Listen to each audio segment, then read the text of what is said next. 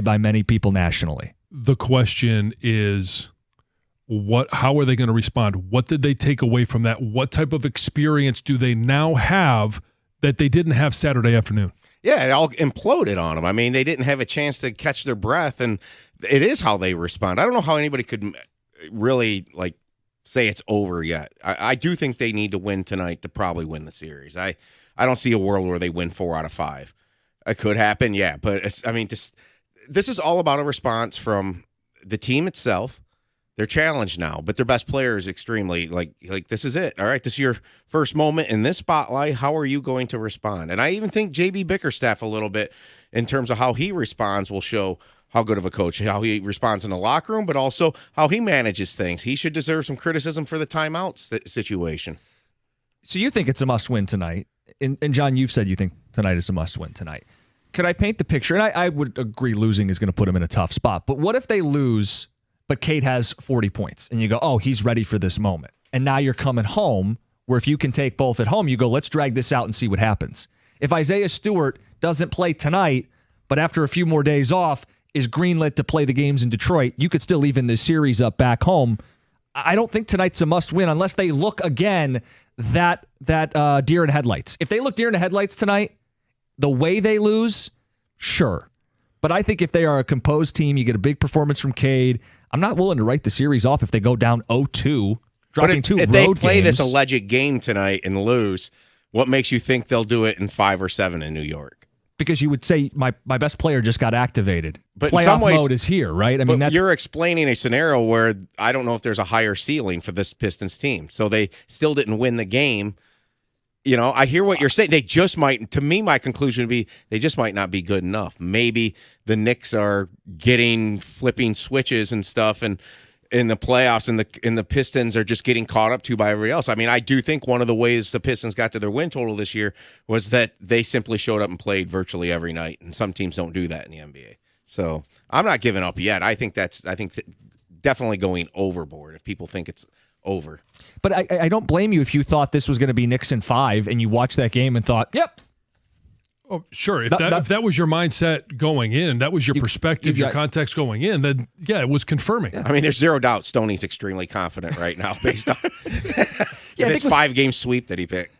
What's more interesting is if you're someone who picked the Pistons, was that jarring enough to have you going, oh, boy, I was wrong already, or is this...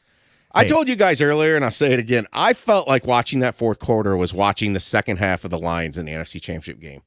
They did things they normally don't do. They had some misfortune. They had some bad luck. They had some questionable calls. It spiraled. Josh Reynolds dropping balls is like the 5-second violation, you know? Yes. It just spiraled. And the thing about that with the Lions, their season was over. It was concluded. We didn't get to see how they would bounce back the next week. And that's what the Pistons have to do here, and they have to do it in 48 hours. So is the Vildor face mask the Hardaway in and out? Yes. The dunk that hits the net and pops out. I'm surprised you guys watch that. When I bring this up to you guys, though, I mean, you're laughing when we're joking about it. But like the connection, they scored 27 straight points, the Niners, in that game. Yeah. That's very much like the 20. It just was like, what the heck's going on here? 248-539-9797. We can make some time for you at the end of the show here. It's 97.1. At First Merchants Bank, they believe the real value comes from building strong communities and relationships. With their new branch opening in the Fitzgerald neighborhood of Detroit, First Merchants Bank is excited to offer a banking experience that's welcoming, attentive, and dependable. Their easy-to-use, secure, and highly rated mobile banking app, it offers the opportunity for banking every day, a breeze, allowing you to manage your accounts on the go. Their local attentive bankers are your partners in success. They take the time to get to know you, give you sound advice, and provide solutions that work for you. In fact, it's exactly what they've done for me over the years, for me and my family, and why they're my personal financial partner. With a passion for fostering community development, their team is committed to helping you and your neighborhood prosper. Experience the difference of banking with an award-winning bank that truly cares about your financial journey. All you have to do is visit firstmerchants.com/Fitzgerald to learn more about how they can help support you as well. First Merchants Bank, helping you prosper. Firstmerchants.com/Fitzgerald is the website again. Member FDIC.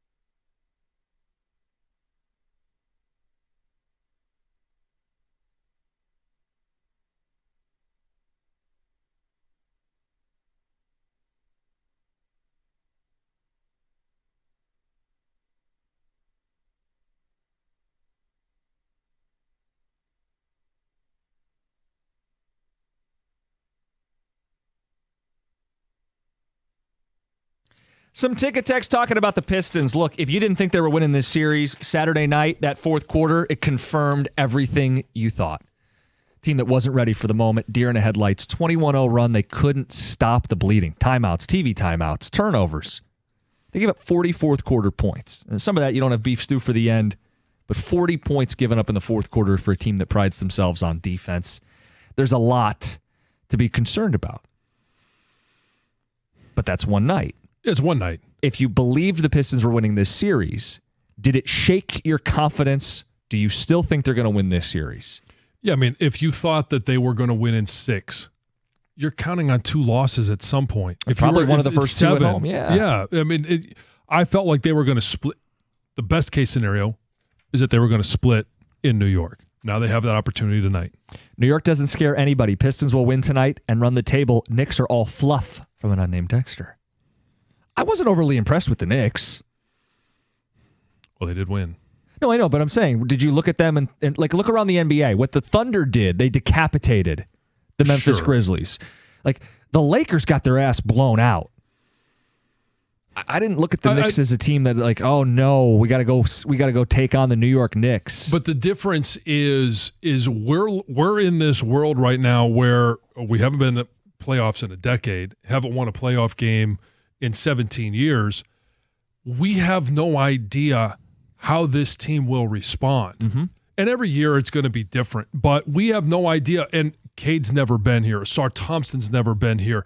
Ron Holland has never been here. Like you just don't know how this team is going to respond. But I do think, I predict that we're going to like the response that we see tonight.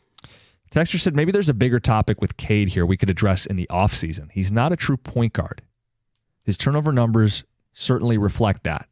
It would help him and the team if we got invested in a traditional point guard to help bring the ball up, get us into our offense, and then get the ball to Cade in his spot so he doesn't have to use all his energy bringing it up. I mean, I don't necessarily know that I agree with that. He was good at it throughout the course of 82. Why all of a sudden is I mean, was that concern before? That's not an energy problem either. It's a ball protection problem. He needs to protect the ball better. Yeah. He needs to be smarter with his passes. Typically, the guys with big assist numbers also have big turnover numbers because they have the ball a lot.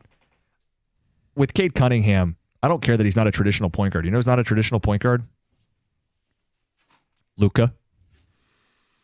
And I know that's high praise, but Luka's a bigger guard who's not jump out of the gym athletic, but can create his own shot, get to his spots, punish a defense, run the pick and roll. That is Cade's game, whether you think he'll be as good as Luka offensively or not. That is Cade's game. Can you experiment with other guys bringing the ball up? Yeah, there's 48 minutes. I thought you saw Tobias doing it a little bit in the fourth quarter, which is less than ideal. Ivy would do it if he was healthy. Yeah. Or the move they make in the offseason to find that number 2. I understand the takeaway of get Cade more help, but I don't like this idea that you got to get the ball out of his hands. No, you need the ball in his hands.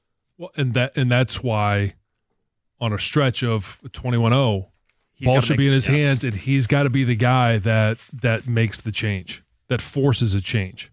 Yeah, punish the other team. You're going to double me? We're getting a layup at the rim, or we're getting a wide open corner 3. I'm going to manipulate the defense. That's what he has to do. 248-539-9797. 7:30 tonight. 7:30. Tip off, and I think we'll know right away how this team is going to respond. I expect they come out. It's going to be high energy, and it's going to be nip and tuck the entire way. It's just how the playoffs are going to be. Neither one of these teams is, I think, good enough to just start a game and walk away with it. Not like we've seen in some of the other games. No, and I think the other thing is, let's say the Pistons do jump them early and build an 8 to 10 point lead. How do you protect it? They get to the fourth quarter, there's going to be, hey, not again. And that you're really going to see the composure of this team, whether they have it or they don't. And if they don't, they aren't going to win this series. If they melt down again in the fourth quarter, we can stick a fork in them. Mm-hmm. Well, if they melt down at any point. And I mean, it's not, a meltdown isn't, hey, you get down by 6, 8, even 10 points. Like in the course of an NBA game, it's going to happen from time to time. But how do you respond? How do you stop what is going on and have a course correction? And I want to see that response. And it's possible they respond and lose, right? Like the Knicks sure, they could come home 0-2. Yeah, but if you see composure and fight, and all right, then we'll see you in Detroit, and series is far from over. You're not willing to say that. I really believe that tonight is a must win for this team. I do, and some of it is just for their own mental health. How do they respond? How if you come back and I know you come back and you're playing at home, you got 3 days rest, but there's always things that are going on in your mind. And if they start asking that question, are we really good enough to be able to win? We just lost 2 in New York. I don't want to be in that position. 248-539-9797. Ticket Texture says, I saw a team poised to what, but Asar Thompson set the tone. Sure, it was immaturity, but this team actually this guy was impressed by what he saw from that game. For 3 quarters, I can see that. I mean, that you were impressed that they handled the moment, the Garden, all of that stuff. The problem is you got to finish it. You have to be able to finish it in that environment. Because that's what this is all about. That's the difference, is playoff basketball in the fourth quarter when things tense up, when you got to put your best out there and teams are going to hunt matchups and they're going to put their best coverages and they're going to try to force you into turnovers. They're going to crank up the intensity and put the bright lights on you. And are you ready for it or not? And the answer from game 1 is the Pistons are not ready for it. Ticket Texter says, no overreaction. They should win tonight. If they don't, it may take until game 3, but they will get that win, Mark, on the road. Yeah, I mean, I don't think they're going to be swept. No, you don't want to no flip out. And I still think they win the series. But me too. I understand the caution coming out of Saturday night. Well, because it was jarring, is what it was. Gator, what's up? Doug, what's up? Hi guys. Hey. Hi. Jarring. 21-0 run's pretty jarring. It's disappointing for sure. Yeah. It's not what I expected. No. When they were up 8, you had them right where you wanted them. 3 quarters of basketball is really, really good basketball. It's the basketball we've seen all season long. Then the fourth half. Either you going to hit the panic button today? No. The guy who's wearing a chill hat, you think he's going to wear a panic button? By the way, is this hat pass code? Yeah, he's got a There's nice a little bend bend to it. Yeah. Yeah, there is a bend. Bend's fine. Yeah. Do you have the same problem with his hats that I do? The flat brim? Yeah. No bueno. No bueno. No. So it's interesting because I do care about other people's opinions. My wife. Oh wait, that's the whole list. And she buys me some of those hats. So. Does she? Yeah. Oh, so I'll take the issue up with her. Yeah, you could. Please do. Yeah. Good luck. I gotta say, I don't really like your approval of Doug's hat. Yes. Uh-huh. His wardrobe has been spot on. I mean, there hasn't been too many games where I look at him and I go, not good. Oh, what I wear on game day? Oh yeah. When no, he's it's been dressed like a normal person. Yeah. Like there are some times where I might tighten up I might want him to tighten up the tie a little bit, but like all the fit's been pretty good. Yeah. But the flat, the flat. I'm trying to. The kids, you know what the kids would say about my fit? Drippy. Yep. Yes. I'm going to go on a limb and say no one has ever referred to you as drippy. Well, I've been on occasion. Kids will call me drippy. Dad's drippy today. And I say, indeed. Where? Indeed. Anybody got a Kleenex? Dad is drippy today. Clean up after yourself, for crying out loud. All right, draft week is here. I'm sure you guys will have some fun with that too. Anything specific you want to push? Well, we'll talk about what happened and what happens next. Pistons Knicks. Perfect. Carson Anderson, 97.1.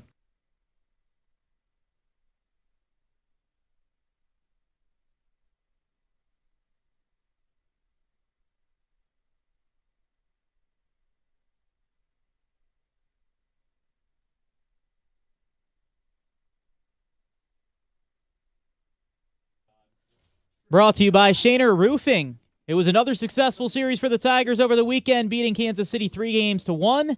Now a new series awaits them as they welcome in the team with the best winning percentage in baseball, the San Diego Padres. Game 1 of 3 can be heard right here on the ticket beginning at 6:15 with your pregame.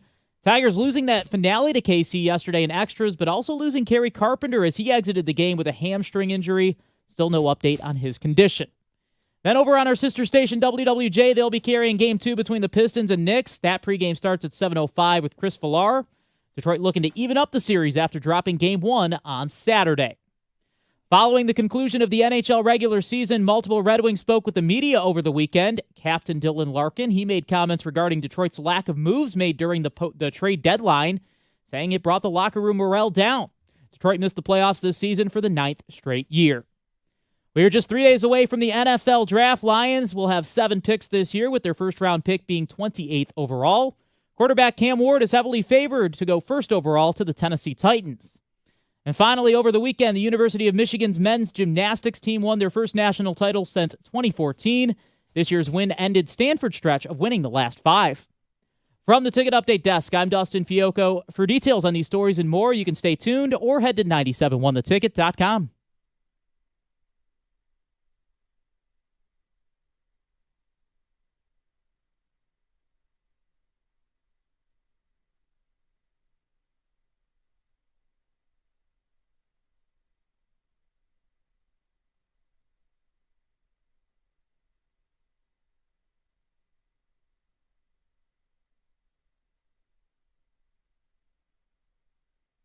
What's up, and welcome to the Carson Anderson program, and obviously the NFL draft and draft week. Very exciting time, as always, and there's a ton to get into, and we will as the week goes on.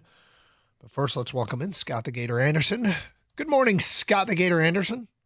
Good morning, Doug Karsh. How are you? I'm great. Yeah? Yeah, I'm good. Yep. Sun's out and shining. Well, at least it is for now. Sort of. Yeah. Good weekend. Not a great result in the Pistons Knicks game. Not altogether stunning either, given the fact that they, the Knicks are good, right? Result isn't stunning. What you saw in the fourth quarter was definitely stunning. I couldn't It was believe what I was disappointing. watching in the fourth quarter. The 21-0 run. Yeah. If they'd only held it to honestly, 16-0, and it's not even a joke. If they held it to 16, 15-0, still would have had a decent shot.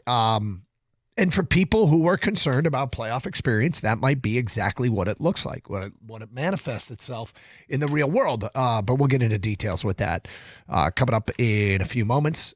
Meanwhile, we got a Monday, which means champ and chump.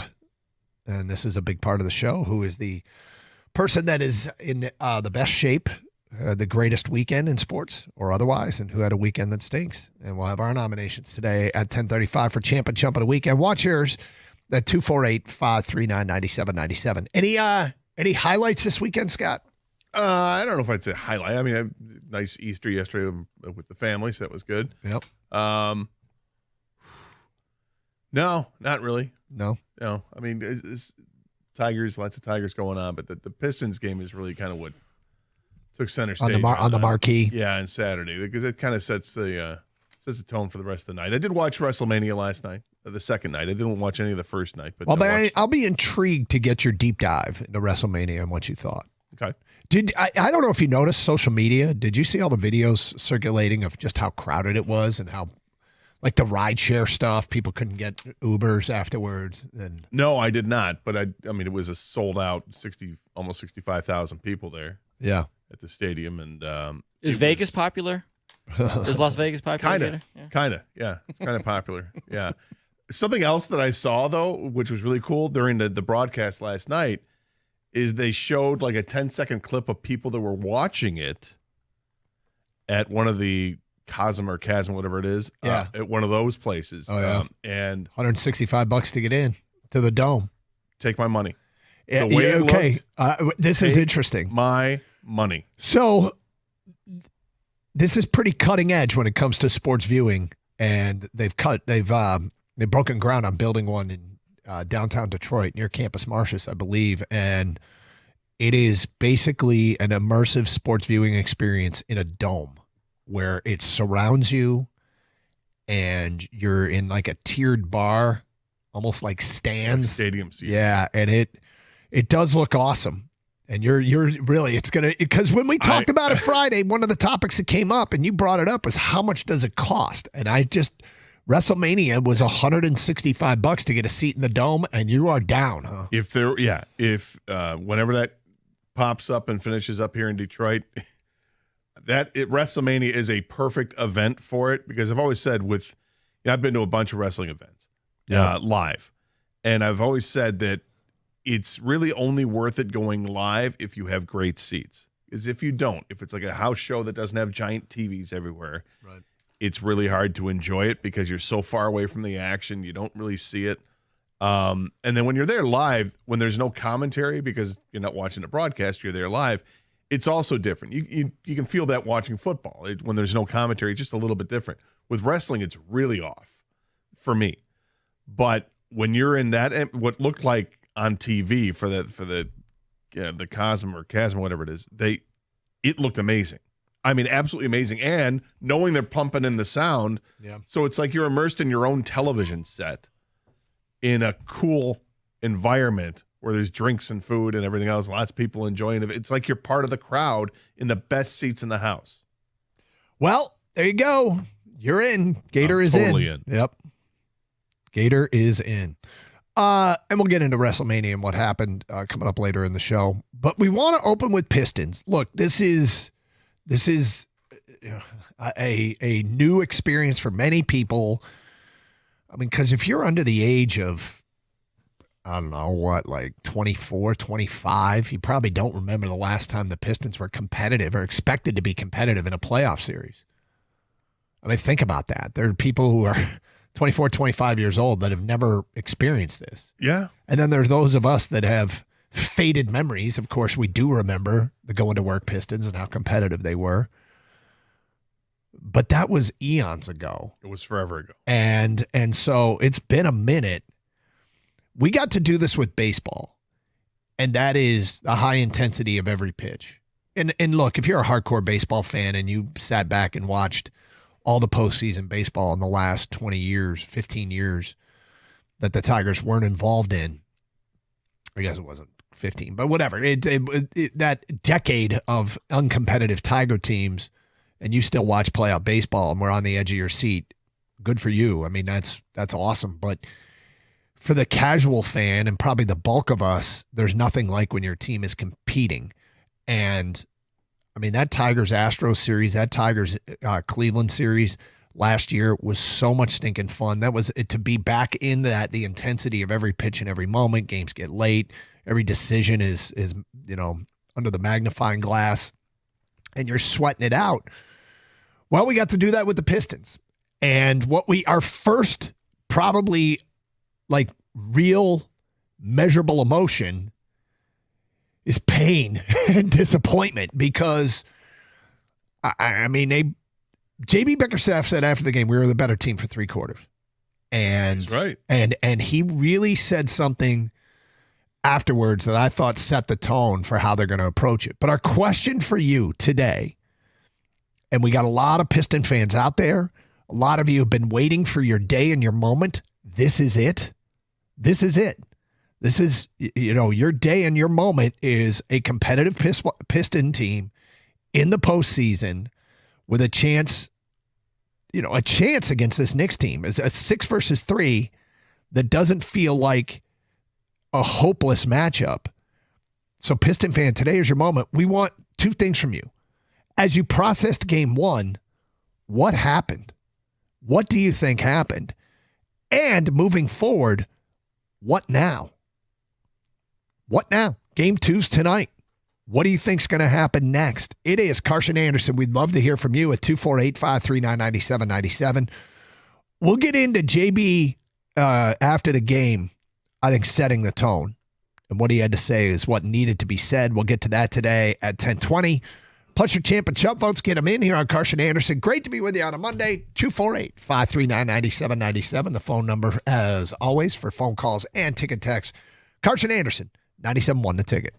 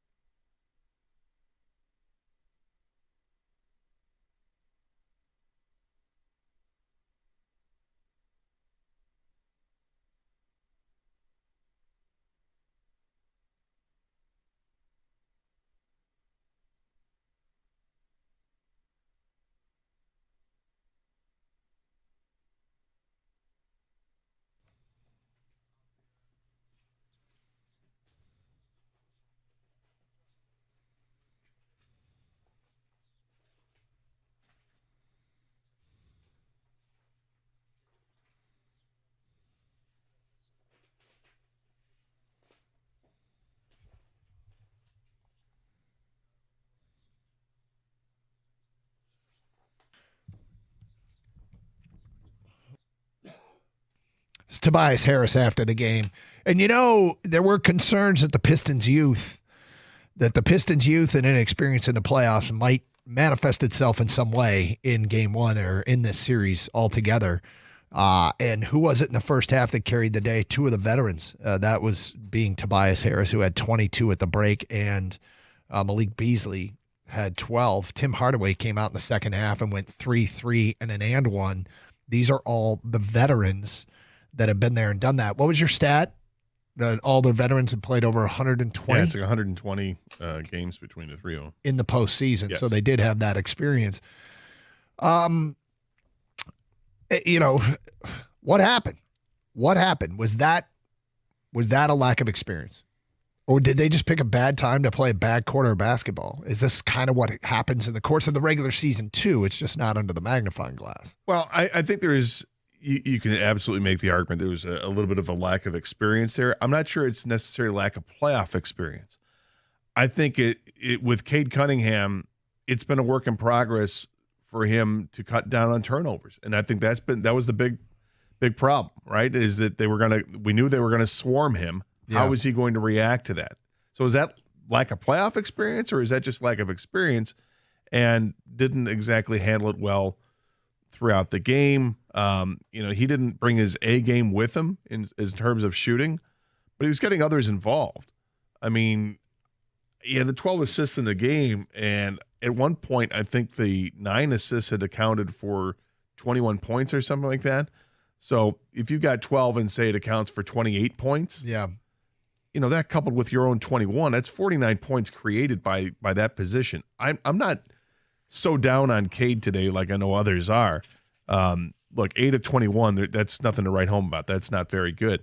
But the Pistons as a whole in the fourth quarter just didn't show up enough. To me, I look at the game and what are the two questions you're asking? Is what happened and what's going to happen next. I think what happened is that they ran into a buzzsaw in the fourth quarter for a team that went 17 of 24 in the fourth quarter and shot 71%. That doesn't happen. You don't see that happen. You can see a team have a good quarter, a really good quarter, but not like a near flawless quarter like that. And when that happens in the playoffs, and it coincides with a time that you go ice cold. We know that runs happen in basketball all the time. A 21-0 run in the NBA in a playoff game, that's not supposed to happen. So I can say, yuck, throw that out the window. I think what happened is that Isaiah Stewart got hurt. That changed things dramatically for what they're going to do defensively with 9 minutes to go in the fourth quarter. And, they had the 8-point lead. It got knocked down to 3, and then went back up to 8. Then he goes out, and 21-0 run happens.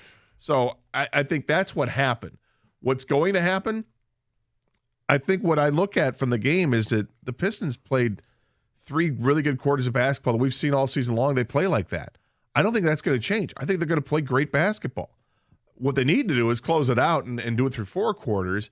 And I don't expect the Knicks to have another quarter like they did in the rest of the series. So I think the Pistons are still in decent shape here. So you talked about, what happened and they went ice cold. And I think there were 2 signs to me that, well, one, the turnovers for touchdowns were bad, right? They were just, you turn it over and immediately are giving up 2 on the other end, and that's bad, and that happened too much. But the turnovers in general, 8 in the fourth quarter is obviously brutal.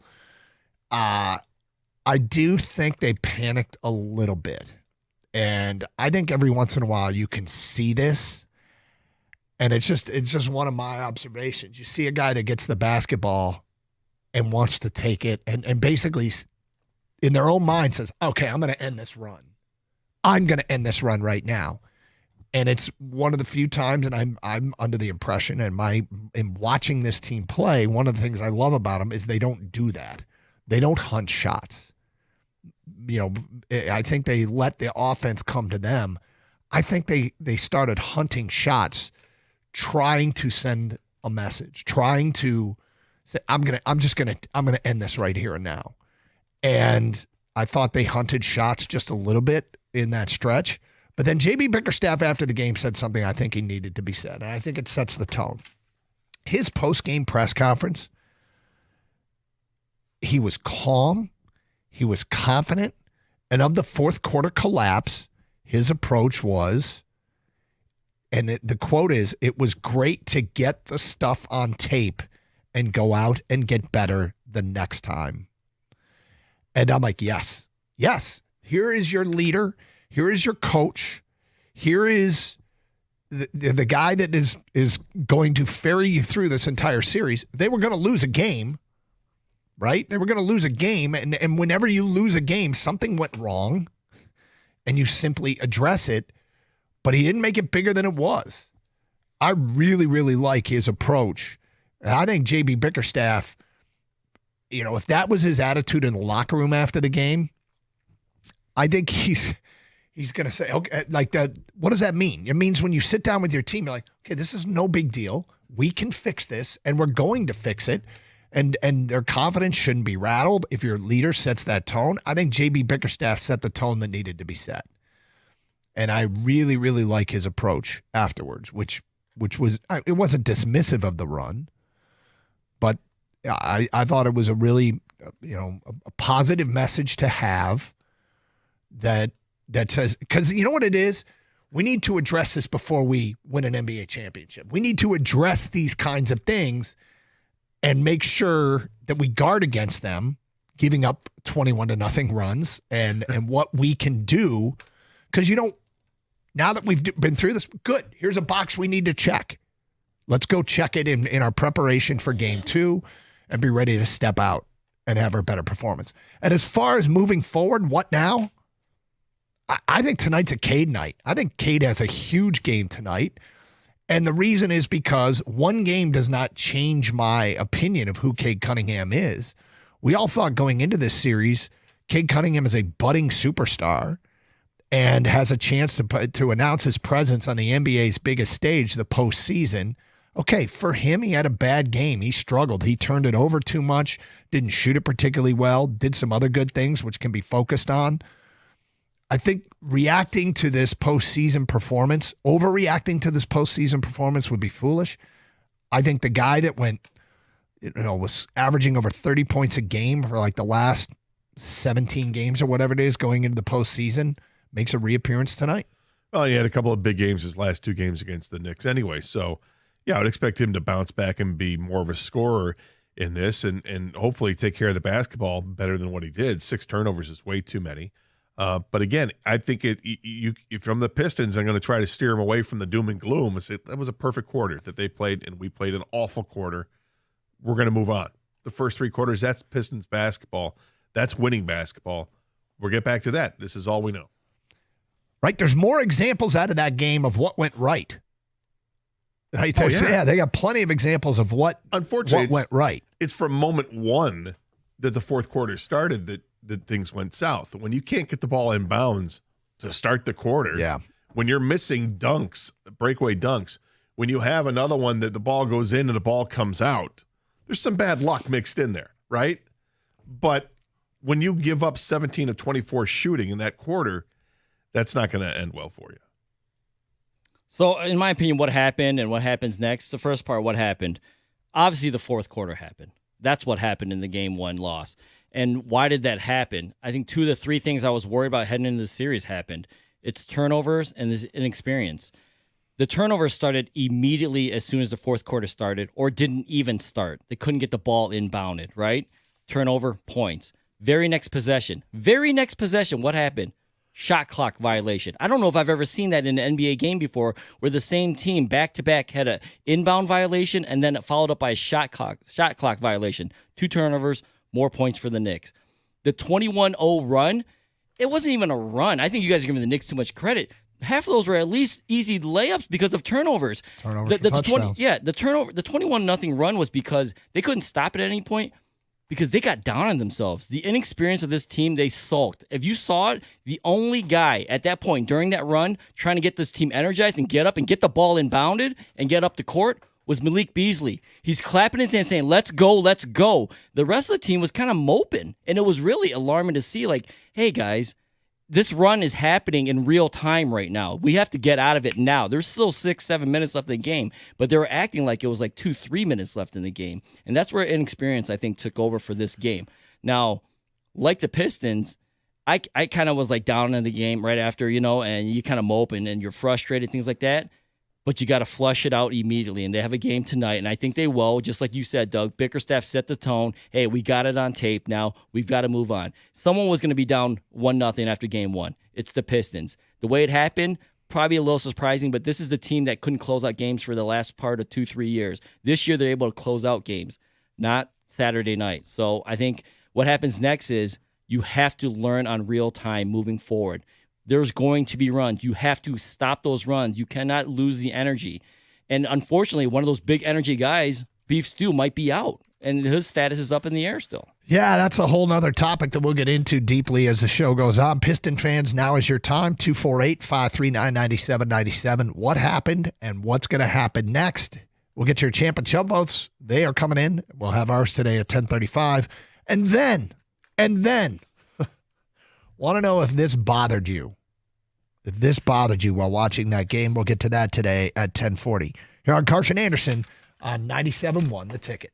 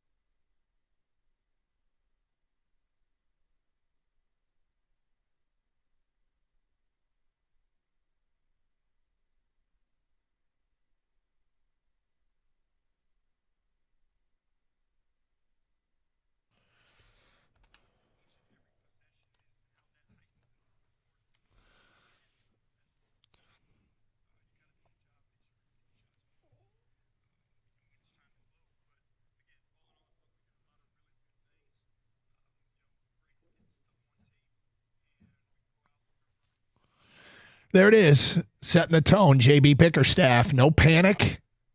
Thinks he knows what happened, and they will address it. Pistons and Knicks game 2 tonight. Feedback coming in to the Carson Anderson inbox. The Knicks starters play more minutes than any other NBA team. To win the series, they must wear them out over a 7-game series. That is from Pork Chop Jones in Brighton. Pork Chop. Brian says, Game 1 was a learning experience for this young Piston team. Missed dunks, offensive hesitation, sloppy turnovers, and lack of focus at times. You see the talent, learn from this, and take a step forward next game. Well, that's one of the great questions, right? Okay, because we've discussed how much of this is lack of experience. And if we agree that it is some lack of experience, does one game, can that make a difference? Is one game of playoff experience, or do you have to lose a series? Like, do you have to have it end your season before you can, quote unquote, gain the experience? To me, there's no telling how quickly a team can adjust and respond. It depends on the makeup of the players. I think you can go game to game, particularly in today's sports world, in the NBA where they space it out so much. Yeah. It can be learned game to game. You don't have to wait to reflect on things after the series. Sure, you will, and there'll be something gained from that too, but you can do it simply from after the first game. You don't have to wait that long. You know what went wrong. What'll be fascinating is, let's say they take a 6-point lead into the fourth quarter tonight. Yeah.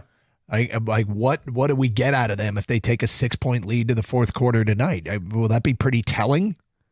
If they get to the same place and get the same test of playing with a lead in the fourth quarter of a postseason game on the road when the crowd is into it. Yeah, how fast of a learners are they is the question. And Doug, the answer to your question, do you need to lose a series? Do you need to lose a couple years, or can you find out in one game? I guess we'll find out tonight if that happens, but they have to learn quickly because this is real-time on-the-job training, and I personally learned better right away. I like to get back at it. Remember when the Lions lost and there was a humbling experience? Dan Campbell, I couldn't wait to get back at it. I'm hoping that's how they feel because, hey, we know what we did wrong. We can correct this. This is correctable. When you think about two sort of historic Detroit runs, and in a lot of sports, Red Wings, Pistons went through it, not as much the Tigers, but you kind of go step by step, level by level. You learn, and you're more ready for the challenge the next year. It doesn't necessarily have to be a year-to-year thing, but the idea of, hey, win a round, win a series, win a couple series, make it to the conference finals, go to the finals and lose. Like you sort of have to. They say some people have to learn how to lose before they can learn how to win. The question is how quickly you do it. And I think it really is not.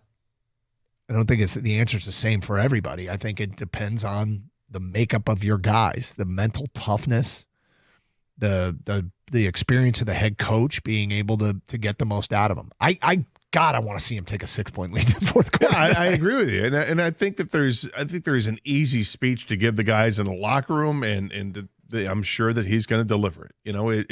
I think it's just too easy to get this team motivated and play for game 2. When you lose the way you did in game 1, I mean, it's really all you have to say. You can just hand out a stat sheet. You can just print a piece of paper that says what happened in the fourth quarter and walk out. That's it. Enough said. Yep. You guys know what you did wrong. You know what has to be improved on. Now go do it. 248-539-9797. It's pretty simple. The youngsters collapsed in their first taste of playoff basketball. The playoffs are a different animal, and they need that experience. Very encouraged by what I saw in terms of how they match up with the Knicks, and expect them to compete for 48 minutes instead of 36 minutes tonight. It's right now what we don't know is the status of Isaiah Stewart. After the game, JB Bickerstaff made the comment that he was going to protect him. And I think that's, is that a reflection of, okay, he's not that hurt and we got to make sure it doesn't get worse? Or is that a reflection of he wanted to go back in, we wouldn't let him? Because he is a tone setter. He is a heart and soul kind of guy. He's not a 20 and 15 guy. He's more of your, for lack of a better term, he does a lot of the dirty little work, and he's a problem on the defensive end without question. And he's frustrated the Knicks this year on that end of the court. So, I guess we'll see his status. Well, it's vitally important to what happens to in the future here, because if he's not able to go, that's a big blow. That's a whole different ball game. Try to get somebody to defend as well as he does. They don't. They don't have one. From an unnamed texter, champ of the weekend, Jackson Jobe outdueled Cole Reagans and is now carrying a sub-3 ERA. Impressive start to his career. Chump, the University of Colorado, retiring Shedeur Sanders' jersey after a 13-11 record with absolutely zero impactful wins was comical. You know, I mean, it's your program. You can do with your program whatever you want. I do think it is kind of funny. Well, I mean, he had one of the greatest seasons probably the greatest season you'll see for a Colorado quarterback. I don't know if there's anything wrong with honoring him. It might be a little early to do that. I don't know if I'd retire it now. You might want to wait a few years before you start retiring jerseys of guys that just left the program. But I think that you can make an argument for him. Well, it depends on how you measure greatest season for a Colorado quarterback. I mean, you got the national championship team had Darian Hagan at quarterback. Was that a better year? No, that was a better team. Yeah, but that's a better season. Yeah, but when you're looking at retiring a jersey, that's an individual achievement, right? Yeah. So Shedeur's season was unbelievable when you look at it. It was really good. Okay. I get it. Yeah, but they were 13-11. Well, whatever. I mean, it's their program. Do whatever you want. It's your champ and chump vote, and we have it recorded. Colorado with a chump vote. Let's get to our champ and chump votes. Gator, I will start. What can you say about this guy? You can't say much more. He's a legend. He added to the resume. It really made my weekend. It's confirming something we all already knew. 17-time world champion John Cena. My champ of the weekend, Scott Anderson. Stop. Kenny, you approve of the pick? You happy with that? Doug, I'm really proud of you for finally stepping into the wrestling realm. This was probably the wrong time to do it. I don't love the pick, but I'm glad you stepped in. Oh, thank you. Thank you very much. We can fight about it later. Gator? Well, Doug, I'm going to go with somebody that I really thought you were going to go with, but I'm glad you didn't, so we don't have the same one, and that's Casey Mize. I don't know if you know this. He pitched pretty well the other day. Yeah. On the season, he is now 3-1 with a 2.22 earned run average. His whip is .95. Casey Mize has stepped up and done an incredible job to start off the season. He's backed up what he did in the spring. He's only had one bad outing, if you even want to say that, an iffy outing. The others have been great. So 3 out of 4. I like what he's done so far, and Casey Mize is my man. I had to break the string of 3 consecutive weeks champing Spencer Torkelson. Tough to do. He had a 3-run bomb. I know. Chump, I don't know how many people saw this, but the fan that ambushed DeMar DeRozan and put a camera with a light right in his face kind of snuck up from behind while he's eating, which led to an altercation, and the fan ended up in an ambulance in what it looked like a totally contrived injury. Whatever. I think that his ego was bruised. He had to go in an ambulance. It was so unfair to DeMar DeRozan to have a camera and a light flash up at his face in a dark restaurant and ambush the guy like that. I mean, show a little bit of couth, people, and respect. There's more to this story. What's going to happen, right? Yes. Somebody's going to do something. He's probably going to sue DeMar DeRozan or something like that. If that's the case, I hope that DeMar DeRozan presses charges against him. Yeah. Because this, or at least that a judge will throw out this case immediately and find the other guy, because it was ridiculous. You can't sit there and have dinner quietly without somebody coming up to you is one thing and like, excuse me, do you mind if I get a picture with you? And then if he refuses, he does. But to just go up there and assume it's going to happen, stick the camera in his face with the light shining right at him, it's awful. My chump, Memphis Grizzlies. They lost by 51 points in the first game of the playoffs against Oklahoma City. They got outscored 131-80. 51 points in a playoff game. So I can't remember what I was doing when I first found out about what was going on. I can't remember where I was or why I was missing it, but I wasn't watching that game. And I opened up the FanDuel account, and I looked down, and at that time, I could get Memphis plus 52.5. And I'm like, what? And then I saw the score, and I was like, oh, my God. Yes, worthy chump vote there. 248-539-9797. Get your champ and chump votes in. Brought to you by Sarah Chevrolet Sterling Heights. We tally up the votes, and on Tuesday we post on our website who is the champ and chump of the weekend. All right, Pistons Knicks, Game 1, New York City, Madison Square Garden, which meant we got a ton of celeb shots in the stands. Gator has talked about you started to hate one celebrity years ago because they were a fan of a team we were playing in the postseason. You couldn't stand the guy, and you've held a grudge ever since. Do any of these celebrity cutaways, did any of the celebs bother you? Which celebrity that is there supporting the Knicks bothered you the most? 248-539-9797. Take more of your phone calls and feedback on the Pistons. Have you processed Game 1? And what is your conclusion? What happened? And moving forward, what happens next? Detroit down 1-0. It's Carson Anderson here on 97.1 The Ticket. Hey, it's Doug Karsch. Check out the spring savings at Sarah Chevrolet in Sterling Heights. Lease a new 2025 Chevy Equinox LT for just $289 a month for 36 months with $19.99 down. $289. Go now to 17.5 in Van Dyke and Sterling Heights. 87-SAY-SARAH, saysarah.com. Together, let's drive with GM employee discount and lease in the household. 10,000 miles per year, plus taxes and fees with approved credit. Offer ends at the end of the month.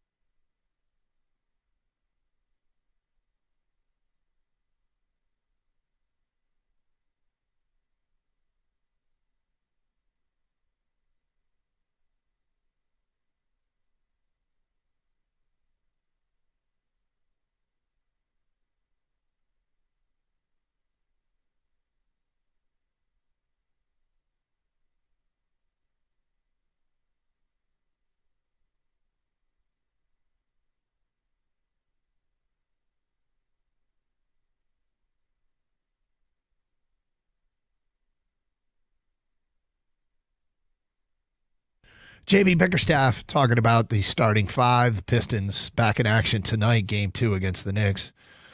Pistons went from down 2 at the half. We're getting very little out of Cade Cunningham, being led by their veterans. Tobias Harris had 22, Malik Beasley 12. Second half, Tim Hardaway was hot right out of the gate. The Pistons were up 98-90. And we have spoken of the fourth quarter and the 21-0 run, and we're going to get it all out over the next hour or so and then never speak of it ever again. Hopefully they'll learn from it, but We're never going to talk about this. that was bad. It was really bad. That's why, they got to learn, the whole game, the first, second, third quarter, there were runs. And the Pistons withstood them. And after 3, they were up. They were the ones that made the run, right? But for some reason, that started that fourth with those back-to-back violations, clock violations, they got real down on themselves. And then once it started to pile up, the energy was just sucked right out of them. We talk about soul-crushing drives in football. I felt like it was like a soul-crushing run that the Knicks had. And the Pistons just were never able to recoup that energy they had. Yep. In the meantime, there were plenty of celebrity cutaways. Did any of them bother you? Any celebrity become somebody that... Let's go back to your original story, Scott Anderson, where you started to hate a celebrity because of something that happened when a Detroit team was playing a postseason series against another team. Yeah, I believe it was the 1992 Stanley Cup playoffs, and the Red Wings were playing the Blackhawks, and Chicago was on the verge of sweeping the Red Wings, and it was in Chicago, and camera got a shot of Jim Belushi, the actor, in quotations, and he had a broom in his hand, and he threw the broom on the ice when it was obvious that Chicago was going to win that series and sweep the Red Wings. So from that moment on, I have held a tremendous grudge against Jim Belushi. There's been a concentrated boycott that has lasted for, 33 years. Okay. And he has not forgotten, people. I will tell you this. No, and it will always continue. I will never, ever, perfect time for Chris Jericho, ever watch another vehicle with Jim Belushi in it. That was it. Done. And have not. If I see him on the screen, if I'm watching TV and all of a sudden he's boom, channel changes without hesitation. What if he made a guest appearance on Yellowstone? I'd have to stop watching the show. Wow. He's At least committed. that episode, You're committed, anyway. man. He's Yeah, I'm committed. totally committed. Yeah. And I should be committed for this thought. But yeah, I just refuse to let that go. Yep. So is there any celebrity cutaways where you're like, okay, I don't need to see this guy anymore? I mean, Spike Lee's all over the place. I have a right? feeling Spike he Lee there? might run away with this. Was he at the game? I mean, we're just seeing it firsthand for ourselves. Spike Lee is always omnipresent at Knicks games. Listen, the way I think Piston fans will feel about Spike Lee at the end of this series is probably the way that Knicks fans are going to feel about Jalen Rose at the end of this series. Both guys are a little much. Thankfully, I don't even know if it's thankfully, but Jalen's a Piston fan and love him for that. Yep. All about Detroit. He reps Detroit. That's awesome. He's helping the community out constantly. Awesome guy, right? Yep. Does all these great things. Yep. But man, he's tough to watch. He's present. He is present. He is present.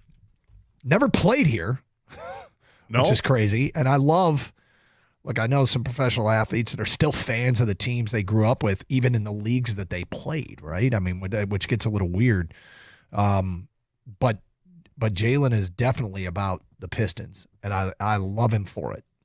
But Spike is more than Jalen.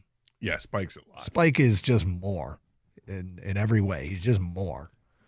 Is he? So do you think he is the runaway answer on this one, or is that yours? No, it's not mine. Oh, okay. I think he'll be the runaway answer because he's the guy that you always see. But what's interesting is when the camera is panning around, they don't necessarily stop the camera and say, "Hey, here's so and so." Right. But you do happen, because it is New York, you will see people at courtside. You're like, wait a minute, was that so and so? Yep. And it happened to me Saturday night. I paused the TV. I'm like, was that who I thought it was? Hang on. Let me go back. Yep, that's who I thought it was. And I was disappointed, and I shouldn't be, because it makes all the sense in the world. And that is CNN host Caitlin Collins was at the game courtside right next to the Pistons bench. And the camera goes past, and she's quite attractive. And I'm like, wait a minute, was that her?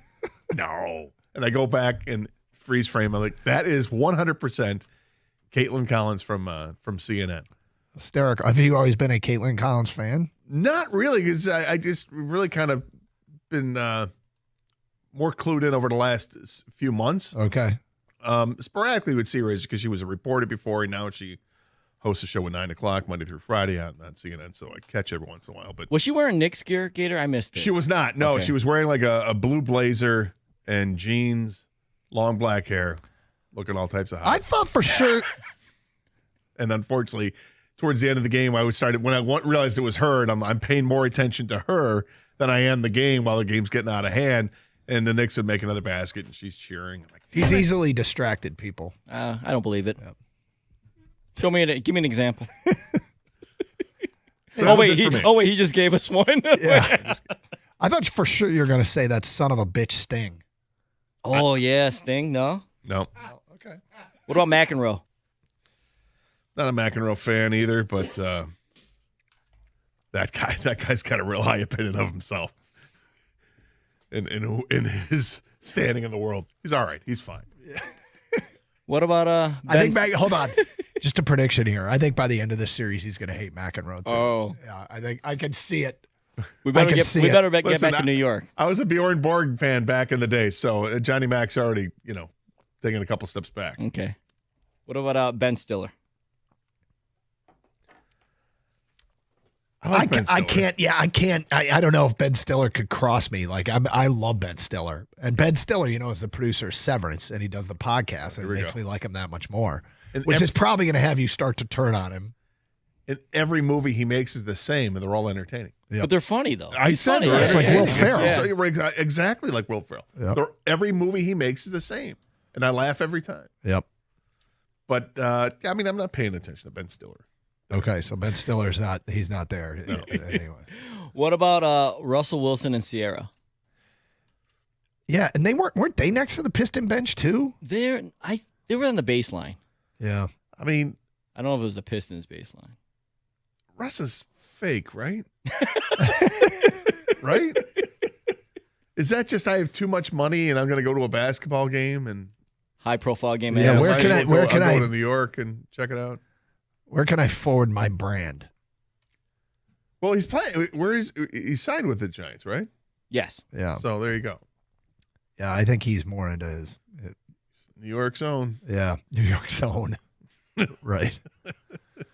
Hey, man. Try to get a cheap pop from the crowd. Hey, it's me, Russell Wilson. The crowd's like, we want to draft somebody.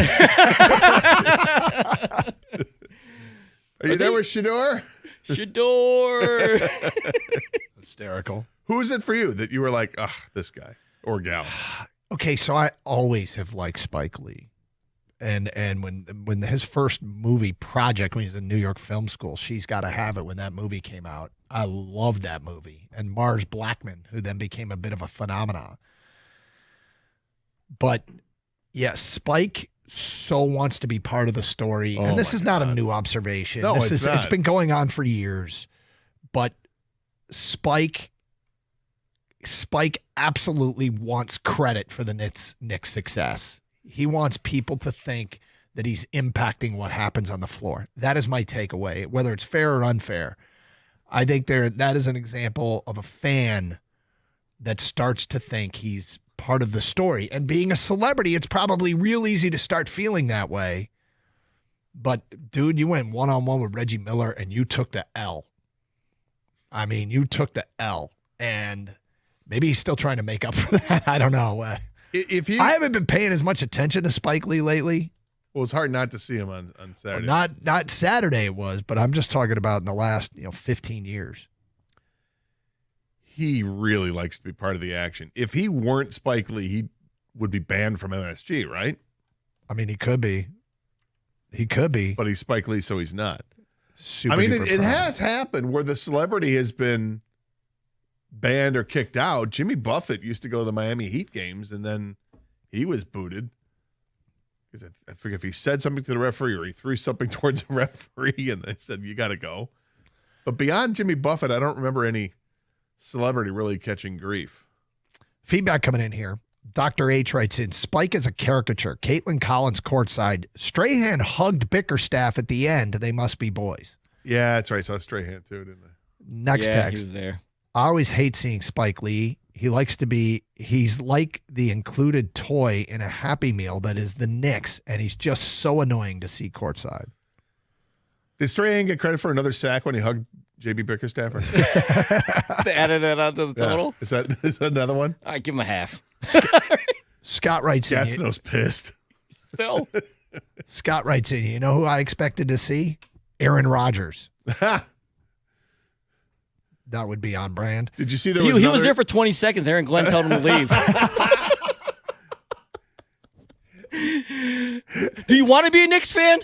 No, we're going in a different direction. I'm sorry. Yeah, there's more to that story. I'm like, interested. the Jets side of their story. Dude, they're is like saying a he little completely made the whole thing up. Like he's like, went out there on my own dime, and they're like, you were already coming into town for another thing. We said, hey, why don't you stop by the building? We'll talk face to face. He's such an all right. I'll calm down. Which celebrity appearance bothered you the most? 248-539-9797.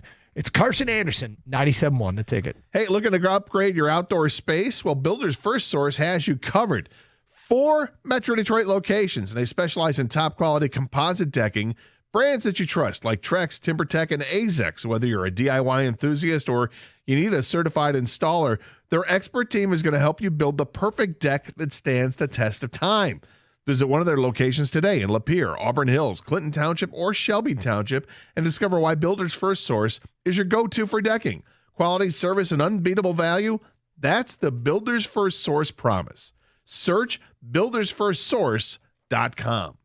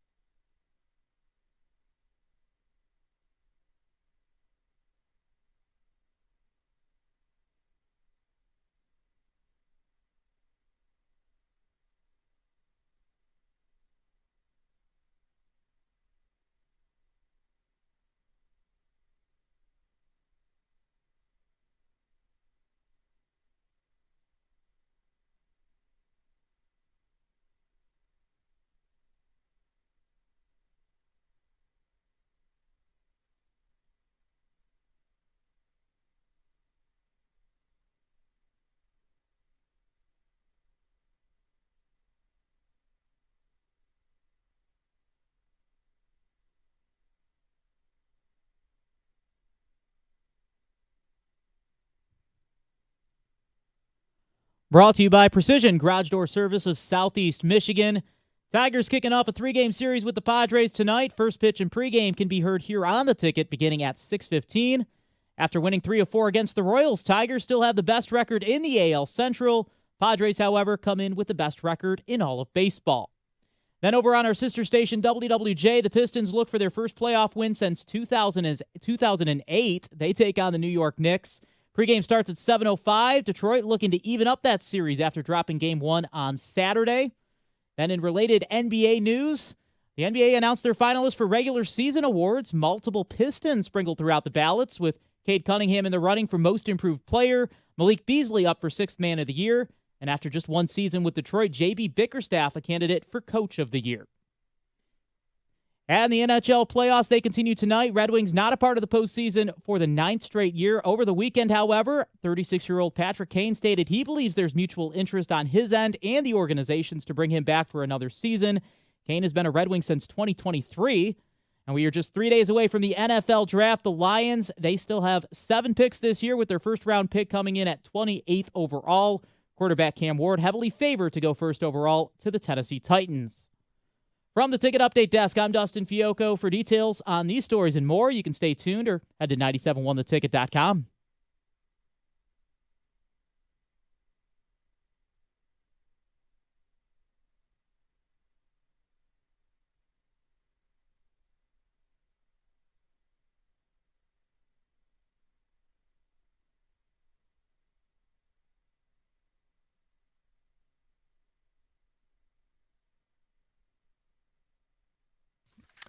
We'll get to some draft stuff later here on the Carson Anderson program. Big story today is the Detroit Pistons. Fans, what do you think happened in Game 1, and what do you think is going to happen next? 248-539-9797. Tons of texts coming in on this. We do want your phone calls as well. Plus, Mondays mean champ and chump, who should be singled out for having the best weekend, who should be called out for having a weekend that stinks. Champ and chump votes rolling in from an unnamed texter. My champ is the University of Michigan men's gymnastics team. They won the national championship. My chump is Javi Baez. There yesterday led to a run, critical moment in that game. Torque bailed him out with another great scoop. Champ Dylan Larkin for his subtle Steve Eisenman call-out during the weekend. Chump Memphis Grizzlies for getting blown out in a playoff game. Can't forget to show up in the playoffs. So Larkin, was that a subtle dig at Steve Eisenman? Or do you think that if he was asked about it in private, he would say, oh, no. That's not what I meant. Well, the quote was, it was hard that we didn't do anything. And then I felt the group kind of, we didn't gain any momentum from the trade deadline, and the guys were kind of down about it. It'd be nice to add something and bring a little of a spark on the ice and maybe a morale boost as well. That's what Dylan Larkin had to say over the weekend. My eyes opened wide when I read that, and then I saw him, I guess, at the podium talking about it too. And I don't think he's, I don't know. It's sure, you could sure interpret it as he's calling out the captain, Steve Eisenman, for not doing something as the GM of this team to improve the roster at the trade deadline to give this team that lift. I think there is some truth to that. And for Dylan Larkin, he had to work so hard to be named the captain. Remember, they had this whole we're going to put the assistant captain on everybody's jersey here, and we're going to. And I mean, it was clear he should have been, and it took him a while, and they finally did name him the captain. His name has been brought up in rumors the last couple of years. Are they going to trade him? Is he unhappy? All this stuff that went on last year in the offseason was out there. Dylan Larkin's a big piece of this team moving forward. If the Red Wings were to trade Dylan Larkin, I think that's taken a couple steps back, and it's prolonging this rebuild. So for him to say something like this, I thought it was interesting. Whenever you bring somebody new in at a trade deadline, what you have to remember is that means somebody else is being shipped out or phased out. If you're trading away prospects for a player that's going to help you win now, somebody's getting phased out. And if you are trading for a player to come in and you're giving up a player, that player is gone. So, I'm while I agree with him looking at it from a player's perspective, there are probably some guys, the fringe players, that were like not upset because they wanted to contribute and be part of that team. But Dylan Larkin's trying to do what's best for the team. And I'm going to guess that if asked about it in a private moment, he would say that's not a shot at Steve Yzerman. It was just no deal materialized. But if it is, well, because overall, this is such a disappointment under Yzerman that they are still not a playoff team. It just is. When you slow it down because you can read the quote. Well, we'll play the quote for you later. But yeah, but when you slow it, when you're actually just like reading it, and then you have the time to parse everything that's being said here. The part where it said it'd be nice to add something and bring a little bit of a spark on the ice and maybe a morale boost as well. That's the damning part of it, if you want to say damning. Yeah. You know, the first part of it was, okay. We wanted something, we Yeah. needed something, and we didn't get it. On the surface, that's the way it could be interpreted. But 248-539-9797, your open line calls. We got a Bobby next on 97.1. Hi, Bobby. Hey, gentlemen. Thanks for having me on. Sure. I want to quickly just say my statement is about the Pistons. I'm very discouraged because of the big man, which is not my chump, Duran, and I'll tell you why. But Cade is my champ because of what he's done. I think he is the most improved player. The turnovers out, that's another story that really irks me. But what in the heck, why do we have to depend on Stewart to produce all of the defensive efforts that he put in? What the hell is wrong with Duran, man? We need at least 15 points from you, brother. You're giving us 4 fouls in the first half and 4 points and 4 assists. Take the dang ball to the rim and stuff it in the rim. I saw several times when he's laying the ball up. What is he doing?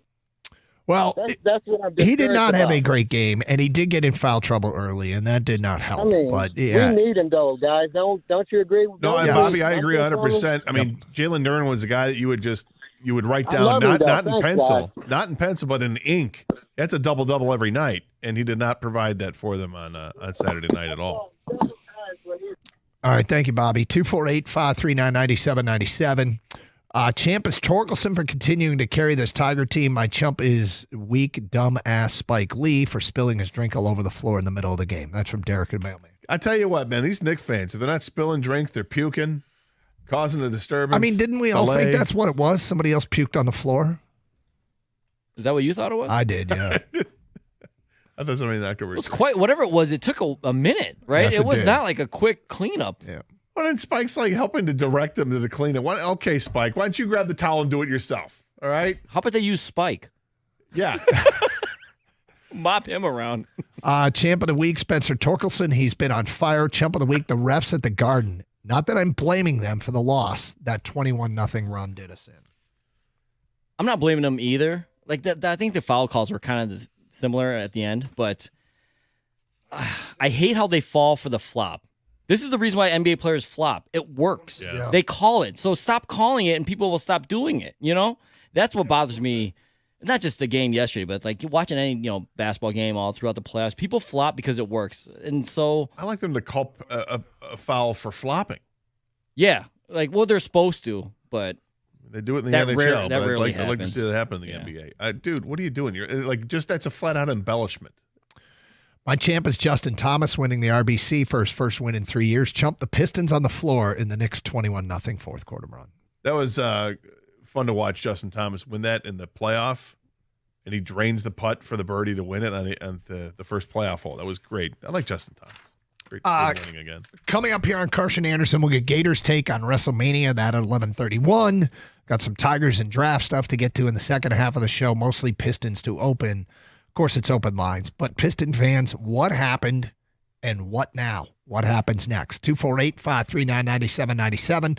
97.1 The Ticket. Hey, don't miss your chance to bet on all the clutch shots, the legendary performances with FanDuel, America's #1 sportsbook. FanDuel is the best place to place all your favorite player prop bets, and now you can make a heads-up play with player performance trends. That means whether you want to bet on a player to score 30 points or put up a triple-double, you can check on the latest stats and see who's hot without leaving that app. Plus, after the game tips off, you can even combine live prop bets into a same-game parlay for a chance to win big. If you don't already have FanDuel, playoff time is a perfect time to join. You'll get started with $250 in bonus bets if your first $5 bet wins. Visit FanDuel.com/Doug to join today. FanDuel, the official sports betting partner of the NBA. Must be 21 or over and present in Michigan. First online real money wager only. $5 first deposit required. Bonus issued as non-withdrawable bonus bets, which expires 7 days after receipt. Restrictions do apply. See terms at sportsbook.fanduel.com. Gambling problem? Call 1-800-GAMBLER.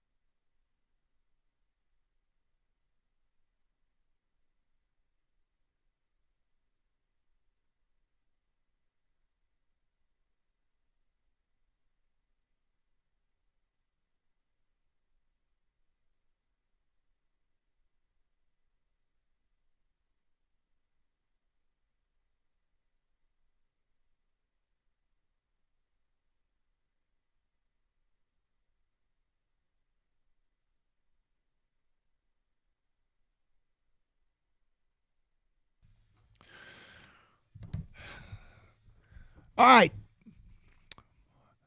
I'm fired up for game 2 tonight, Pistons and Knicks. It's an important game. I don't think it's a must-win game. It's a very important game. It's important for them to play better than they did in the fourth quarter. Probably concerning if they don't compete tonight, but at the end of the day, there is a little bit, I mean, if you want to make a case that was playoff inexperience in that fourth quarter, certainly it feels like there's plenty to back you up on that. The question is, how quickly can you learn from it? If you're just joining us, I love what J.B. Bickerstaff said after the game. He was calm, he was confident, and of the fourth quarter collapse, his approach was, it was, quote, great to get that stuff on tape and go out and get better the next time. The next time's tonight. Will they? Moving forward, what now? What's your gut telling you about what happens next here? And what happened in game one. 248-539-9797. Champ and Chump, get those votes in as well. Let's go to Brian. You're on 97 on the ticket. Hi, Brian. Hey, I wanted to comment about the fourth quarter and the Pistons and how it seemed like when, obviously the inexperience was an issue, but the sense of urgency on the offensive end, it seemed like when they were passing, it was more like lob-type passes. And, I noticed like Dennis Schroeder, even Cade, it seemed like there wasn't a sense of urgency, and that's what was causing a lot of the turnovers and stuff. They weren't very sharp and did at times seem careless, which is sort of out of character. Very careless. Yeah. I mean, there was a host of things that just started going wrong. I mean, not only they weren't knocking down shots, but they had a breakaway dunk that didn't go down. Hardaway Jr. had that one shot that looked like it was in the net and then bounced out of the net. They inbounded a ball that went right. I mean, Cade threw it right to the Knicks player. I mean, it was just so much. It was just not what you would expect. No. Not in the playoffs. Oh, I was so mad I had to walk out of the room for a minute. Did you? But can I do a Champ and Chump real quick? Sure. Champ is Detroit Tigers, and Chump is Detroit Tigers in the last game of the series. So you're champing Thursday. You're champing Thursday through Saturday Tigers, and you're chumping Sunday Tigers. Yes, exactly. Look, again, a sense of urgency. I think once they feel like they got it in the bag. I don't know why they never feel that way. It's not like they have such a dominant lineup. They have a very, very strategic lineup that they can put out there that gives them a chance to win every game. They can't get away though from what makes them good. If that's true, I don't take it as them thinking they've got anything in the bag. But I mean, that's obviously your conclusion. No, I mean, yesterday they had a lead late in the game, and Javi Baez had a throwing error, unfortunately. Yeah. And then the Tigers had plenty of opportunities to get more runs. Yeah, I think they grounded into a double play. I think with the bases loaded, Riley Green may have done that, and then you get to extra innings, and they just couldn't get the run across. Guys not doing their job in extra innings. Got a runner at second, nobody out. You have to get that guy to third at all costs. Really, if you're the first batter of the inning, and they couldn't get it done, and then Dylan Dingler pops up at the end of the game. It was a disappointing finish to really what was a really good series for the Tigers. Winning 3 out of 4, you'll take winning 3 out of 4. And you got to like where they stand. I mean, I know it's clearly early, but Detroit and Cleveland are slowly starting to separate themselves from the pack. Kansas City's 4.5 games back with 1 million games to be played. But I will have no issue at all if it becomes a 2-team race when we really expect this to be a 4-team race. Maybe a 3-team race, but 248-539-9797. Feedback to the Carson Anderson inbox regarding the Pistons. I think the Pistons are the Pistons. They're okay, but we saw in that game what happens to a number 6 seed when the number 3 seed in the NBA wants to put it on them. In the NBA playoffs, there's no hot goalie. There's no guide. The best team always wins. Last year, a 6-3.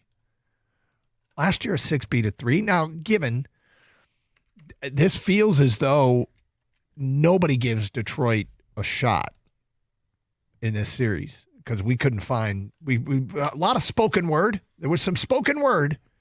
I'll take the Pistons. People doing the TV shows. Yes, and podcasts, but we couldn't find any writers that had picked the Pistons to win this series. But hey guys, I'm late responding. I'm in Texas now and was a chasm last night. I couldn't pull the trigger for WWE. It was $200 to $300 per person to see it live. I was there after and they showed highlights. Man, that may be worth it. It is pretty wild. I'm telling you. I'm so excited about this. Nick's got a gift. Highway thievery. Whatever. I still like the Pistons. I think they learned something. What was a thievery? I mean, thievery would imply that, the Pistons were done dirty? I guess. I don't think they were done dirty. I just don't think the Pistons showed up in the fourth quarter. And the Knicks did. That's the other side of it. It's, for to have a 21-0 run, the team that does nothing does nothing. The team that scores 21 points is on fire. So that's how you get to where you got. It was brutal to watch if you're a Pistons fan. and it's amazing to watch if you're a Knicks fan. But ask yourself this, after the game's done, do you think the Knicks have another quarter like that in them in the rest of the series? I don't. Yeah, I mean, that was a dominant. Was it 40-21? Is that what you said? 41 to 41-20? I think it was something like that. It's 41. It's 40-21. Yes. Okay. No, I mean there's Exhibit A of a a team that cranked it up in the playoffs and a team that folded under the pressure of the playoffs. If you want to, again, they know. JB Bickerstaff sounded so sure after the game that this can get addressed. I liked it. I'm glad that the coach came off that way. It sends the right message. 248-539-9797. Simon, you're next on 97.1 A Ticket. Hello, Simon. Hello. Greetings from Brooklyn. All right, great. Look, I just wanted to say I feel like the Pistons themselves got a bit complacent, given that a lot of them said, the stats leading up to the series, they were top 10 in defense, all these, impressive stats, and they had the edge in the regular season. I think the moment they got complacent and felt like, we have this in the bag, we're going into the fourth quarter up 9, that exact moment is when things started to change.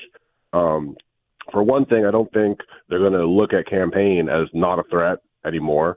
He was really an explosion off the bench, which that's what he's there to do. And you haven't really seen a lot of the, bit players of the Knicks step up over the season. So knowing what to do when you see him out there could be a little bit surprising or taking him seriously. But really what happened is they got a little complacent. They felt like, we're winning 3 quarters out of 4, going into the fourth with a lead. We have the edge in the regular season. We got this in the bag. And they're a good team. I wanted this series because even as a Knicks fan, I wanted to be challenged. This type of team, a young athletic team, has historically this season been a challenge for the Knicks. And I want to see the Pistons answer back. Like, how much can experience really matter versus just skill, matchup, style, Well, I mean, the idea it's an interesting thing you say there that they, quote, thought they had it in the bag. The only the people that know that are the Pistons themselves. Do you think I didn't see any comment after the game that made me think they thought they had it in the bag. Do you think that they got complacent, and because they thought they had it in the bag? I mean, obviously you say you don't think they thought they had it. I don't think they thought that they had it in the bag. I think a bad situation got worse because I think they panicked a little bit and got outside themselves and what they normally do. And by that I mean I think they hunted shots. I'm going to end this run right now. I think that's the attitude they took into some offensive possessions, and it led to bad shots and turnovers. And not having an answer because Isaiah Stewart's out there defensively. That didn't help them either. But that's interesting. There's a fan, and although you did say he was a Knicks fan, he thinks that the Pistons thought they had it in the bag. He also says something I don't buy, not even for half a second. Which is? Well, he basically said he's hoping the Pistons show back up and win a game. Or he didn't say win a game. He said, I hope they show up. But no, stop that. No, you don't. You absolutely do not. Do you want your opponent to show up? No. I want my team to stomp that team every single time. He really wants to be tested, though, Scott. Uh-huh. Yeah, you do. It's Carson Anderson, Open Lines, Champ and Chump votes. Get them in. We'll get Gator's thoughts on WrestleMania, which you went all in yesterday. I'm not stunned, a little surprised. I was surprised that I did not get flippy with the TV, want to get out of Peacock to watch something else. Yeah. I kept the TV on 6:30 until it was done. Well, we'll get to that today at 11:31. Champ and Chump votes, 97.1 The Ticket. Spring is here, and there's no better time to make a move than right now at Sarah Chevrolet Southfield. The weather's warming up, days getting longer, and it's the perfect time to take advantage of some incredible offers that are really hard to beat. Like right now, you can lease a 2025 Equinox EV for only $159 a month. That's right, just $159 a month. Plus, if you're looking for something with a little more power, you can drive off in a 2025 Silverado for just $298 a month. And here's the best part. Both of those offers are with only $999 down. That includes taxes and fees. Yep, you heard that right. There's no hidden surprises.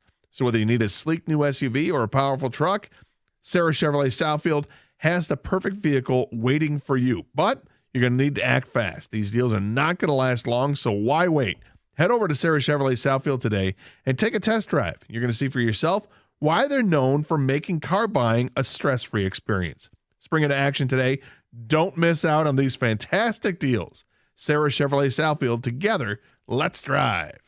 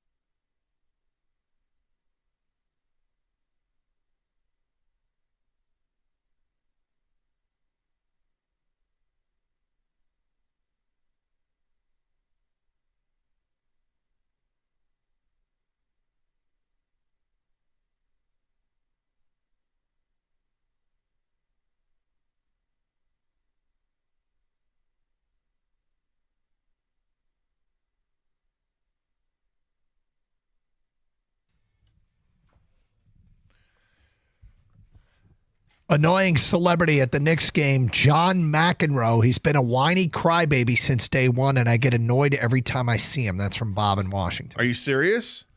You can't be serious. I almost did this, Gator, just to be funny, but I'll read it as I was going to do it.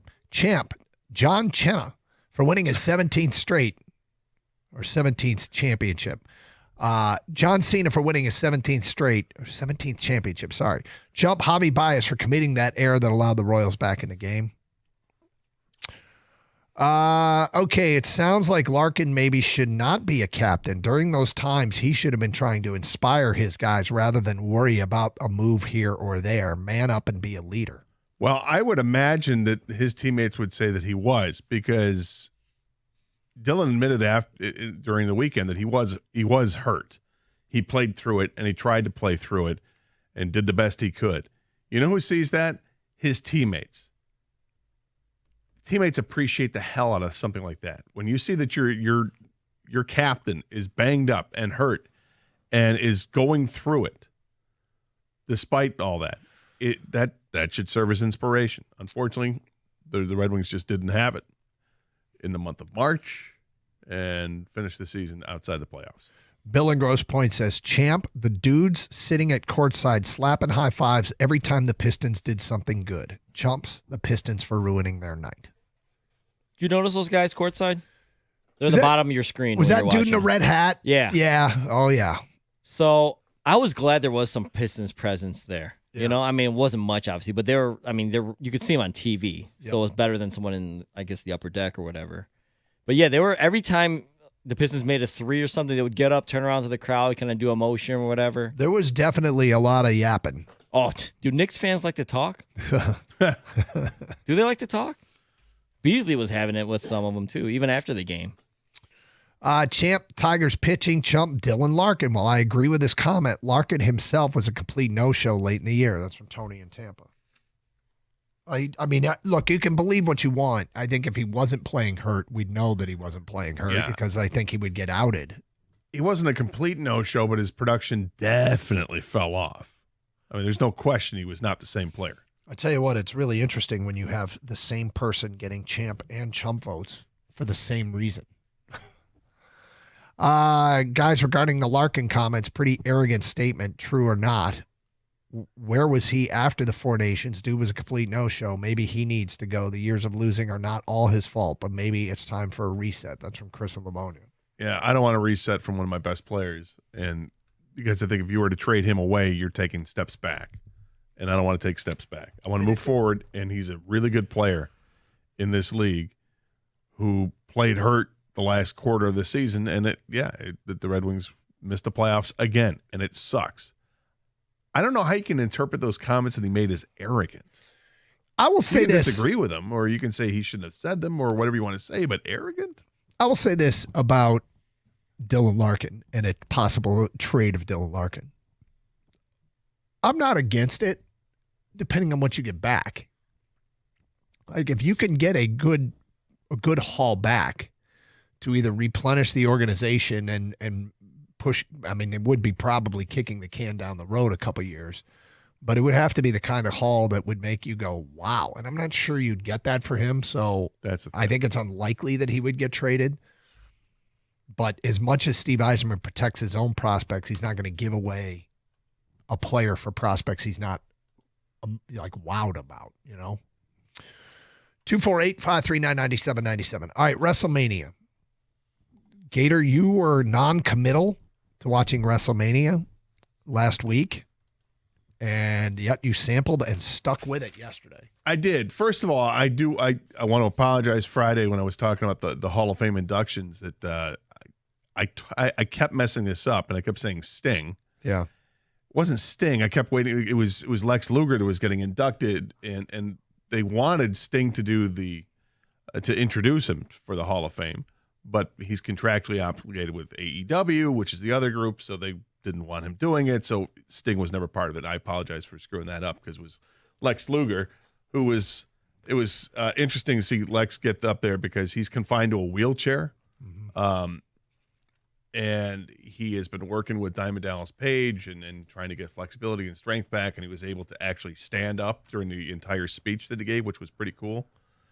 So, I mean, it started with Friday night, and I don't think those Hall of Fame inductions got underway till, I think after, it was like 1 o'clock in the morning by the time it all got going, because it did it after SmackDown, and it was just ran late. I stopped watching after the first 3 or 4 of them. So it started off, the weekend was interesting of the introductions. I did not watch anything on Saturday, and then I watched Sunday.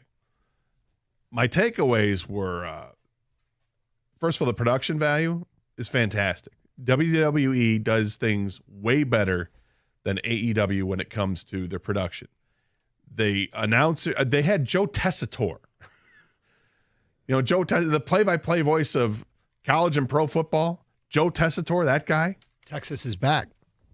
He was doing the pregame festivities, and he was awesome at it. I did not expect that at all. He gave a big game feel to the scripted outcome event. He knew who the wrestlers were. He knew what the moves were. He knew the history of what was going on.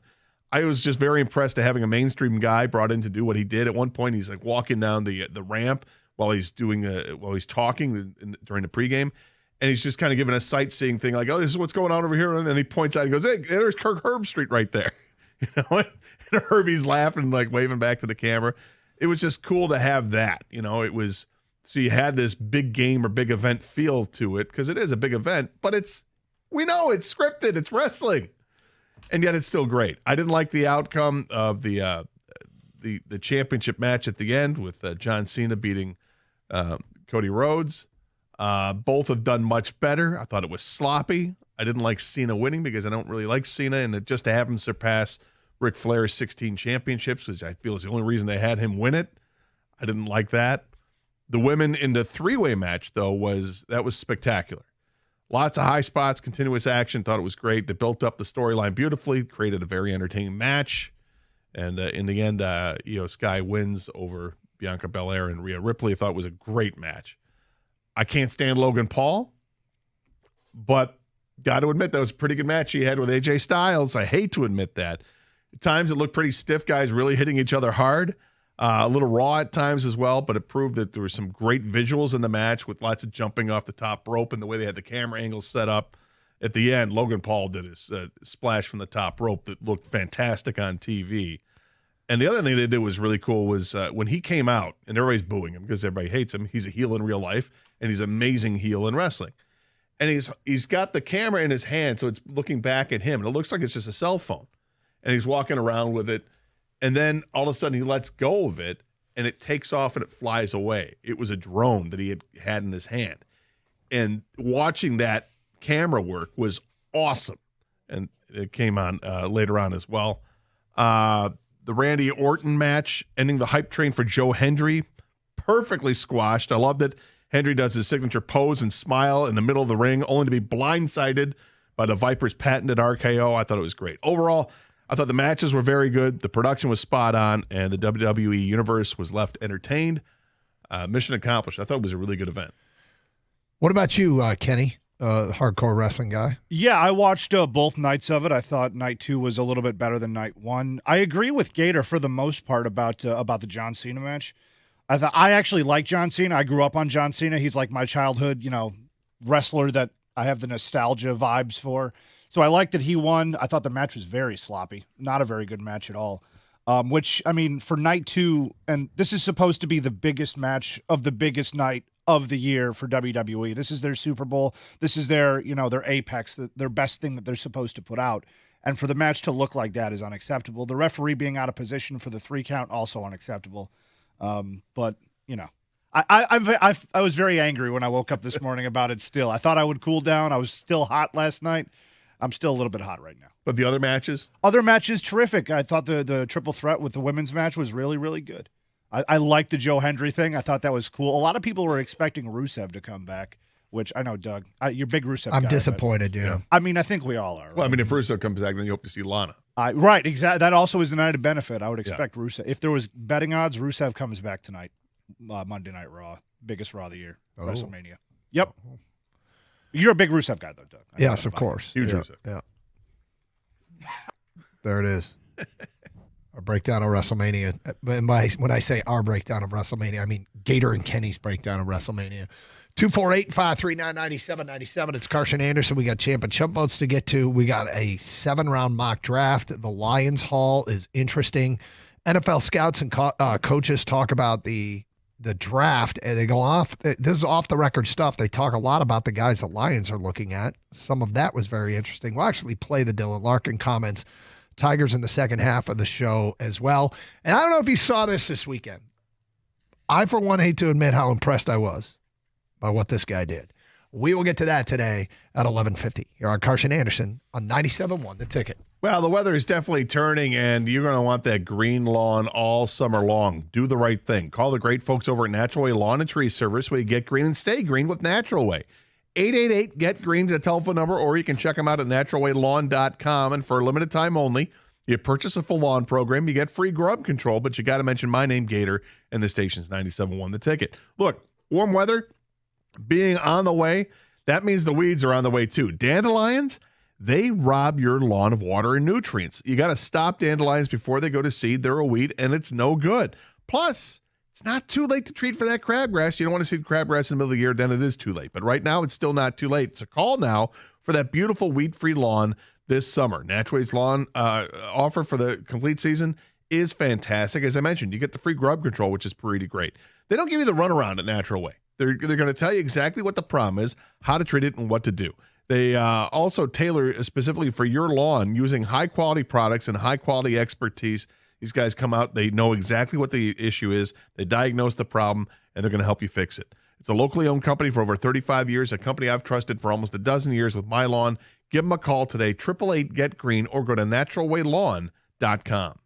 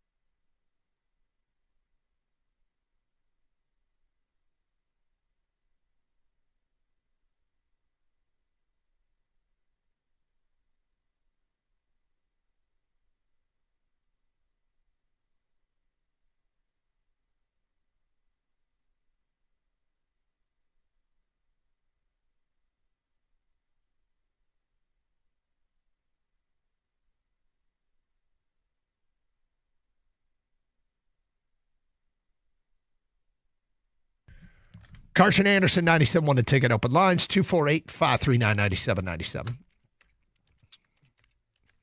All right, so we got Gator's breakdown of WrestleMania and Kenny's breakdown of WrestleMania, and certainly, a very popular event. It's not for everybody, including me. I found what looked to me like Vegas chaos. Too many people trying to get ride shares. There was one area. Kang showed me this. Did you see the dude trying to go the wrong way up the escalator? No. Because there's this massive humanity all waiting for an escalator, and it was taking forever. And so they're all trying to go up. And so there's just what looks like 1,000 people trying to squeeze into one escalator. And then right next to it is the escalator coming down. And the escalator coming down, people started to say, I'm just going to run up that rather than wait. Yeah? How'd that work out? It worked for some. If you're not in any shape, you might not want to do this one. It is so funny because there's one guy, I don't know how, it was, how many steps did he, I guess you're constantly going up.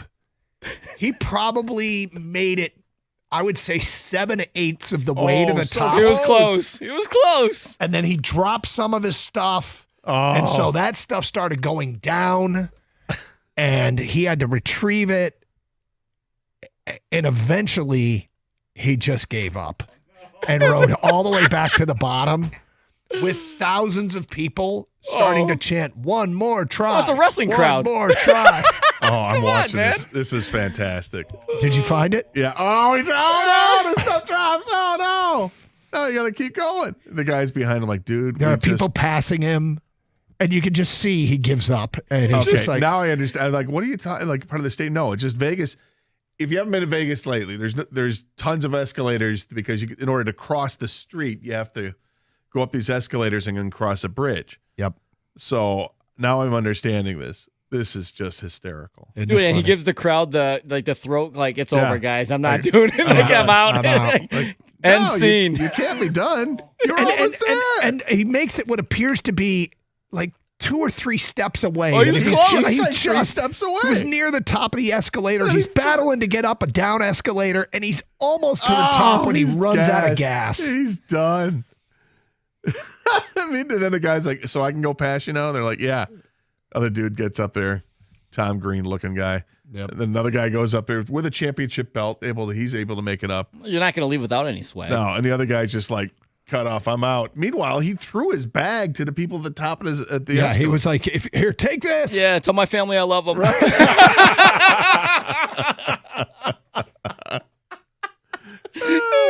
got to retweet the video out so everybody can see it. Yeah. All right. Vegas was crowded. Popular place, man. Plus 60,000 plus. It's been reposted. Back-to-back nights. Really, really amusing. That might be my favorite video of the weekend, to be honest with you. Great. The last guy almost stumbles too. He does stumble, but he doesn't fall completely. Right at the top step. God, this is That's funny. embarrassing. I mean, everybody's watching. Like, you're on display. It has been reposted. Follow us on Twitter at Can't DunganGator971. get enough of it. Bro is so close. He's so close to the top. It's like the mountain climber from Price is Right. Yeah. Oh no. Oh, buddy, you're right there. You're right there. Oh. All right, go check it out at DunganGator971 on the Twitter. Speaking of Twitter, we got a savage notice here, and you're going to love it. A listener named Joe tweeted us, I hate Jim Belushi so much. I used to search him on Netflix and then give every movie he's in a 1-star rating, regardless of whether I've seen it or not. Wow. Savage! That's taken it to a different level. Yep. And I'm here for it. Yep. Gator approves of this message. Absolutely approve of that. And a stunning breaking news story. Cooper Flagg has declared for the NBA draft. What? Yeah. No way. Yeah. Actually, You mean Duke the Duke deep pockets can't match the $16 million he'd make a year for his first contract in the NBA? You know, it's more of a question now than it ever was before. But yeah, it's not a huge surprise when the guy who's a lock to be 1-1. But I thought he loved the college experience. He did. What was all that talk about? He's gonna love playing for San Antonio more. Yep. Of course, it'll be San Antonio. Okay, I know this guy isn't necessarily a favorite of everybody in Detroit anymore. And some people are like, oh, I'll respect him forever. And others are like, no, screw that guy. I'm not going to lie. I think Ben Johnson threw one of the best ceremonial first pitches I've ever seen. He threw a splitter, man. Did you see this? That ball dropped off the table. That's a swing and miss pitch. I give Ben Johnson credit. That actually dropped a ton. That's a lot of movement on that pitch. Yeah. I mean, Ben Johnson. So when is he scheduled for his surgery? That's a wicked pitch, man. I mean, that's a wicked pitch. Right? Ben Johnson, I didn't know. This guy could be an arm out of the bullpen for somebody. Wow. That has also been tweeted out at DunganGator971. Did you see Ian Rappaport's tweet of it? No. So Ian Rappaport also superimposed a pitcher from the Cubs pitching. No way. And who had the better pitch. And it's clearly Ben Johnson had the better pitch. Dude, it's something. And I mean, we're not here to yeah, Ben, it was cool what you did here. You're now the coach of the Bears. I wish you nothing but lack of success. Nothing personal. But that pitch is wicked, man. Ben Johnson. Why does his first pitch have movement? Is this? That's This is what they amazing. want you to do. Not only that, he's pitching from the mound. Yeah. Like typically they'll ask you. They tell you not to go on the mound. Right. Yeah. You're like right in front of it, and then you just lob. They tell you just lob it in. Mm-hmm. He's on the mound, and this is a wicked splitter. This guy on Twitter. Dude, he just struck out Javi Baez. So Sean Corner, funny you say it, on Twitter tweets out Ben Johnson with one of the best opening pitches I've ever seen, would project this thing for like a 30% whiff rate. Can anyone edit in Javi Baez swinging and missing at this one? I will give him his props. Props to you, Ben Johnson.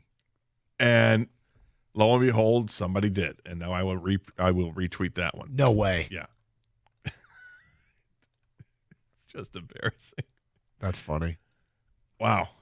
I feel like Ben Johnson's been waiting for this moment his whole life. Oh, you think? Yeah. Without question. He's like, was he never given the opportunity to pitch here in Detroit? Opening day pitch? I mean, or maybe, any first pitch? Maybe somebody saw him. Yeah, I'd definitely rather have him than Maeda. Come on, man. Right? He's part of chaos. This is the guy I want in there. Maybe that's the next edit. Show me a pitch where he's pitching against Maeda. Well, what else does he have in the arsenal? We need to know that too, right? He can't just be a one-pitch pitcher and be successful. Well, you can. Got to be able to throw something else for strikes, Scott. Major league hitters. Greatest bullpen arm in history. One pitch. Trevor Hoffman. Oh boy, look at you! Look at you. He threw 2 pitches for strikes, but yes. Mariano Rivera. Yeah. One pitch. One elite. Can't touch it pitch. But man. Can you touch that pitch? Can I touch what Ben Johnson? Yeah. Well, I could. I'm going to send it to my boys. One who played deep into his 20s and the other who's not deep into his 20s. One who played club baseball at Michigan. Let me not. Though he did have a stint with varsity. The other who's still playing. I want to see what they think of this opening pitch. Because Ben Johnson, wicked. Absolutely wicked. See what they think. 248-539-9797. And if you played the game at any level, please see our tweet and respond. Does this look like it's as legit as a opening pitch? Does it look like something that'd be hard to hit? Ben Johnson, split fingered. What was the spin rate? Did anybody get the spin rate on this? I don't know. They should. All right. High. Quite high.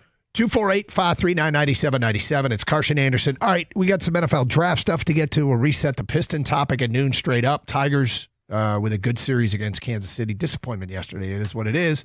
It's Carson Anderson, 97.1 The Ticket. So if you need new garage doors, there's only one place to call. Absolutely only one place. It's Precision Garage Door Service. They're amazing.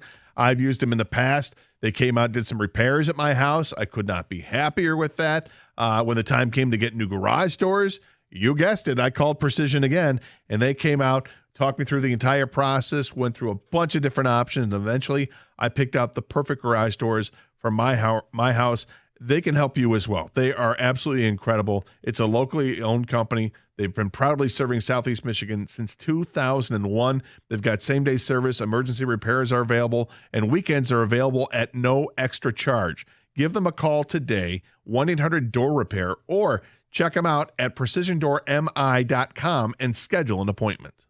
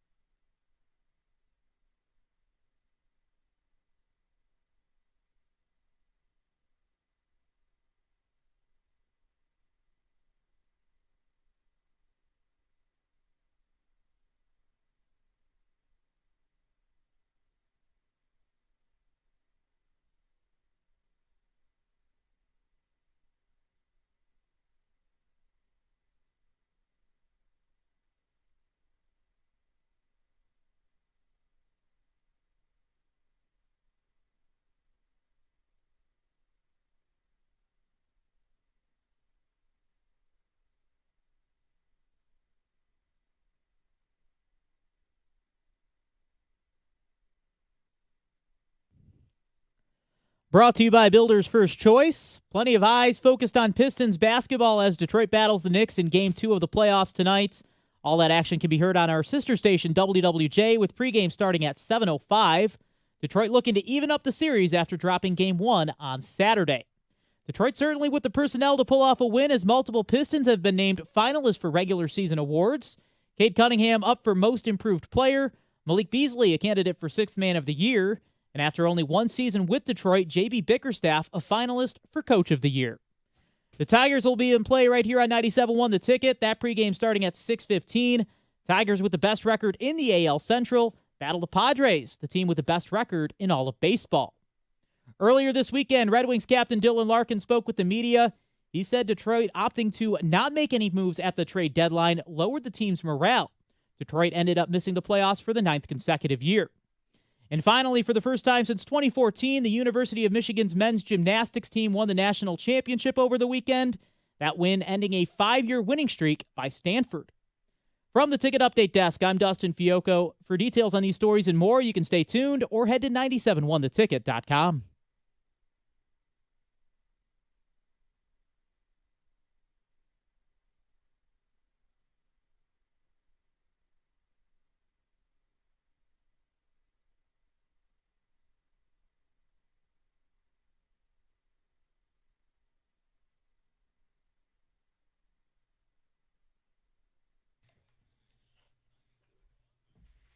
Hope you're all doing well. On a Monday, it is Carson Anderson.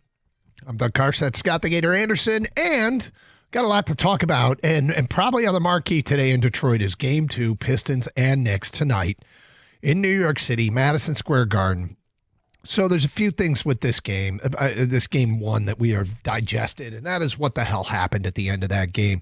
Was that an example of playoff experience and lack thereof coming back to haunt a team? Did they just pick a bad quarter to have a bad quarter? Or did it just confirm your biggest fears that the Knicks been there, done that, and the Pistons haven't so much? Because if you look at the way the game went and some of the trends in that game, the veterans kind of led the way for the bulk of the game. Tobias was elite to start the game. Malik Beasley was really good in the first half.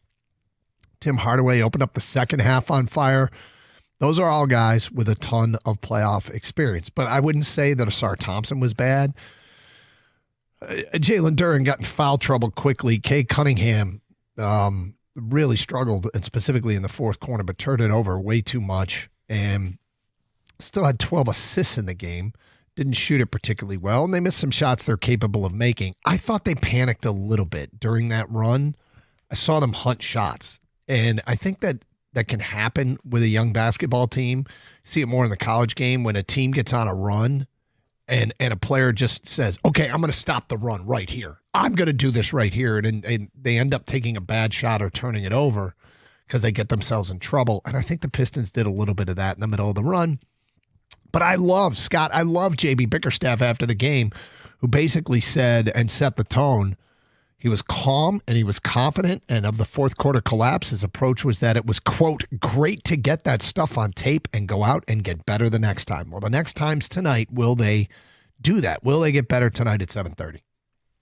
Well, you certainly hope they do. I mean, my takeaway out of it is that the Pistons played a pretty consistent basketball game for 3 quarters. They played the kind of basketball we've become accustomed to watching them play over the last 40 games. This is a team that plays a better brand, and they had that lead going into the fourth quarter, and then everything changed. From the moment the quarter started, they couldn't inbounds the ball. The shot clock violation, and then they just started turning the ball over like crazy, and that coincided with the Knicks scoring like crazy. The Knicks had a near perfect quarter. They went 17 of 24 from the field. Good for 71% shooting in the fourth quarter. You couple that outstanding shooting with the Pistons, who were not shooting well at all, and you get a 21-0 run, and that's the difference. The fourth quarter was awful. You add to that there was a key injury to the Pistons with Isaiah Stewart going down with what looked like, I don't know, a knee or ankle injury that he had to leave the game and didn't come back. And that's a big blow to the Pistons because they count on him being able to try to contain Karl Anthony Towns and helping defense elsewhere. There were some things that I was surprised with the Pistons. I was surprised that guys just kind of, you talk about maybe some panicking. Jalen Duren and Asar Thompson both missed shots right by the basket. You just don't expect them to miss. No. These are shots that just turn and dunk it, you know, and that's not what they were doing. You saw Asar Thompson below a breakaway dunk, and you saw Tim Hardaway Jr. Looked like the shot went right, was going down, and then it comes back out. That was kind of crazy. So some things that you're just not used to seeing happen. I think that gets cleaned up, and I think the Pistons have an excellent chance of winning the game tonight. They can throw this in the garbage quickly. Fourth quarter was brutal. The equalizer, though, could be if Stewart's out. If Stewart's not going to play, and we haven't had an update on him yet, if he's not going to be able to play, that's going to be tough for the Pistons because they need him on the floor to do what he does defensively to give them a chance. I said it earlier in the show, and I truly think that tonight's a Cade game. I think, one thing that happens, you spend a lot of time, and sometimes you're fast, sometimes you're slow when it comes to developing opinion of a player. And there's been a lot of excitement about who Cade Cunningham is and what he can be at this level. And personally, when a player goes out and plays poorly, but they've earned my respect, I expect them to bounce back. And tonight's a night for Cade.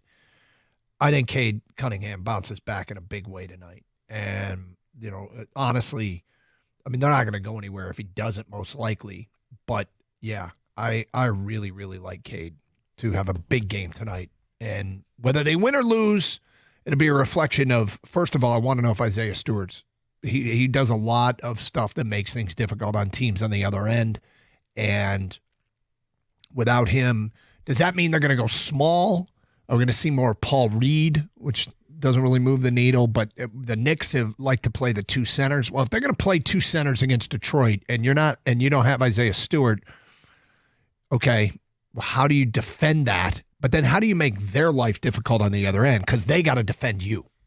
Yeah, and there's Simone Fontecchio. Does he get off the bench? The Pistons didn't go to the bench all that deep. And there were like 4 guys that came off the bench. And that's not necessarily Pistons basketball either. Pistons were able to utilize the entire roster throughout the season. I get it, it's the playoffs, you want to tighten some things up, but in some respects, I just want them to be the team we saw. And they were that team for 3 quarters.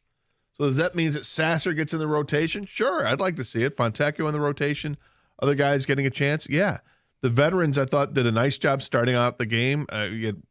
Tobias Harris had a great first half of the game.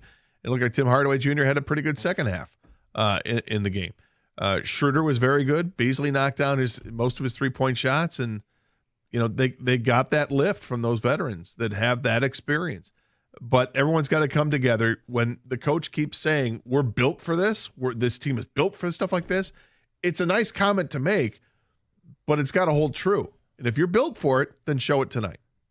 Yeah, during the regular season, they were built for it. I mean, teams, of past, the Pistons, they couldn't close out games. They'd hang in tough, for a half, maybe 3 quarters, and then the fourth quarter where they kind of got exposed, they're not a good team. But this year, they were able to overcome that. They closed out games. They won 3 times as many games as they did last year. But that was during the regular season. The question is, playoff basketball. It's a different brand of basketball. Gator, you do shorten up the roster and the bench during the playoffs. So they're not going to be that exact team they were during the regular season, right? And how does that affect this team? Obviously, last night, the fourth quarter is what did them in. And 2 to 3 things I was worried about heading into this playoff series with the Pistons was, 1, turnovers, and 3, the inexperience of this team. And I think when the turnovers started to pile up in the fourth quarter, the inexperience took over, and they weren't able to stop the run like they had during the game up to that point. And they kind of got down on themselves, and the energy was gone, and Stewart left the game. So things shifted pretty quickly, and you're on the road.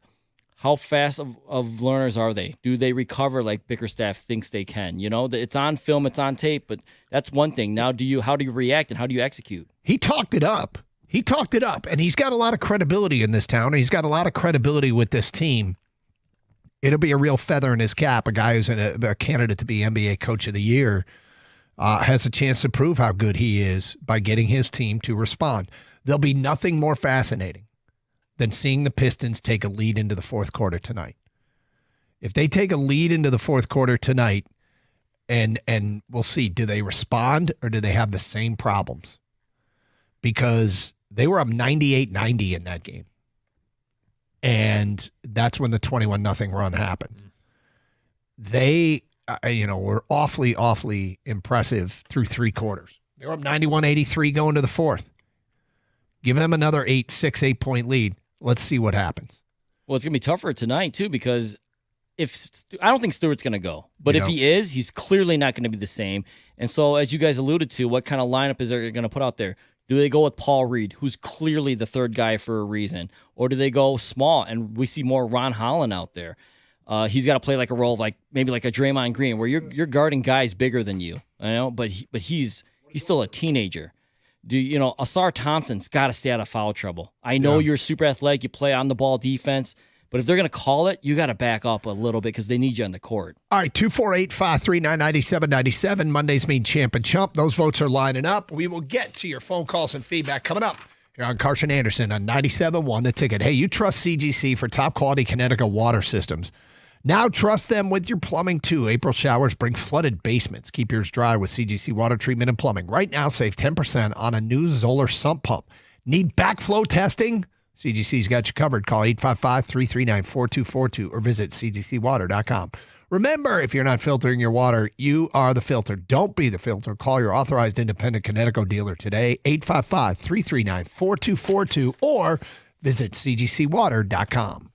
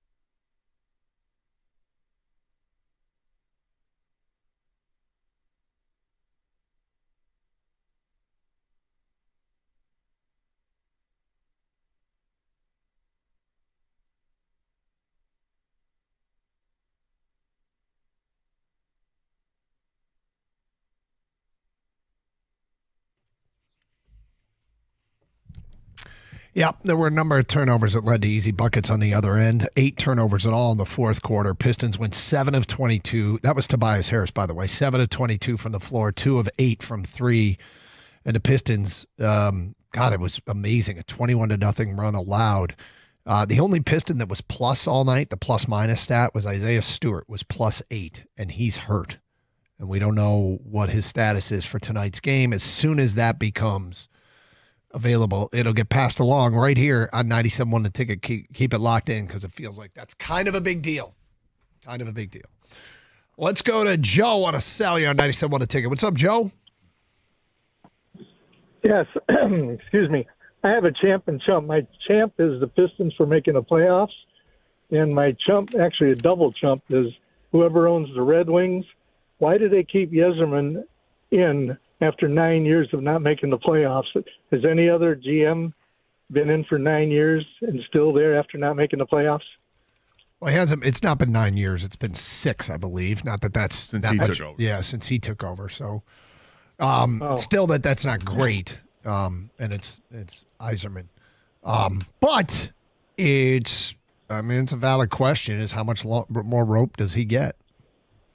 I can understand if they've had enough. The problem is, the thing about Yzerman is he's got a resume that makes him attractive. From that, he helped build a Stanley Cup championship team in Tampa. Now, does that matter to us in the here and the now? No. But it is something that might buy him. I think that combination with the fact that he's a Red Wing legend probably buys him a little bit more time. His commitment to this organization and their prospects is one that is either going to be his downfall or what saves him. Because he wouldn't, that Dylan Larkin quote that came out over the weekend and the soundbite of him not happy and saying that it was a disappointment, not adding at the trade deadline, is in part because of his commitment. He's made it clear he's not parting with their top end prospects. No, it's a big offseason for Steve Yzerman to make something happen in terms of acquiring some better players for this team, whether it's through free agency or through trade or restricted free agency even. They can go that route, but they've got to improve the roster. It's also an important offseason for these prospects that they have that are now entering the playoffs with Grand Rapids, to see what Amadeus Lombardi does, or to see what Sandin Pellikka and Brandzak Nygaard, how they perform. If Sebastian Kosa, what he's going to look like in the playoffs. They played a game on Saturday and they won 2-1 prior to the playoff run here, and they had a different goaltender in there, and he stopped 31 out of 32 shots. But improving the roster that's the GM's job, right? He's had and 6 years. Yeah, and that's what they're going to do. It. He's going to try to do it again. I think this might be the last kick at the can for him. I think that the heated seat, as I talk about, with the 3 levels of the heated seat that you have in your car when you can go 1, 2, 3. I think it's on 3 going into the offseason. And they've got to show that they do something in the offseason that improves the team, and then you start the season and you see where you're at. And if they're not in the right direction, then they're going to have to change directions. Rich is next on 97.1 The Ticket. Hello, Rich. What's up, fellas? Hey. I've been, unfortunately, been on with you guys since I called you the end of the first week in January. My call then was Cade Cunningham has arrived as a star in the league. And y'all both kind of shot me down at that point, said, nope, we got to see more, reduce turnovers and so on and so forth. That man exploded within the next 2 weeks, and I haven't been able to get back to y'all.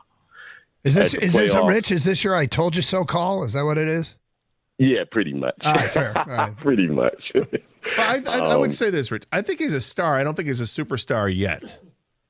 And that still he's got a lot left to do to get to that level, but I think it's impressive what he's done this year without a doubt. Now, if you're coming to call today after the game he had on Saturday night, I'm not sure I would start crowing about it, but I like his potential. I've been waiting to get back to y'all for a while, so I had to get that in for starters, All good. But yesterday there was a really good piece on him that the Nationals did on how he's writing down. He's got this whole quote about wanting to be the best player in the game, period.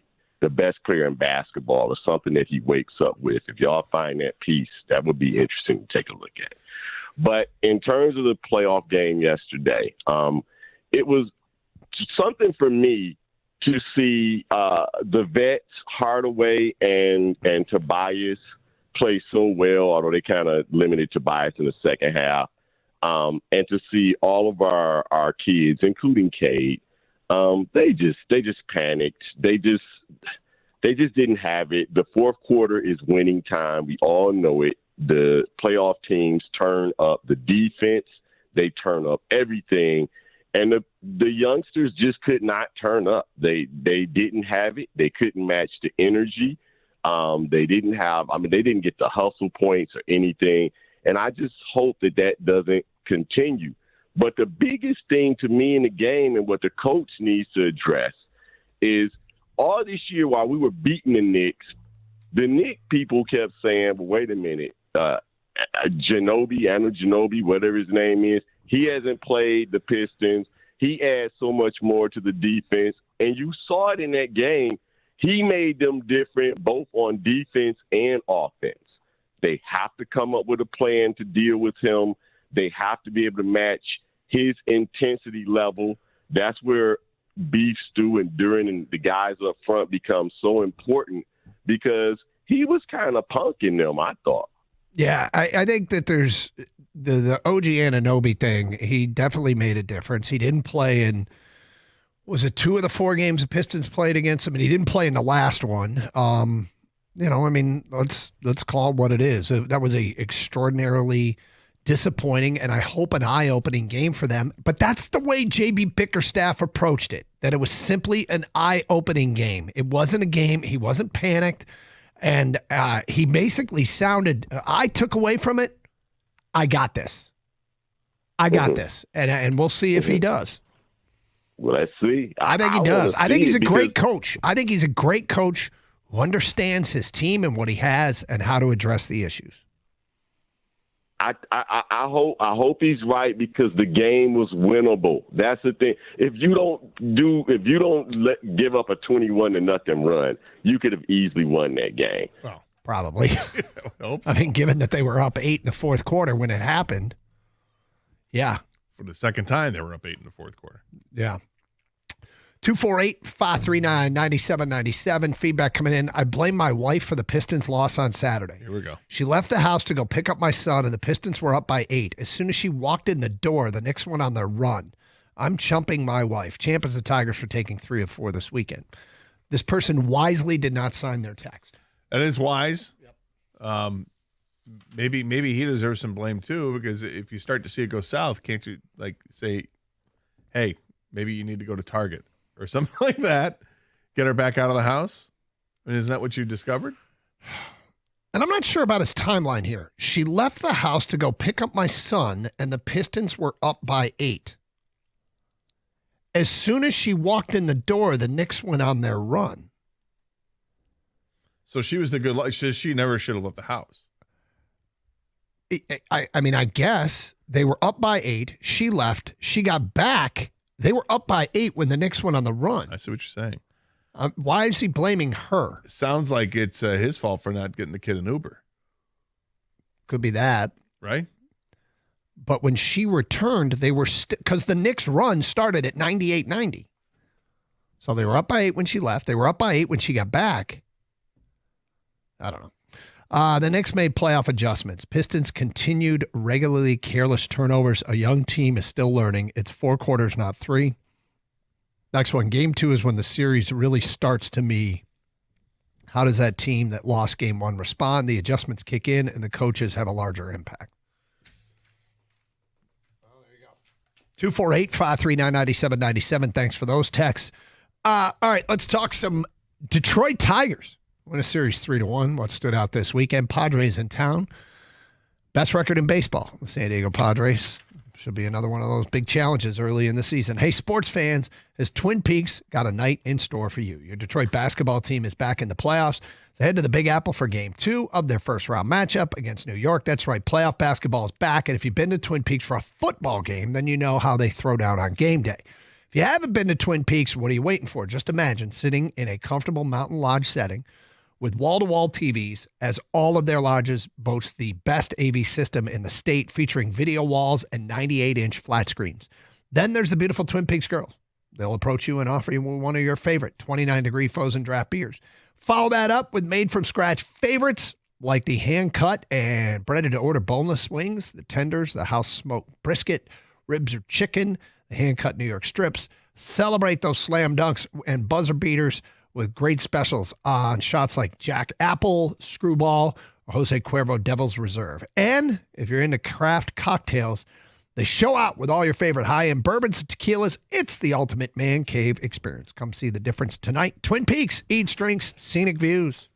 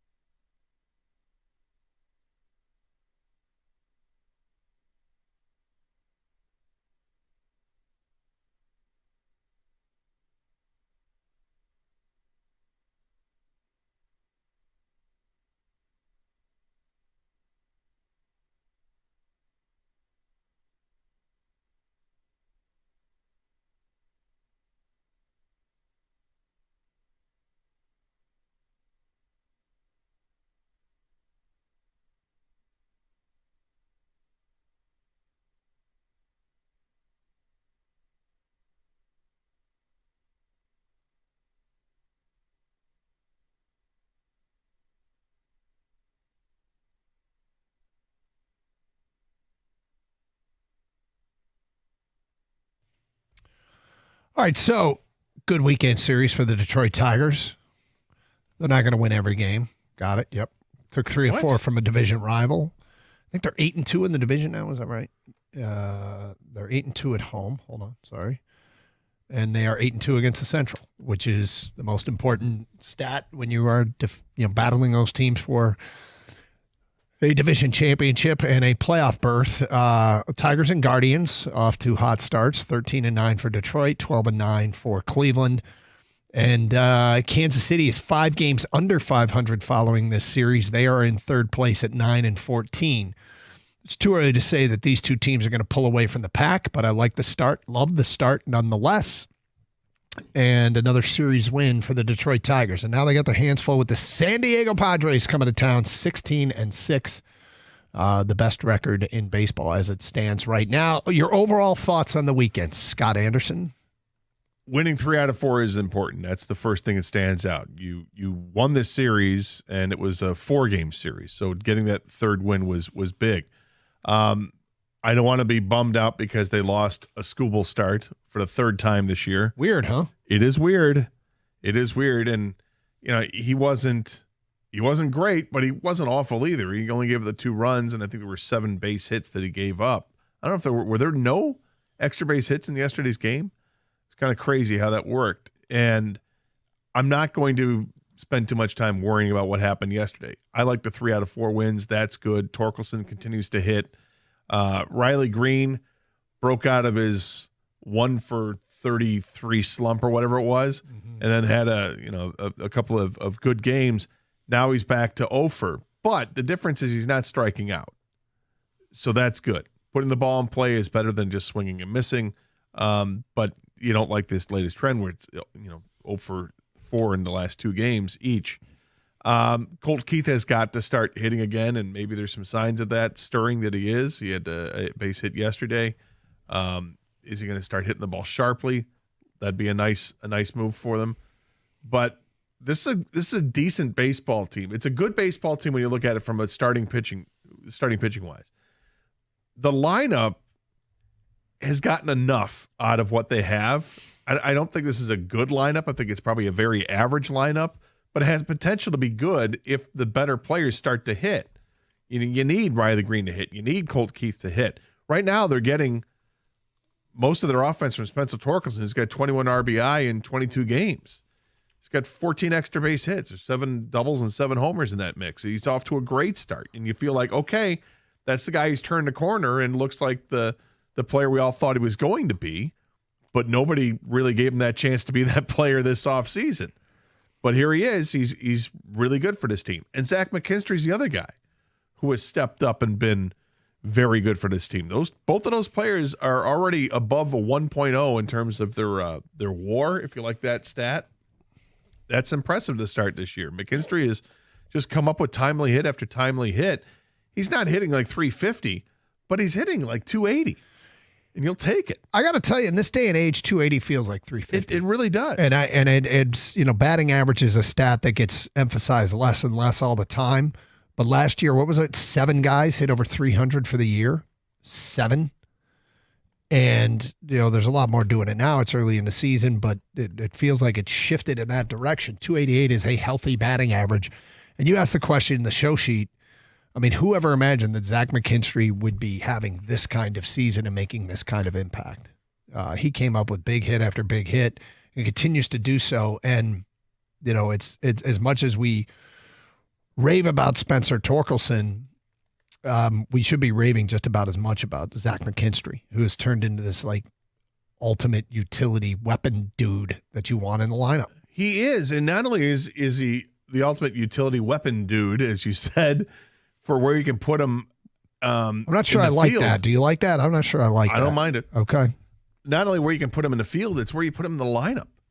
You need him to lead off. You need him to hit 9th. He doesn't care. He's just going to go in and do the best that he can. And hitting 288 through 21 games, it's pretty good for a guy who hit 215 all of last year and 231 the year before. I mean, he's only been a utility player, but as a Tiger, that first year with the Tigers, he played 148 games. That's a lot. And then the number dropped to 118 last year. But he's deserving of playing every game this year, pretty much. 248-539-9797. All right, so manning up against the Padres here. I have a feeling that when this season is done, we're going to look back at the beginning of this year and see that the Tigers played the Dodgers, the Padres, they played the Yankees. I don't know where it's all going to shake down in the end for some of these other teams, but this is a pretty tough schedule right out of the gate. And they've done a nice job. They've done a nice job to not do more than just stay competitive. They're in first place. And given the schedule, if they're in first place coming out of the San Diego series, I'm pretty impressed. Yeah, this is one you just want to hold on tight. Don't get swept. Hopefully you win the series 2-1, but San Diego is obviously very good. Their Achilles heel might be playing on the road. They're only 4-5 on the road, but they've got two pretty good pitchers going the next two nights. Both right-handers are awfully tough. Vasquez is going tonight. He's started off the season with just a 1.74 earned run average. And interesting that Cade Montero is pitching for the Tigers again, getting a second start for him.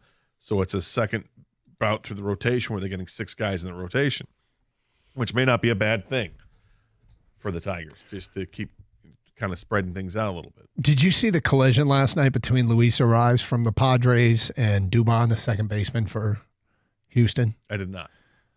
I mean, it was first inning. It was after a marathon Fernando Tatis Jr. at bat. Ariz laid down a bunt, sprinting down to first.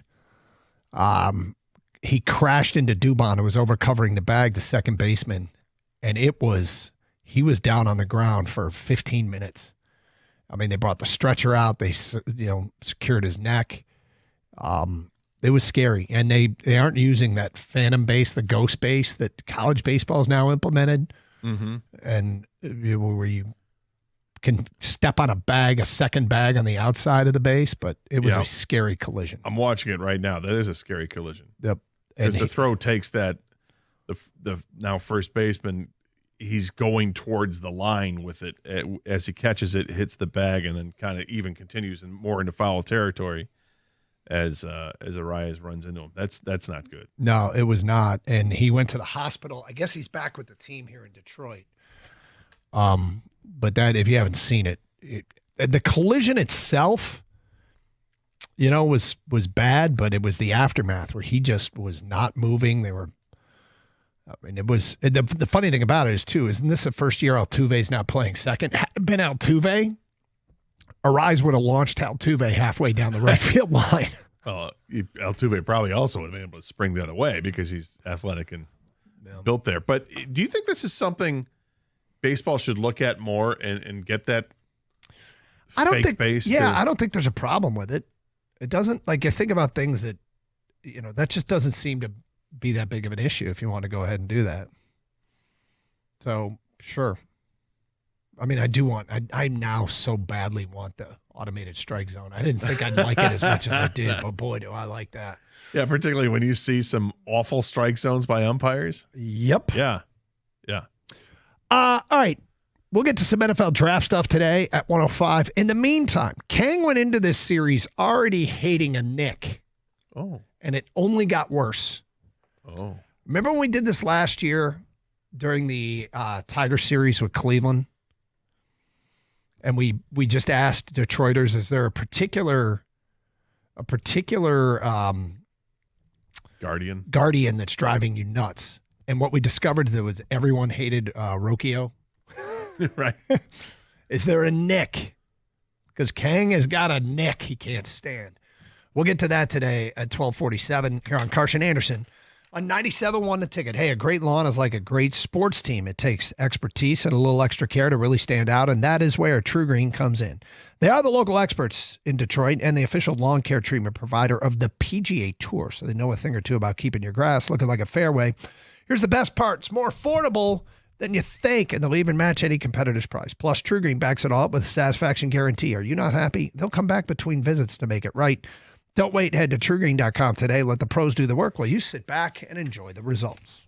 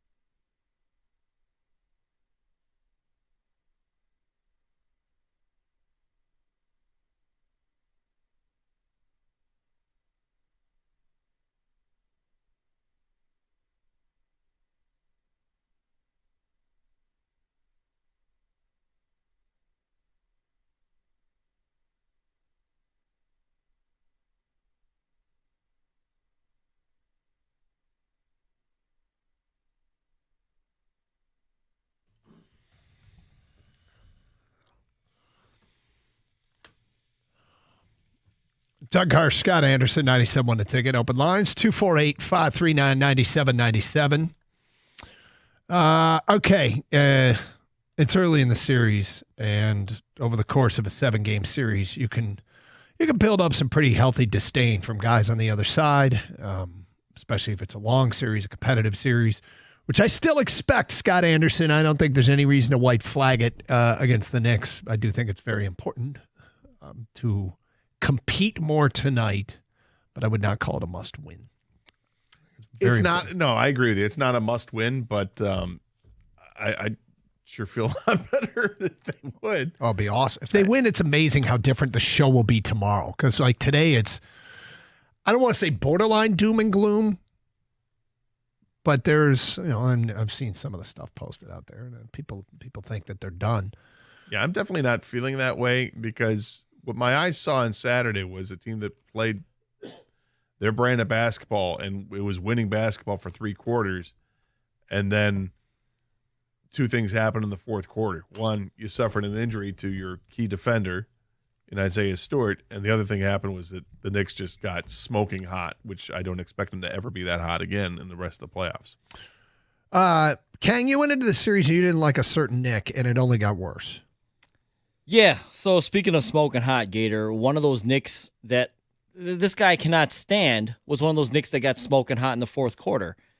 That's Cameron Payne. I've never liked Cameron Payne, okay? So I watch basketball all the time. This guy's been all around the league. I've never liked him. The fact that he was the one hitting these stupid three-pointers, his stupid gestures, the way he was mouthing off to whoever in the air, to his bench, it hurt me more than I think most people around here. Maybe most people are like, who is this guy, right? He's annoying, whatever. I've never liked this guy.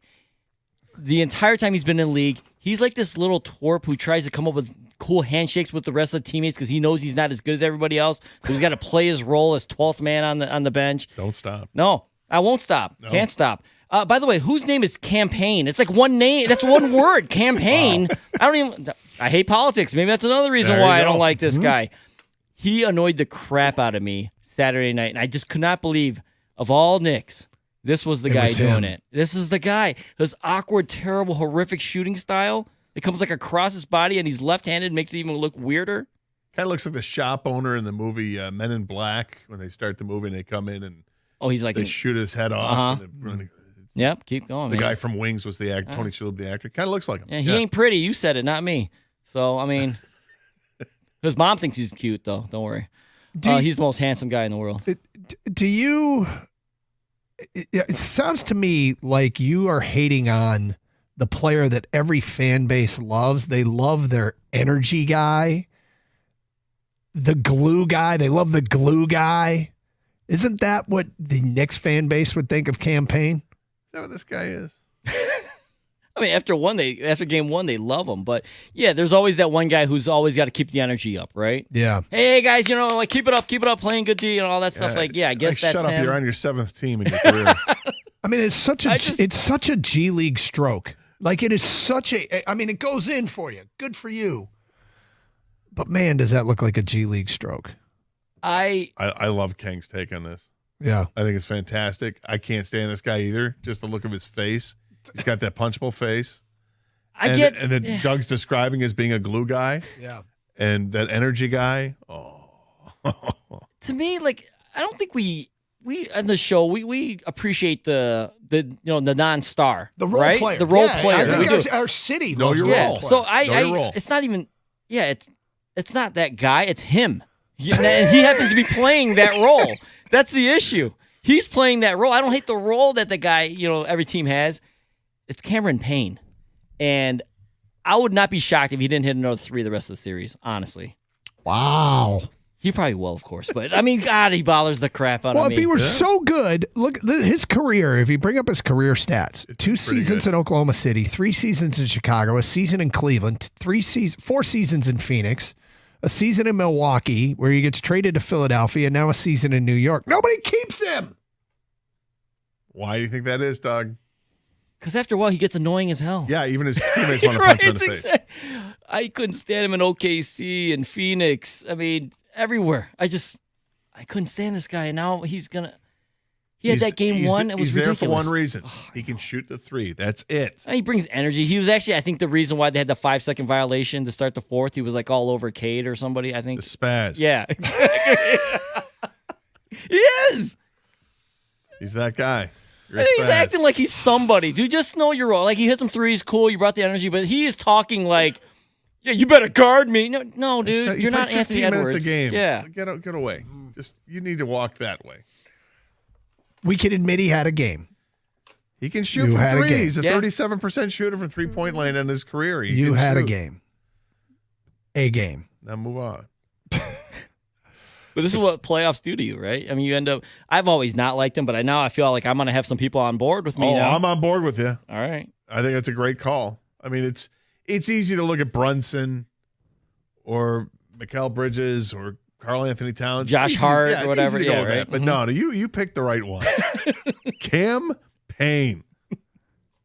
He was plus 23 in the game. Dude, I know. In 15 killing minutes. me because it was all fourth quarter. This guy. Is that he was plus 23 in 15 minutes? Yeah, and his over-aggressiveness had him committing 3 fouls in the 15 minutes. Because he's a spaz.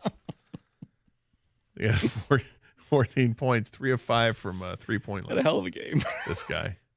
Fourth quarter alone, 4 of 5 from the floor, 2 of 3 from 3. He had an assist and a steal. He committed 3 fouls in the fourth quarter. Good God. All right, I can get on board with hating him. Yeah. 248-539-9797. Cameron Payne. Feedback coming into the Carson Anderson inbox. My champ is Torque. My chump is John Cena. Didn't deserve to win. Is Cena winning a bit of a hard sell anymore for the wrestling fan? Well, I think it does 2 purposes. One, fans the former champion now, Cody Rhodes. Fans have been on and off that roller coaster for years with Cody Rhodes. And fans, when he was in AEW, fans grew tired of him. He goes to WWE, and all of a sudden that universe embraces him. His whole journey to win a championship, be the first one in his family since his father was Dusty Rhodes. And Dusty Rhodes, the American Dream, was a legend in the sport. So he wanted to complete his story, and last year they made this big deal about it. They brought everybody out of the woodwork to show up in a championship match, and they ended up winning it. And it was a nice moment, and probably for the first 6 months of being a champion, Kenny, you can answer this better than I can because I don't watch WWE as much, but I feel like maybe after 6 months, the fans started to turn on him again, and they get tired of his act. The fans turned on him, and you saw it like maybe a week ago or 2 weeks ago on SmackDown or Raw when there was a promo battle between Cena and Cody, and Cena was basically saying, this universe is turned against you. Why do you still do this for them? And they were all booing Cody. So everybody, it's grown tiresome amongst it. And then he had a great promo, and the crowd kind of went back for him because of what he said to Cena. But then when the rubber hits the road, Cena gets the big pop, and more so it's just a pop against Cody Rhodes. So I don't know about that, actually. I think Cena, just based on his body of work and what he's done in his career, I think people are cheering that too. They might also be cheering against Cody. I think both things can be true. Yeah. Both things can be true. And recognizing that you're a huge mark for John Cena, I get that. But Cena looks totally different than when he was actually competing. He's lost a ton of weight. He's still very muscular, but he looks physically different, like he's dropped 40 pounds of muscle. You're the best. But he looks different. And the other reason that he wins the championship, I think, is because they wanted to make sure that somebody surpassed Ric Flair, because WWE and Ric Flair aren't on great terms. 248-539-9797. Chump MDOT and construction causing 45-minute delays for a 2-mile trip. Champ Torque 3-run bomb. It's from JP. Chump, the Pistons. The Knicks didn't win that game. We lost it. Champ is Torque. Keep it going, big fella. Yeah, look, I mean, I think if we were doing the show in New York, okay, and was one of our teams that is no stranger to the playoffs, we would feel like we flexed our muscle where the game was on the line. We would feel like if our veteran team showed their young team what it's all about. I think they tried to do that to the regular season Pistons, and they weren't able to, which is why I'm not sweating this loss. I mean, it sucks, but I don't think it's indicative that this is going to be a quick series for New York. All right.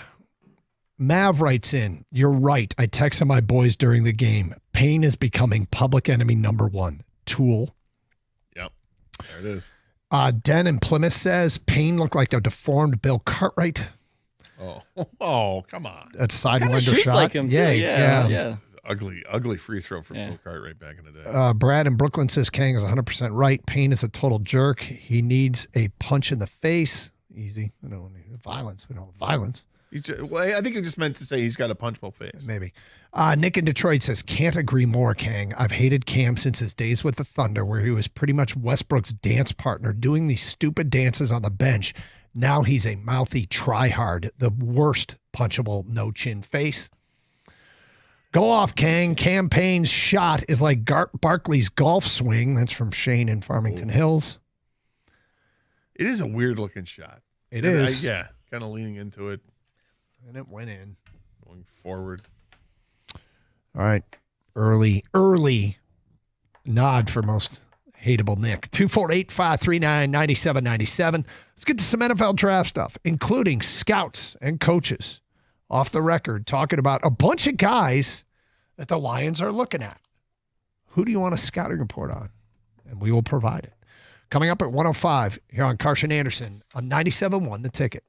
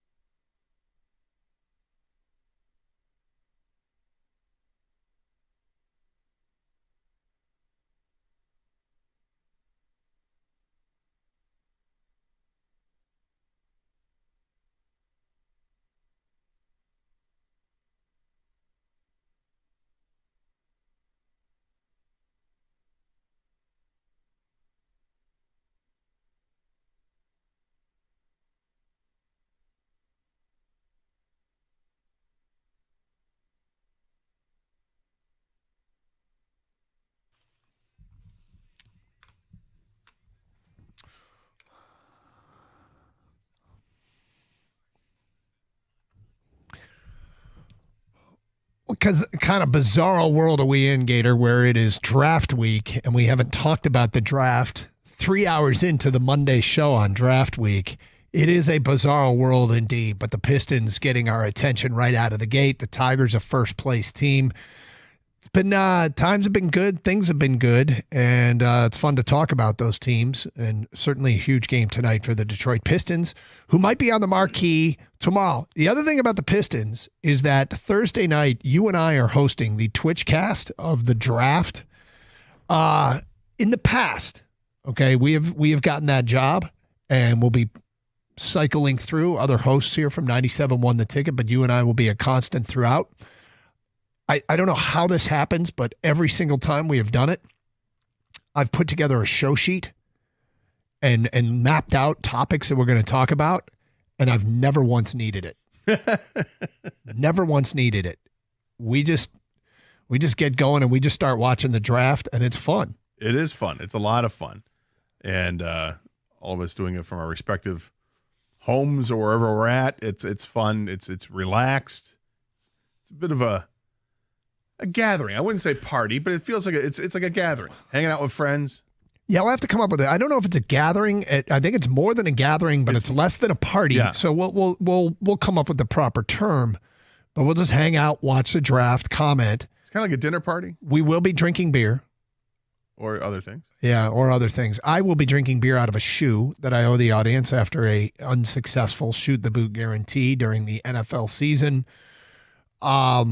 You just never know what's going to happen. There is, in the past, there has been occasional flare-ups of profanity, which isn't a reason to tune in. But the first time it happens, well, it always seems to happen with Valeni. But anyway, we will. But here's the thing about this year. The Pistons are playing at the same time. Yes. So we're going to be watching both games at the same time. With the game in the draft. So are we... Oh, and Tigers too, I guess. No, not on Thursday. Tigers don't play Thursday. Yeah. So are we starting at 8 o'clock? I believe we're starting at 8 o'clock. Okay. Yes. So the Pistons will have a full hour in. We might be close to halftime. Yep. Which could be good. So it's going to be a little bit of a Piston watch party. It is not... There are some restrictions on what we can do with that. You won't be getting a full-on play-by-play, but hopefully you'll be watching the Piston game and the draft, and we're just going to be hanging out doing it. I'm excited. I can't wait. Dude, it's always fun. The draft is great. And, we make such a big deal about the first day of the draft because it's the first round. I love the second day, too. Yep.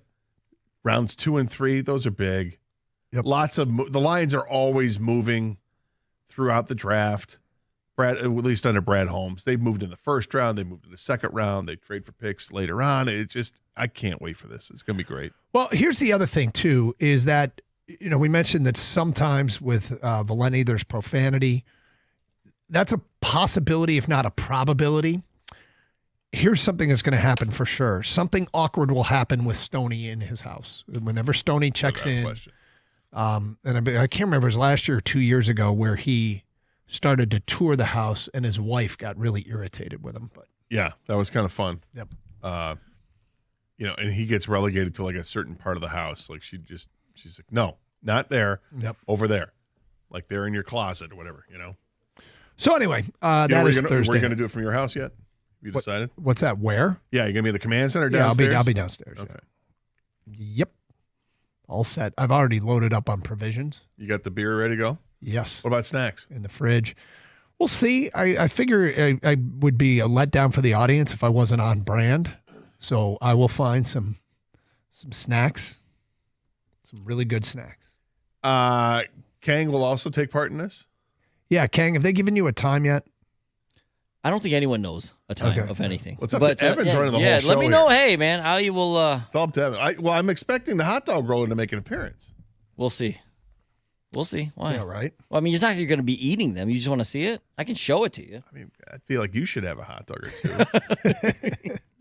Maybe the kids have a hot dog. They like hot dogs, right? They do. Yeah, they're kids. Kids like hot dogs. Yep. Like ketchup with their hot dog. Yeah. Oh, 8 o'clock's probably too late for them to eat dinner, though. It depends. I mean, if dinner's candy, they'll eat it. It's not too late for that. Yeah. Love it. There's no like dance recital or anything on Thursday night, is there? No. We don't talk about dance. All right? Need to know basis, Gator. Gotcha. Anyway, we're good to go for Thursday night. Any special guests that we know of? No. In fact, I don't think there are any guests other than people here at the station. Okay. I mean, huge special guests. You never know who might show up. Like John Cena? Like Brad Holmes, maybe mid-draft. Brad, what are you thinking here? Hang on. I got to go on with Doug and Gator. I'll be right back. Yeah. Okay. So The Athletic did one of my favorite things that is done, and that is, and I think it was Bruce Feldman, talked to NFL scouts, coaches, people in player personnel, and got like all kinds of intel on a lot of draftable prospects. And so these are kind of off the record guys, giving them the raw scouting reports from inside NFL buildings. Now you can take it for what it's worth, whether you choose to believe it or not. I choose to find it entertaining and interesting as hell. But Scott Anderson, are there any particular draftable prospects that you are interested in hearing what NFL people are saying unplugged about said prospects? 100%. All right, great. First of all, I'm going to go with a guy that I'm starting to warm up to. A week ago, I was not warm on him. Okay. But I've started to. The more research I'm doing, the deeper the dive, Doug, the more I like the player. Yep. And that is Shamar Stewart, the edge rusher from Texas A&M. Very unproductive at Texas A&M in terms of sacks. I think he had 4.5 sacks total in the 3 years that he played college football. But he is a specimen. He has the incredible RAS score, and he's big, 6'5", 267, incredibly athletic, and seems to have the high motor. But what do people say about him? Okay, there is a lot said about Shamar Stewart. Some of the players, it's a sentence here, a sentence there. I'm going to read the Shamar Stewart scouting report, and again, with the quotes from people on the inside. All right. In addition to Abdul Carter and the 2 Georgia Bulldogs, there are more gifted edge guys. Perhaps the biggest boom or bust guy is Texas A&M's Shamar Stewart. He was the freakiest D lineman in Indianapolis, measuring in at 6'5", 267 and running a 4.59 40 with a 40-inch vertical leap and a 10.11 broad jump. Those are remarkable numbers for a guy his size. They're also remarkable when you consider that in 3 seasons at A&M, he never produced more than 1.5 sacks in a season, and he only had a total of 11 TFLs combined in his career. Said D-line coach number 2, quote, "He's an avatar. Wow. If he hits, he hits. I don't know why he didn't have more sacks. I think he just plays lost. Everybody thinks they can fix it. This is like taking a receiver who only had 15 catches. He was happy-go-lucky, a little aloof in the meetings, but you could see him walk in, and it's like, holy hell. You could say Rashawn Gary only had 3.5 sacks his last year at Michigan, but Rashawn is an alpha. This kid is very nice. You want to go to Starbucks with him." Said a scouting director of Shamar Stewart, "I'd be wary. He's a freak athlete, no question. I just don't know if he's a good football player." That's the question I have. Yep. So that's kind of interesting. All right. Switching a position. Yep. How about offensive lineman Gray Zabel, North Dakota State? Projects could be an inside guy at guard, could play center, also has played tackle, all over the place. Not as much on Gray Zabel, but here is what a scouting director said of Gray Zabel. He showed really good technique at the Senior Bowl. I want him to be at center. Is he going to displace people in gap schemes? But I think he can be a solid starter. Going back to the edge rusher, because I think that's what most Lions fans want them to take. What about Donovan Ezeraku, the edge rusher from Boston College, who had the 16.5 sacks last year? Okay. Boston College's Donovan Ezeraku went from 2 sacks in 2023 to 16.5 in 2024 with 20 TFLs. He's undersized at 6'2.5", 248, but has 34-inch arms. Some experts see him as one of the safer picks amongst the edge group. Quote, according to D-line coach number 2, "You know you're getting a smart player. He's one of about 4 or 5 kids I wouldn't worry about. He's polished and he can really bend. Guys who can bend and can do it consistently are the ones who are getting sacks in this league. Said D-line coach number 1. He's solid. I don't think he's in the category with Mikel Williams or Mike Green. He'll play with his hair on fire, but talent-wise, I think those guys are better. I like the play with the hair on fire type guy. Yep. And I think if you have that attitude and you're playing opposite Aiden Hutchinson, and maybe you're not asked to play every down, but you come in for passing down, so that could be really nice for him. Ezaraku is one of my favorites in this draft. I like him a lot. Here's another wild card. James Pierce Jr., the edge rusher from Tennessee. James Pierce Jr. He had a huge 19% pressure rate, but what do they say about it? This was one of the more interesting ones. I got to scroll to find it. Because his draft stock has been anywhere from 15, and I've seen him go as far back as 60 to the Lions in the second round. Yeah, and I'm looking at a mock draft right now that has him going 43rd overall. Yeah, I'll tell you what. I'll find it here, and we'll get to it coming up in a minute. Plus, if you have anybody you want to hear about, send a text over right now at 248-539-9797. Kang, if you have any specific scouting reports you want to hear, these are off the record, unplugged NFL coaches and scouts talking about draftable prospects. A lot of the Lions guys are showing up here. We will get to that coming up. More of this at 118. Hey, Michigan Auto Law, Auto Accident Attorneys. This is the law firm that puts people over everything. They specialize only in auto and truck accidents. Many law firms don't specialize, but focus on many different areas of law. You wouldn't go to a doctor who specializes in all sorts of medicine, so why would you do that with your lawyer? Specialization really, really matters, which is one of the reasons why Michigan Auto Law has the largest auto accident settlement and the largest truck accident settlement of any lawyer or law firm in Michigan ever. It's the law firm that puts people over everything. Visit autolaw.com. That's autolaw.com.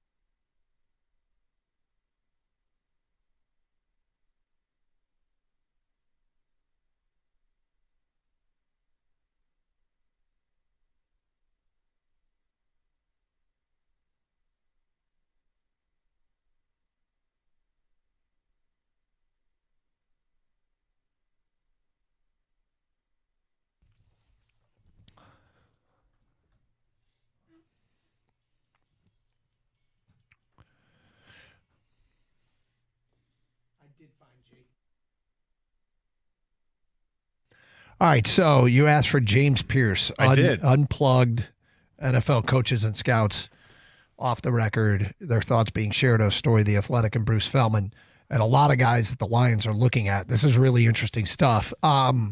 James Pierce Jr. you asked about before the break. Here's what is written.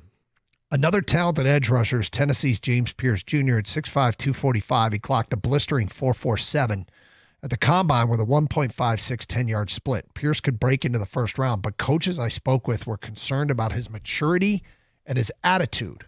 Quote, that kid is a first-round talent, said D-line coach number 2, but the stuff you hear about his maturity scares me, said D-line coach 1.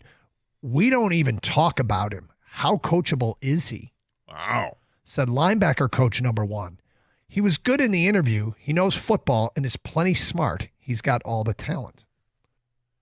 That's polarizing. That's really interesting. Yep. I mean, there's multiple sources there saying they question his maturity, which is why he has slid so much. I mean, with those first mock drafts when they came out, this is a guy top 15. You just wonder if you are that guy or you are that guy's in that guy's network, right? Mm-hmm. You would think that there would be more of an acknowledgement of, hey, you got to straighten up your act. You are alienating people and costing yourself money. But if you don't know that until after your season's done, yeah, you really have nothing to do to change people's minds except for in-person meetings. You know, if you're meeting with teams and you're doing just fine with the interview and people come way up, you could know, like the last one. He knows football. He's an incredible talent. Okay, that's great. But what your research told you before is that this guy has maturity issues. Yep. So you don't know if he's coachable until you actually get him in front of coaches. It's tough. All right, Kang, you got any guys you want the off-the-record scouting report on? All right, I'm going to go 2 local guys, so kill 2 birds with 1 stone type here. Maybe 4 birds, 2 stones. Okay. Will Johnson, Josiah Stewart. Those could possibly be lines. I mean, the Will Johnson thing is fascinating to me. I'm seeing in mock drafts him all over the board at this point. Yep. I think he's a candidate that could drop. How far is how, because just there's not as much tape on him.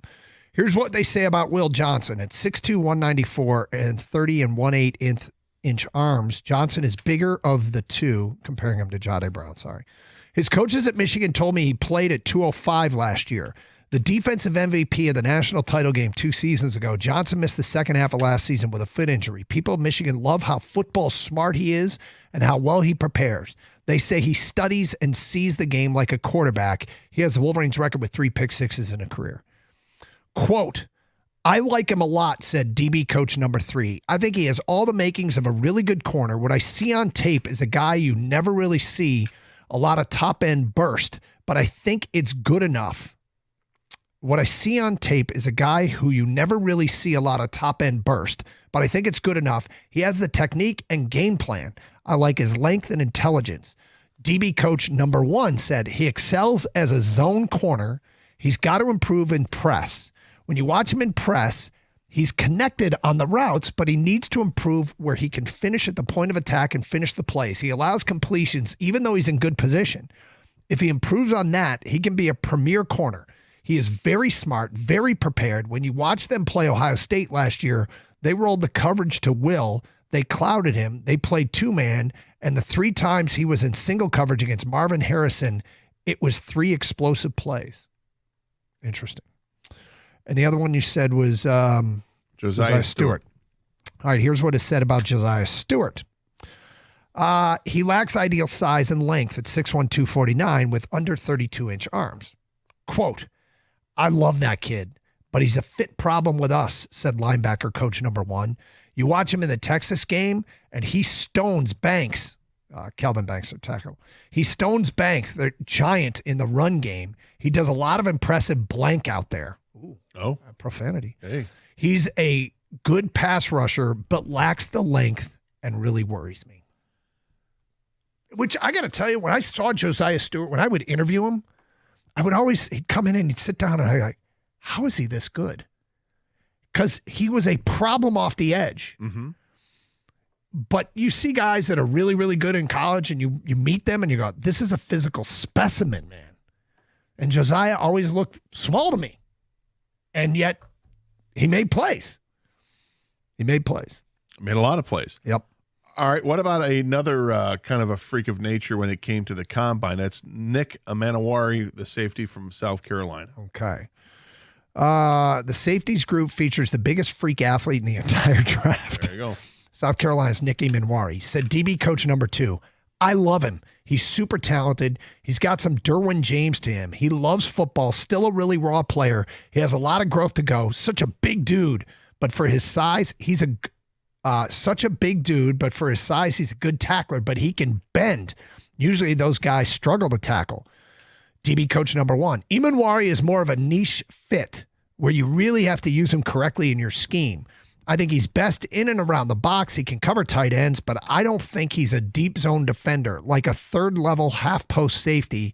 He does do a really good job of tackling in space for how big he is. I'm not 100% sure if he can be that third level safety, but if you use him like Cam Chancellor, he's going to be an all pro. I see some Isaiah Simmons in him. He's just got to be used the right way. He's in that Derwin James category. Kyle Hamilton, who can cover slots. Isaiah was a positionless player in college. The NFL is not a very good developmental league. Boy, that's a lot of lofty comparisons. There is, and I've always thought of him as Isaiah Simmons as well because same MO coming out of college. Didn't know where do you play this guy? Is he a linebacker? Is he a safety? Can he play corner? What do you do with him? Yep. You just find a spot for him because he's so talented and he's so athletic.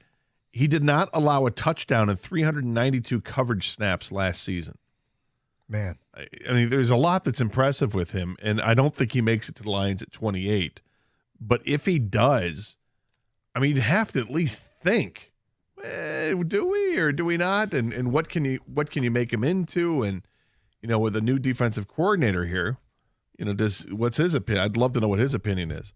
All right, one more guy I want to ask about, and that's edge rusher from Ohio State, JT Tuimoloau. And I say that because if the Lions go a different direction with the first round, if they take an offensive lineman or if they take a Kenneth Grant or a Derek Harmon, I think we all like to see an edge rusher in one of the first 2 picks. So JT Tuimoloau, Ohio State at 60. So the when the topic comes up, the quotes are about both Tuimoloau and Jack Sawyer. Ohio State's bookend edge guys, Sawyer and Tuimoloau. This is from linebacker coach number 1. JTT is longer and seems like a more fluid athlete. I think he's more talented, but Sawyer does have some good awareness, and he has this uncanny knack for knowing when he wasn't winning in the rush to get his hands up at just the right time and knock the ball down. So it wasn't much there, but that's what they had to say.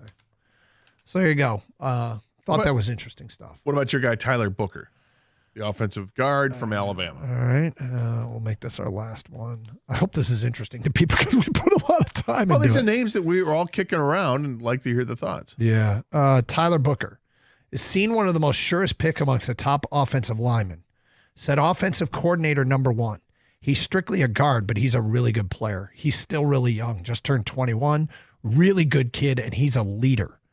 Said a national scout. He's more of a gap scheme downhill guy. He's not a great fit for outside zone or other stuff.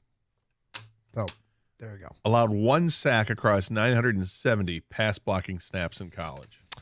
Well, one is that's a small number. It's the loneliest number. Yes. All right. We've talked about the Dylan Larkin quote. We will play it for you. And what he had to say about what didn't happen at the trade deadline. That coming up today at 1:35 here on Carson Anderson on 97.1 The Ticket. Well, spring is here, and there's no better time to make a move than right now at Sarah Chevrolet Southfield. The weather's warming up, the days are getting longer, and it's the perfect time to take advantage of some incredible offers that are really hard to beat. Right now, you can lease a 2025 Equinox EV for only $159 a month. That's right, just $159 a month. Plus, if you're looking for something with a little more power, you can drive off in a 2025 Silverado for just $298 a month. Now, here's the best part. Both offers come with only $999 down, and that includes taxes and fees. Yep, you heard that right. There's no hidden surprises. So whether you need a sleek new SUV or a powerful truck, Sarah Chevrolet Southfield has the perfect vehicle waiting for you, but you got to act fast because these deals are not going to last long, so why wait? Head on over to Sarah Chevrolet Southfield today and take a test drive, and you're going to see for yourself why they're known for making car buying a stress-free experience. Spring into action today. Don't miss out on these fantastic deals. Sarah Chevrolet Southfield, together, let's drive.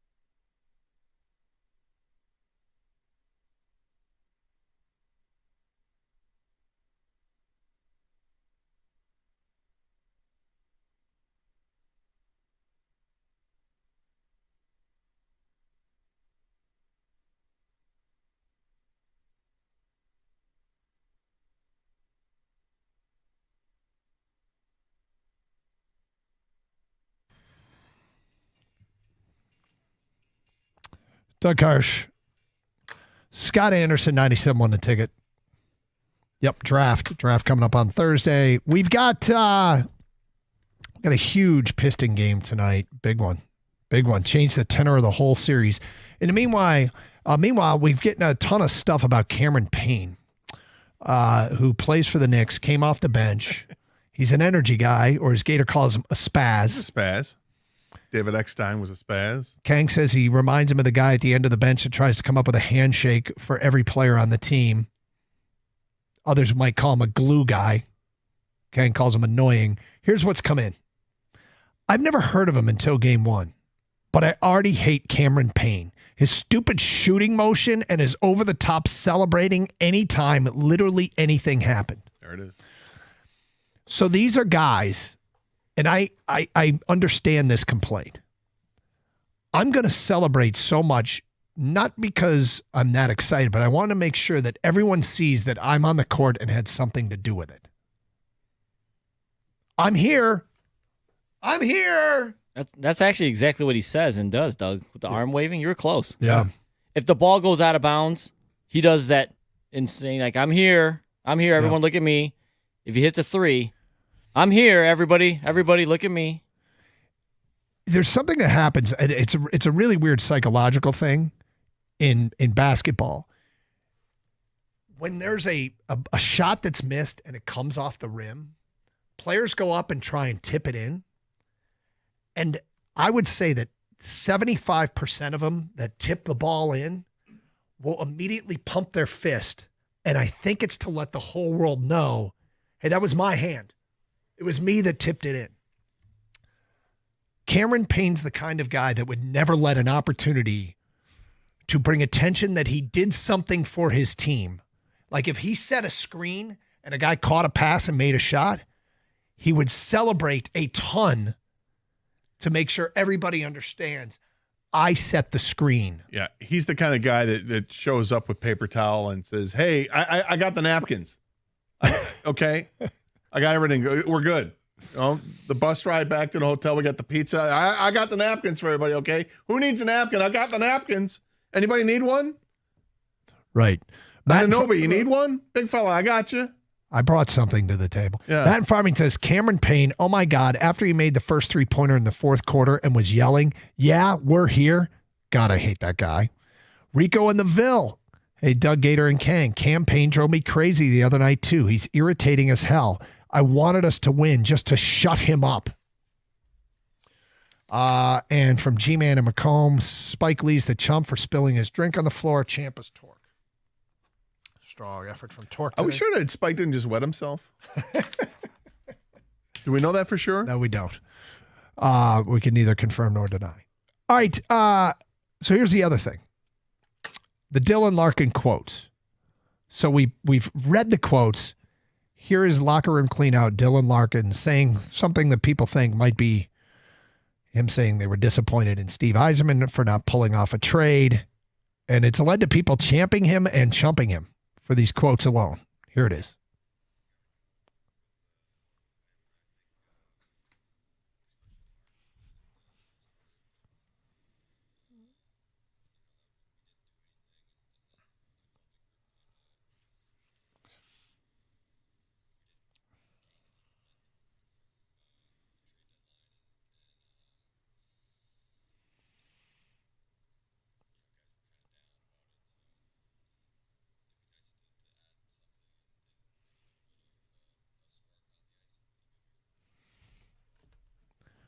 What do you make of that? I think that it wears a lot better hearing it and watching a video as opposed to reading it. Mm-hmm. If you read it, like I said earlier, if you were to read the comments, then and you could take it at your own leisure and speed at reading it, you could read into that he was very critical of the general manager. When you hear it or see the video, I don't think it comes across nearly as judgmental about it. I think it just comes across as matter of fact. Right. First part is kind of owning up that didn't do enough. We didn't win enough in March, and then that we didn't get that bump that you can get if you get other players that are added to this team at the deadline. But it's just kind of matter of fact, and I don't think anybody would disagree with that part of it. And I think most people would focus on the first part. No, you didn't win enough in March. March was horrible. Yeah. If it's his disappointment that he didn't strike a trade, as in one never materialized, because there is that. Like if you're in the room where the trade offers that they were able to negotiate and that other teams, what they were willing to do, you just wonder if they were so obvious to say no at. You know what I mean? If any trade offer, if they said, we're going to trade for Mitch Marner, and the offer was Lucas Raymond. They wanted Lucas Raymond, a first-round pick, Sandine Pellica, and Kosa. Right?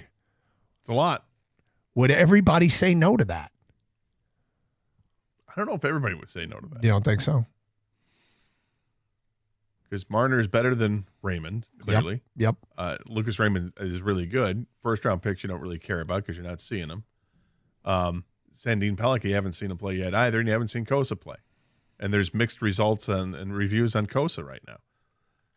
But to your point, I understand what you're saying. You've put together some. Hey, okay, great. Give us. It's gotta hurt. Give us Raymond and Sider, 2 first-round picks, and and Brandzik Nygaard or whatever. Most recent first-round pick. Yeah. I mean, it's not like you're going to get somebody cheap. No. So maybe that's not enough. What I just came up with there, but it would have to be something that would hurt, and would most people say, well, I'm not doing that. But and maybe Dylan Larkin's in the same camp. Hey, I'm just disappointed we didn't pull anything off. I'm just disappointed that no trades were there for us. Yeah, I think when you're close to winning it, you're more willing to pay a higher price. But are you more willing to pay that high price just to get into the playoffs? Because you know what? Eisman probably could have made a trade to get into the playoffs. But he said, and he said this 3 seasons ago, right? At the trade deadline, that he wasn't going to do something like that. The problem he wants a move that's going to be projected for the future that makes his team better for years and years to come. The fact that they were relying on a trade deadline deal that they couldn't make is more of an indictment of the off seasons that preceded them.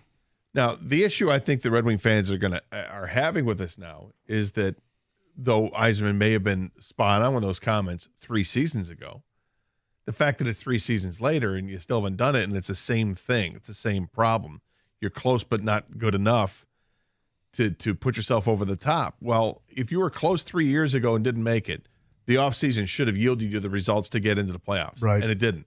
And then you get to the following March. Close, we're not going to go for it. We're going to go with what we got and see what we can do. And then they let you down a season to go, okay, off season, what are the moves that you're going to make as a GM to get us over the hump? And then the moves are Tarasenko and Gustafsson and Cam Talbot, among others. That's not inspiring. And then you make the coaching change, probably too late. Nobody's going to argue that too much. And you miss out on the playoffs again by a few points this time. And the team totally tanked in March. Now, tank not like tanking the NBA to get a better draft pick. Tank like just things went south and you couldn't get out of it. They just had this horrific record in the month of March. It coincides with Andrew Kopp getting hurt. And then obviously Dylan Larkin, not the player he was in the Four Nations Cup, because he got hurt in the Four Nations Cup and admitted to it as much, and kind of alluded to the fact that Lucas Raymond was not the same player, that he was a little banged up. So when your top players are banged up coming out of that tournament, and then you lose a guy who might be a glue guy like Andrew Kopp, that was the recipe for disaster. And now we're in another offseason where, okay, close but no cigar 3 years in a row. Do something of substance this offseason that isn't just a marginal move. I think Red Wing fans are demanding it. Okay. An NFL writer has sounded off on a Detroit player with trade rumors around him. We'll get to what he had to say today at 1:46 here on Carson Anderson on 97.1 The Ticket. Hey, if you need a garage door, how about this? Precision Garage Door Service, they can get you one in as little as 24 hours. They're the only company that has new garage doors in stock at their local warehouse. Nobody does it faster or better. So if your garage door is broken down, or maybe you just need some new parts, or whatever the case is, you're unhappy with it, there's only one place to call. It is Precision Garage Door Service. Give them a call today, 1-800-DOOR-REPAIR. Or here's the best part. Check out their website and go online at precisiondoormi.com. And this way you can schedule the appointment online at a time that works for you. That's right. Weekends are available also at no extra charge. So this is awesome. Either way, give them a call, 1-800-DOOR-REPAIR, or schedule that appointment at precisiondoormi.com.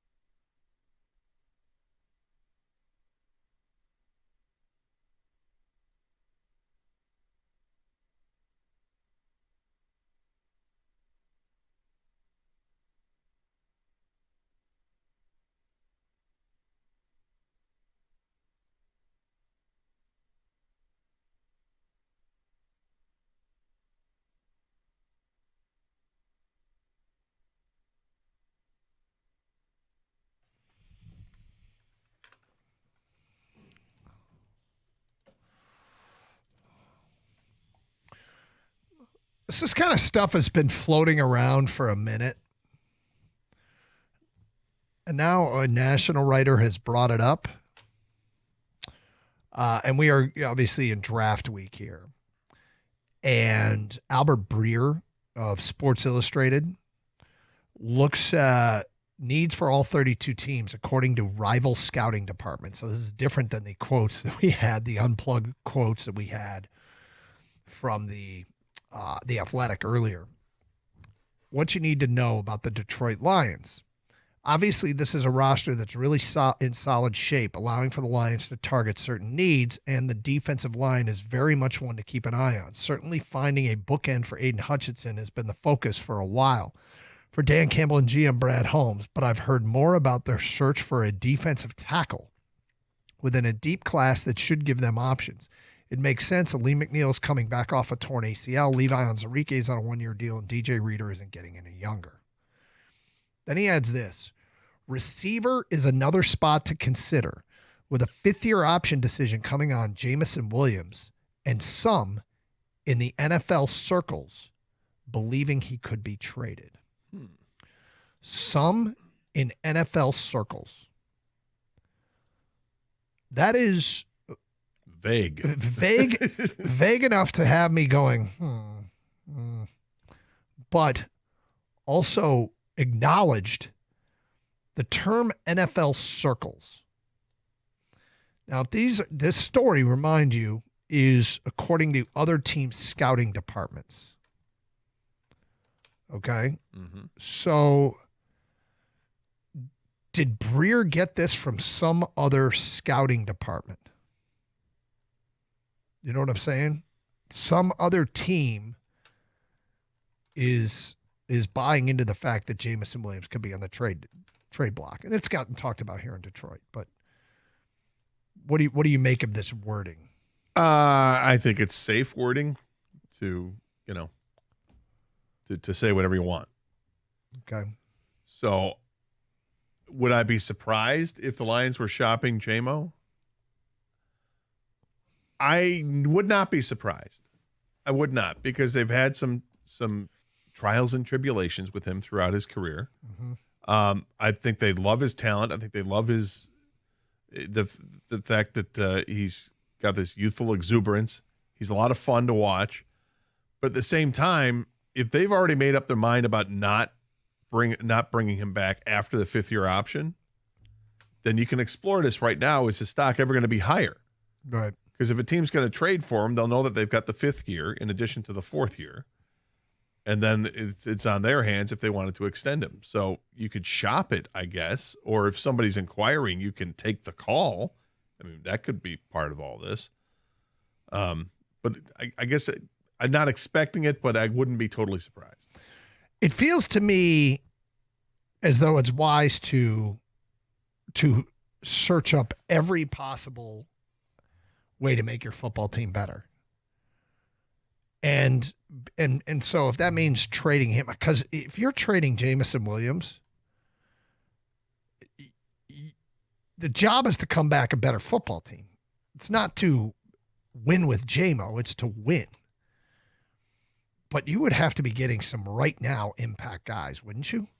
You would think, yeah, because I mean, you're that, or you're planning on drafting one. Does that go into the whole talk that the Lions, when they brought in Matthew Golden to bring him in for an interview, yep, or in-house workout or whatever, in-house visit?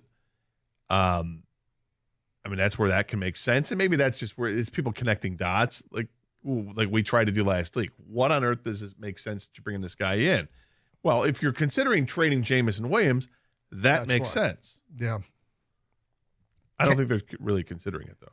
Kang, what do you make of this wording? Some in NFL circles. So at this point, there's just been enough smoke or whatever you want to call it where I wouldn't be completely shocked if it happened, but I'd still be very, very surprised. Yeah. Right? Like, I think they should pick up his fifth-year option. It seems like an easy call for me.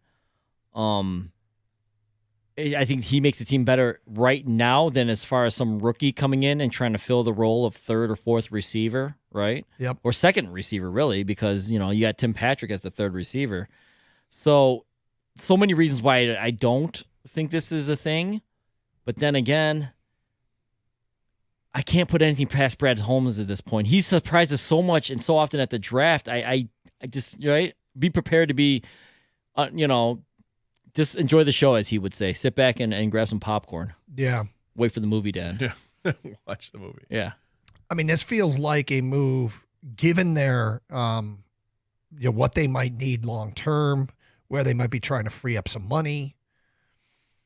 This feels like it's a move about sustainability more so than win now, and I don't know that they're going to be that. I wouldn't go that far for sustainability. I can't, because if you're trading for Jameson Williams, you're trying to give him draft capital back, and I just can't imagine them giving up a player that helps them win now for draft capital. Yeah, and he's always said, Brett Holmes always kind of said that the draft is for replenishing and adding, talent. They fill needs with free agency and trades, right? That's how they do it. But you go back to the surprising pick. One of the most surprising picks he's had was Jahmyr Gibbs, right? Yep.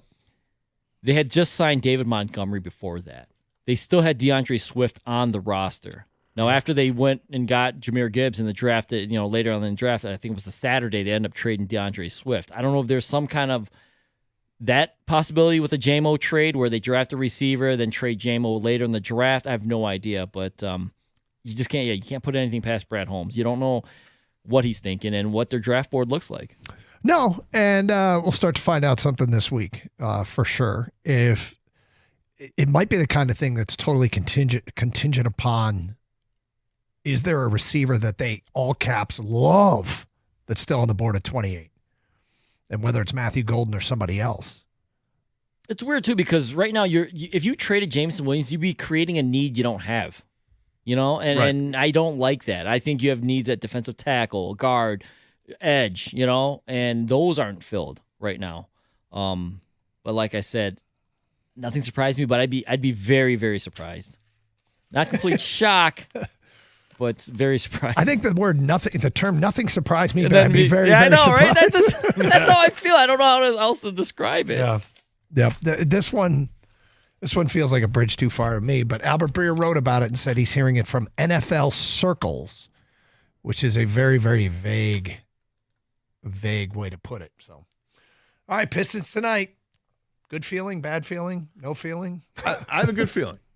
I think that they've got that there's a bad taste in their mouth. They know that they blew an opportunity on Saturday, and the only thing that could dampen that is if Isaiah Stewart's not going to play.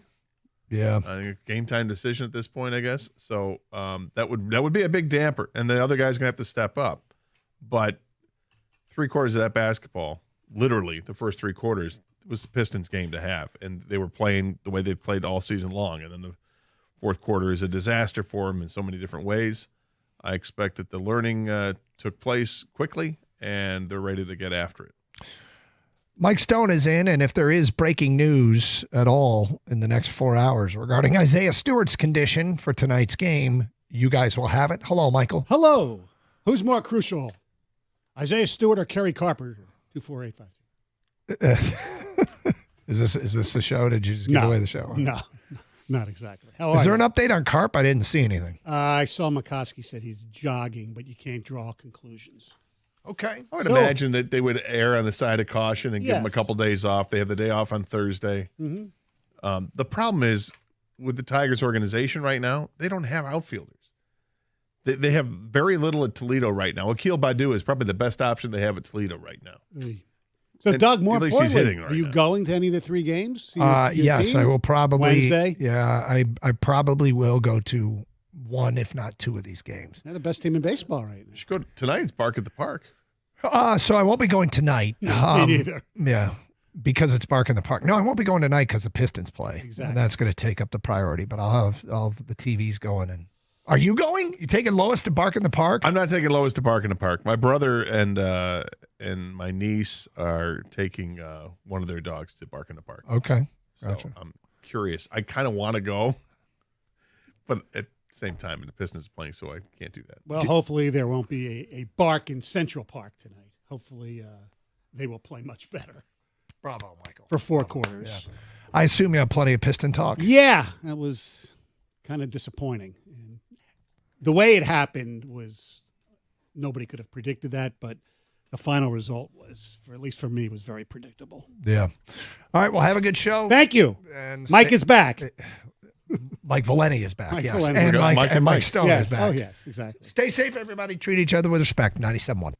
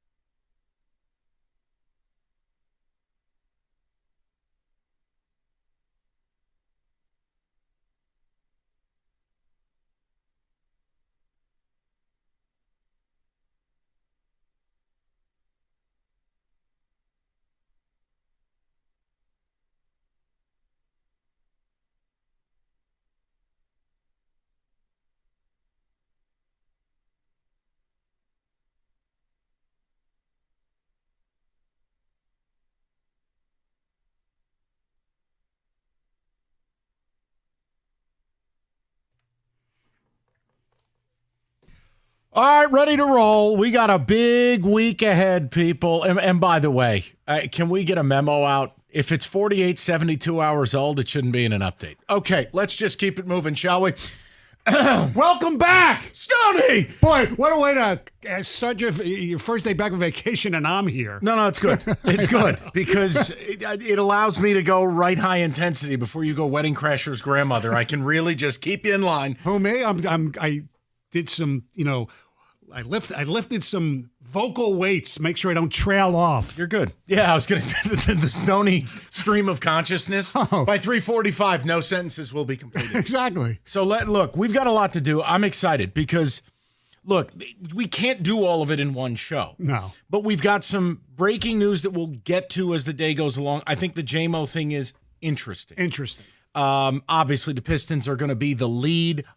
I couldn't be more pleased with the Tigers. I don't know if we can get to it today, but that's okay. They'll still be a first-place team tomorrow, but I'm amped. I've got a lot of stuff in my notes for the Tigers, Lions draft, but, oh, yeah, Dylan Larkin. We're going to get to that later. Mm-hmm. I want to jump in on Pistons.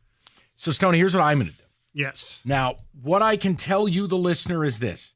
There will be no delusion on this show, a.k.a. Jim Costa.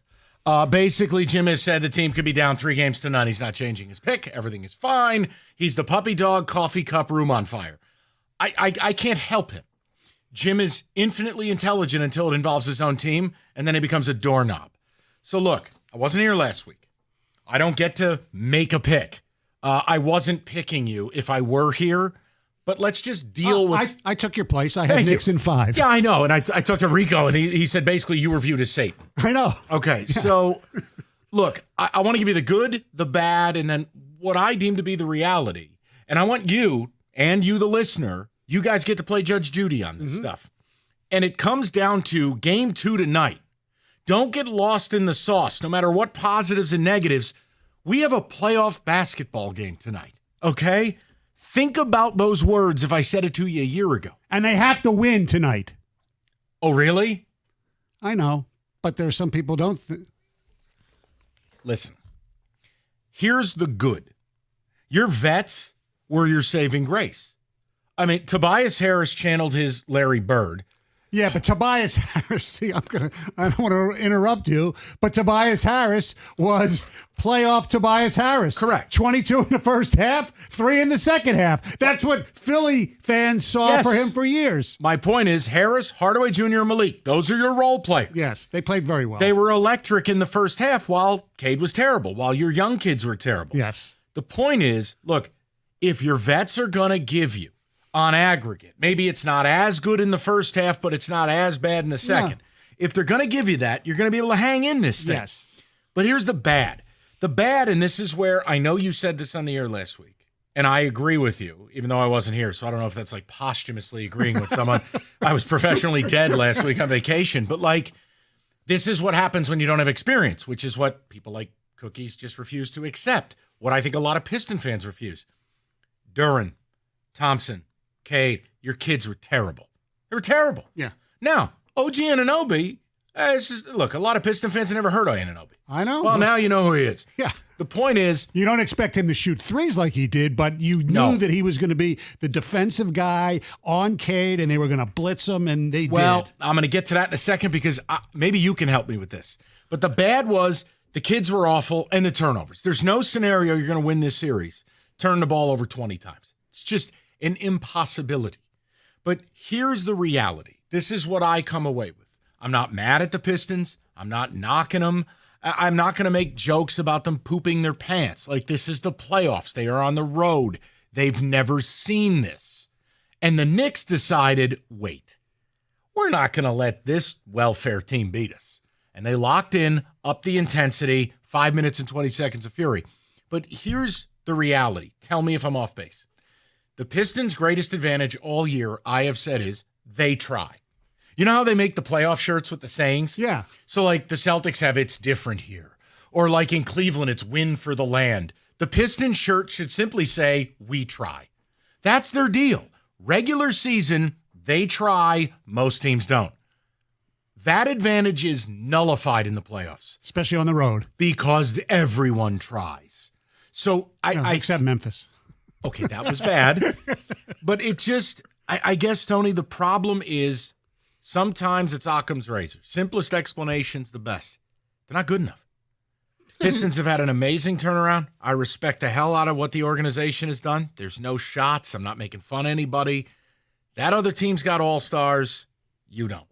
That other team, if they lock in, they got a starting five you can't compete with. Correct. And your effort, if they're plugged in, it's going to be nullified. So you mentioned the blitzing of Cunningham. Mm-hmm. Here's the one thing I would offer to the people, and I admit to you I don't have an answer for it.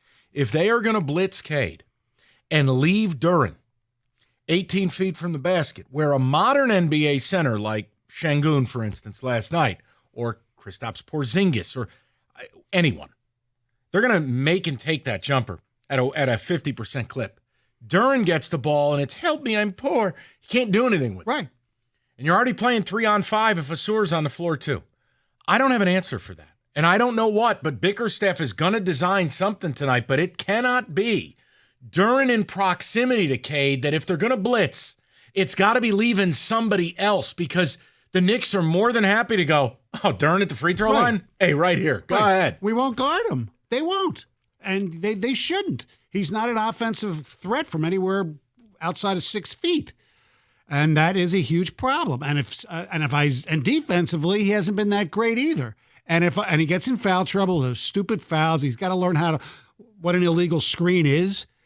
And if Isaiah Stewart can't play, if he's out for the series, they're going to get swept. And it's not that he's a great player. No, but he's a rim protector. Right. He's a physical presence. And look, for all the people, and I know I wasn't here last week, but I know what I faced 2 weeks ago. Basically calling Cat a cat enthusiast, if you know what I mean. Yeah. It's a word that rhymes. Well, I won't, No. Wussy's okay. Okay. Blank Willow. Well, basically, that guy played bully ball. So here's my question to Piston fans. I don't think they were terrible. No. But you don't get this, like, I love how all of a sudden we give out awards for playing well for three quarters, and then they were dreadful in the fourth. Is it more confidence that you can win this series because you played well for three quarters, even though Cade didn't? Or is it more concern for some of the things we brought up, which is from a matchup standpoint? Like, I love how people just blather on, well, this is actually a good matchup. In what way is this a good matchup for the Detroit Pistons? I was going to bring that up because, Indiana, who you thought they were probably going to play, and they're a higher tempo team. But no, the Knicks have so many good players. Brunson, no matter what you want to think of him, if he's hampered or whatever, the pump fakes, he's just a money player. Towns, like we said, he's okay. Is he mentally soft? I don't think so, to be quite honest. And one of their best players played like garbage offensively, and that was Bridges. He might show up tonight. They just have a lot of weapons. So give us your feedback on game one. And again, I don't think anything, I know some people disagree. I don't think it matters what happens. This has still been an A+++ season for the Detroit Pistons. Yes, I'd like to snap the playoff losing streak. Yes, I believe they will. Do I think there's going to be times you can give the Knicks hell? Yes. They showed it for three quarters. I just don't think it's going to translate into winning the series. Yes. You just can't start off the fourth quarter with a 5-second violation, then have a 24-second violation, and then Ausar Thompson being the second player that missed a dunk, a breakaway dunk. Now, Hardaway's whatever, that went down and came up, but the Thompson, you can't do those things on the road against really good teams. And the bottom line of all this, and I love Cade Cunningham. Everybody does. He's a terrific player, all-star player. In the playoffs, it's different. The best players have to be great on the floor, especially when you're a little bit behind on the talent of the whole team. It's the margins. And I'm going to give him maybe not a pass, but okay, it's his first playoff game. Let's see what happens after that. Point. All right, if you're the Cavs, if you're the Celtics, or if you want to go to the West and you want to say the Thunder, or whomever, whatever it may be. Right. Those teams have a margin where their best guys don't have to play great. Now, the margin will shrink the deeper into the playoffs you go. For the Pistons, I don't think there's any scenario where Cade can be anything other than all-world. Correct. Whether that's fair or not. Now, I'm not down on Cade because this is the playoffs. This is why it usually takes a year. You make the playoffs, you get your head handed to you, and then you're ready to start. It happened with the Pistons when they were the bad boys. It happened when you were the going to work Pistons. It happened to my Celtics for years. Look at around the league. Look at Houston. Jalen Green. Thompson. I meant the other Thompson. Yes, I meant Sengun was Can great. I have an amen? Yeah, they were bad. Sengun was the only one who actually played well.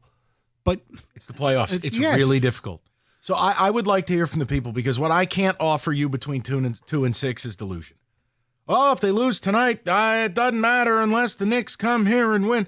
No, it does matter. It does, because there's no way on God's green earth, barring crazy injuries by the Knicks, that the Detroit Pistons are good enough to beat the Knicks 4 out of 5.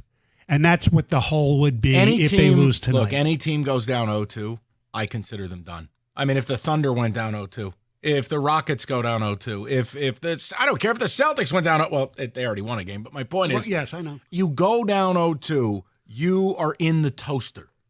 It just depends, can you get out of there quick enough? Right. So I would like to hear from the people, because we're going to start with this. I think the Pistons deserve the airtime. I don't think they deserve to be made fun of. No. I'm not going to be the one doing it. But guys, where is your head at with this playoff series with your basketball team? Because I can tell you where some people's head is at, and it's where the sun don't shine. And that's just not going to be us. Oh, it's a great matchup. How am I getting Cade away from OG? How am I going to look? Bickerstaff tonight has got to find a way. Mm-hmm. Somehow, when they come up the floor, maybe you manipulate it where Duren is in the 7th row. And if they blitz you, it's got to be someone else's defender.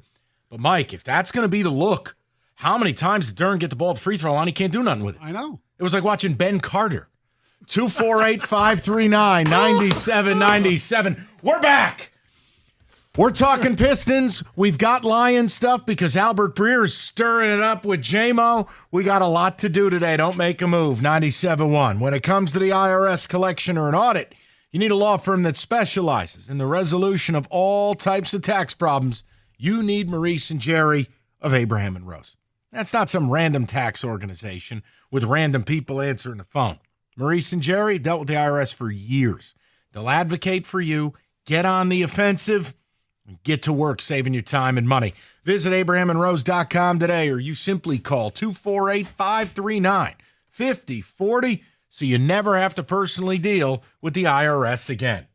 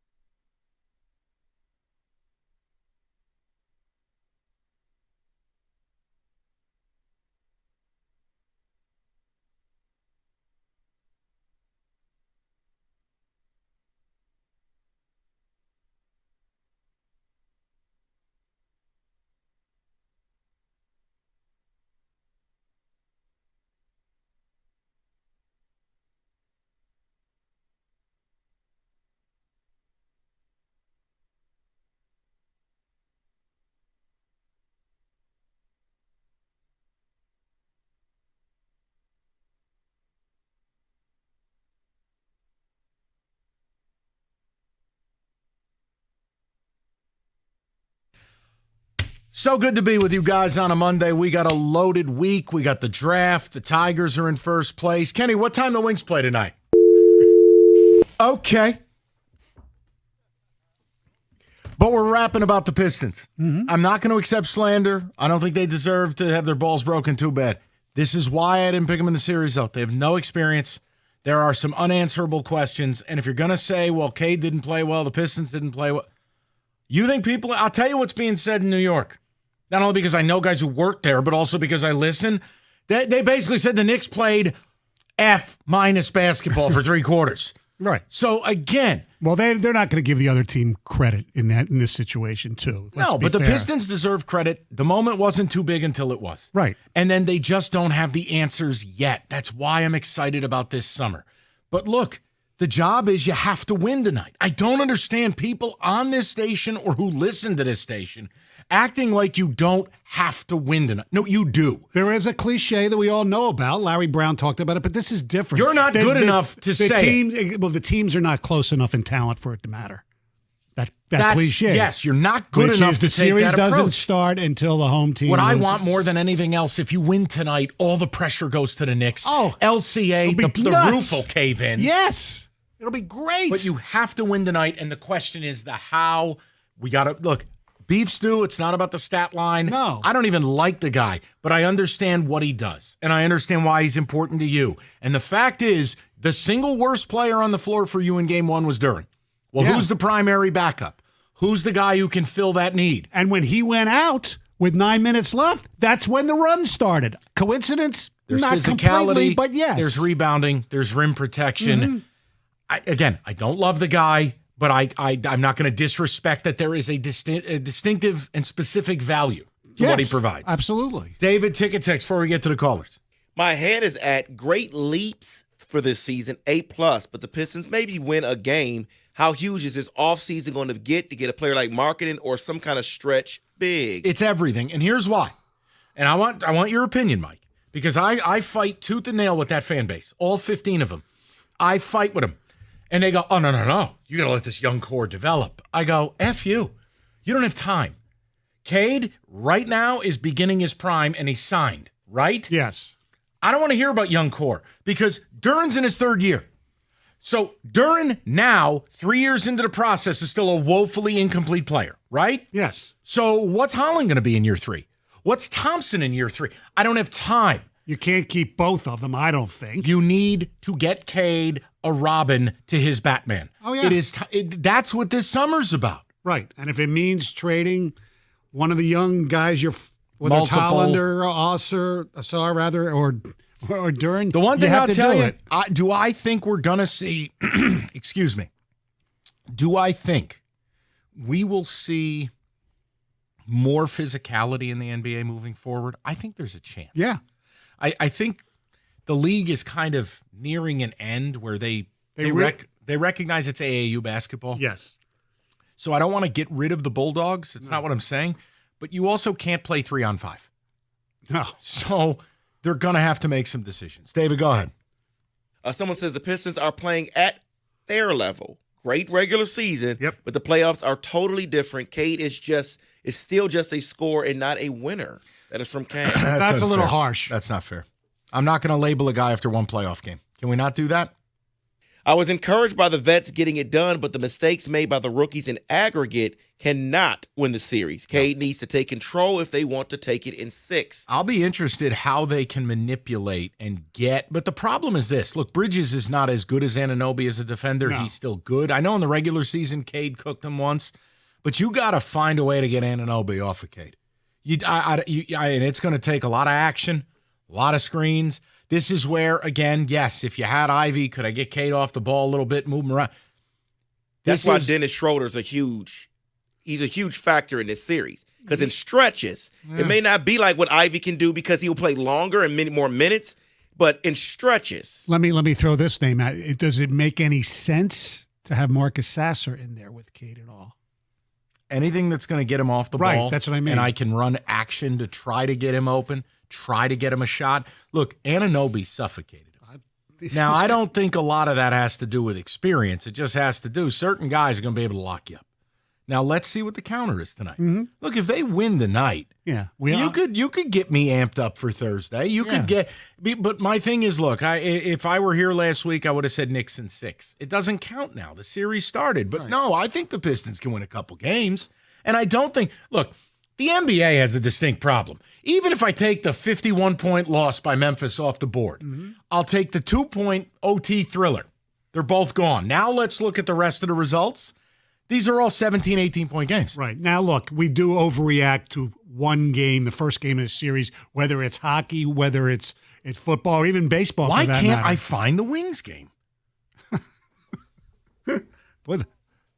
Though, you know, the worst thing is Toronto looked really good last night. Sorry, Kenny. What are we doing here, guys? I thought this was a Pistons topic. It was a Pistons thing we were doing. How can the Pistons It's win? April in the D, you bastard. What time do the Wings play? Come on. The Griffins are going to be playing, Chicago in that first round? Yeah, they got to flip that floor after the game on Thursday to the Wings ice for Friday, right? Shall we go to the people? Yes. Everybody ready? Yes. We kick it off with Ivory, 97.1. What's up, Ivory? Hey, how you guys doing today? Ivory, what's good? Nothing much. Main point on the Pistons, but I have a real quick statement on the Lions. Look, you just said it's real simple. There's no need to overthink this. They had a great year, comparing to what they did last year and moving forward. It didn't matter until it mattered. The inexperience, not having a matchable roster with the Knicks, not having someone next to Cade that can, because like you said, when they double team them, they don't have nobody. They don't. If Cade isn't scoring, Duran can't do nothing on the outside. As much as I love his youth and things like that, it's just simple. The roster and the inexperience just showed. It's just nothing more you need to assess with that. No, and Ivory, that's not. And I'm with you, Ivory. Like, that's not a knock on the team. The people that I choose to knock are the people who would yell at me and insult me because I'm going, guys. No, you're not walking over to Knicks. This is the playoffs. Right. And this summer, they need to find a way, if that's trading Duran, or something like that. They need to get a stretch that can get next to Cade and get those double teams off. You need a modern big. You need somebody you can run pick and roll with. You need someone you can run a two-man game with. Ivory, I'm with you. Look, I like Duran, but they don't have the roster to play a Jalen Duran and not pay him either, by the way. Go ahead. Right. Real quick on the Lions. Look, as far as the Jamo stuff, basically, they had to know when they acquired this roster, all these young guys in the draft, that if this works out, all these young guys hit, it's plain as you're not going to be able to keep everybody. That's right. You're not going to be able to pay everybody. You're not going to be able to keep everybody. As much as I don't want it, and I don't think necessarily it's going to happen with 2 years possibly left on this deal, or even other people. They haven't paid Hutchison yet. They haven't paid Joseph. They haven't paid Laporta. They haven't paid Kemp. Do not be surprised as a fan if come draft night, one of these guys is traded. Yep. Because what I'm not going to do as a GM is if you're a high-level talent, I'm not going to just lose you for nothing. I'm just not. No, and to your point, Ivory, and we're going to get to this in the 3 o'clock, to your point, the player is worth substantially more if I trade him and let the other team dictate the fifth-year option and get the 2 years. Look, we're going to get into this. And again, I'm sure I'll be called a racist within 40 seconds because if you say Jamo's not a Hall of Famer, apparently there's race tied to it. That's been a fun trick since he's been drafted, even though I love the draft pick. Can I give you some really interesting news about the Lions? Yes, and you'll do it next. Okay. Radio Thank tease. you, Doug. Radio tease. Respectfully. All right. Now listen, we got your pick. Why did I turn Doug into Batman? Harvey. I've got your pick for the best dealer in town, Moran Chevrolet, Michigan's #1 selling Chevy dealer for 24. Lease a 25 Blazer EV all-wheel drive, $271 a month, 0 down, low mileage lease, 24 months. And the best part, everyone gets employee pricing. Moran, great sponsor of our draft week coverage year after year. Appreciate Brian and all the guys over there. Moran Chevrolet, where you always get the best price, period. Search the inventory. Make your pick. MoranExpress.com or stop by on Gratiot, north of 15 in Clinton Township. Chevrolet. Together, let's drive.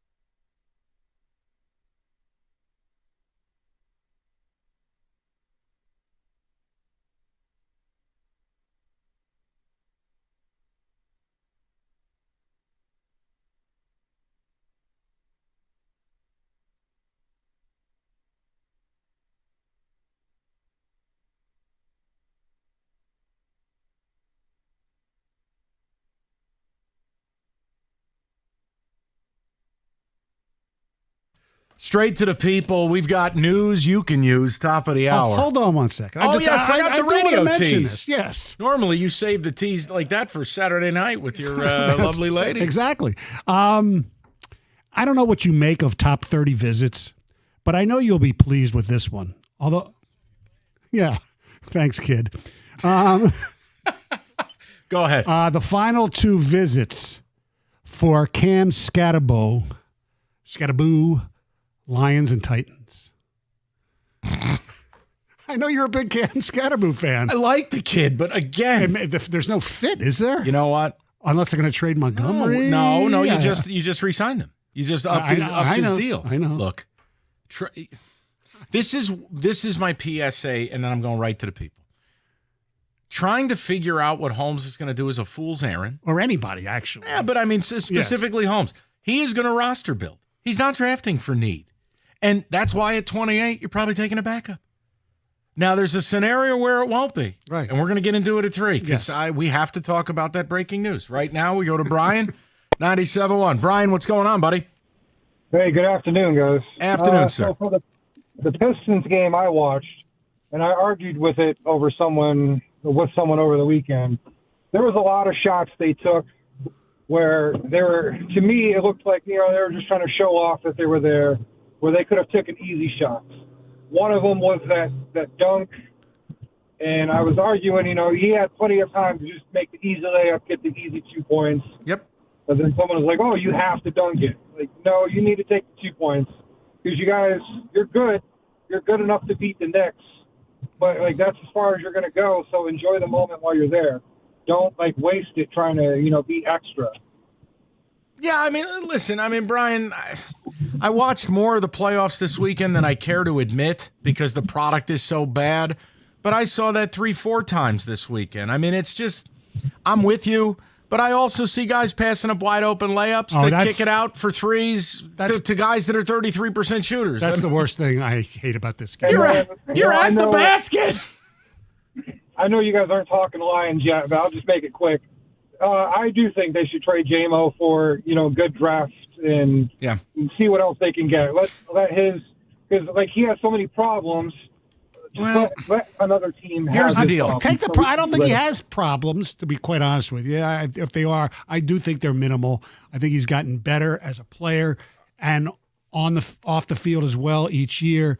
But this is if you're not gonna re-sign him, you have to trade him. You ever see the clip of Joe Rogan talking to Degrassi, the spaceman? Yeah. And he's asking the question about why don't they take the salt out of the water?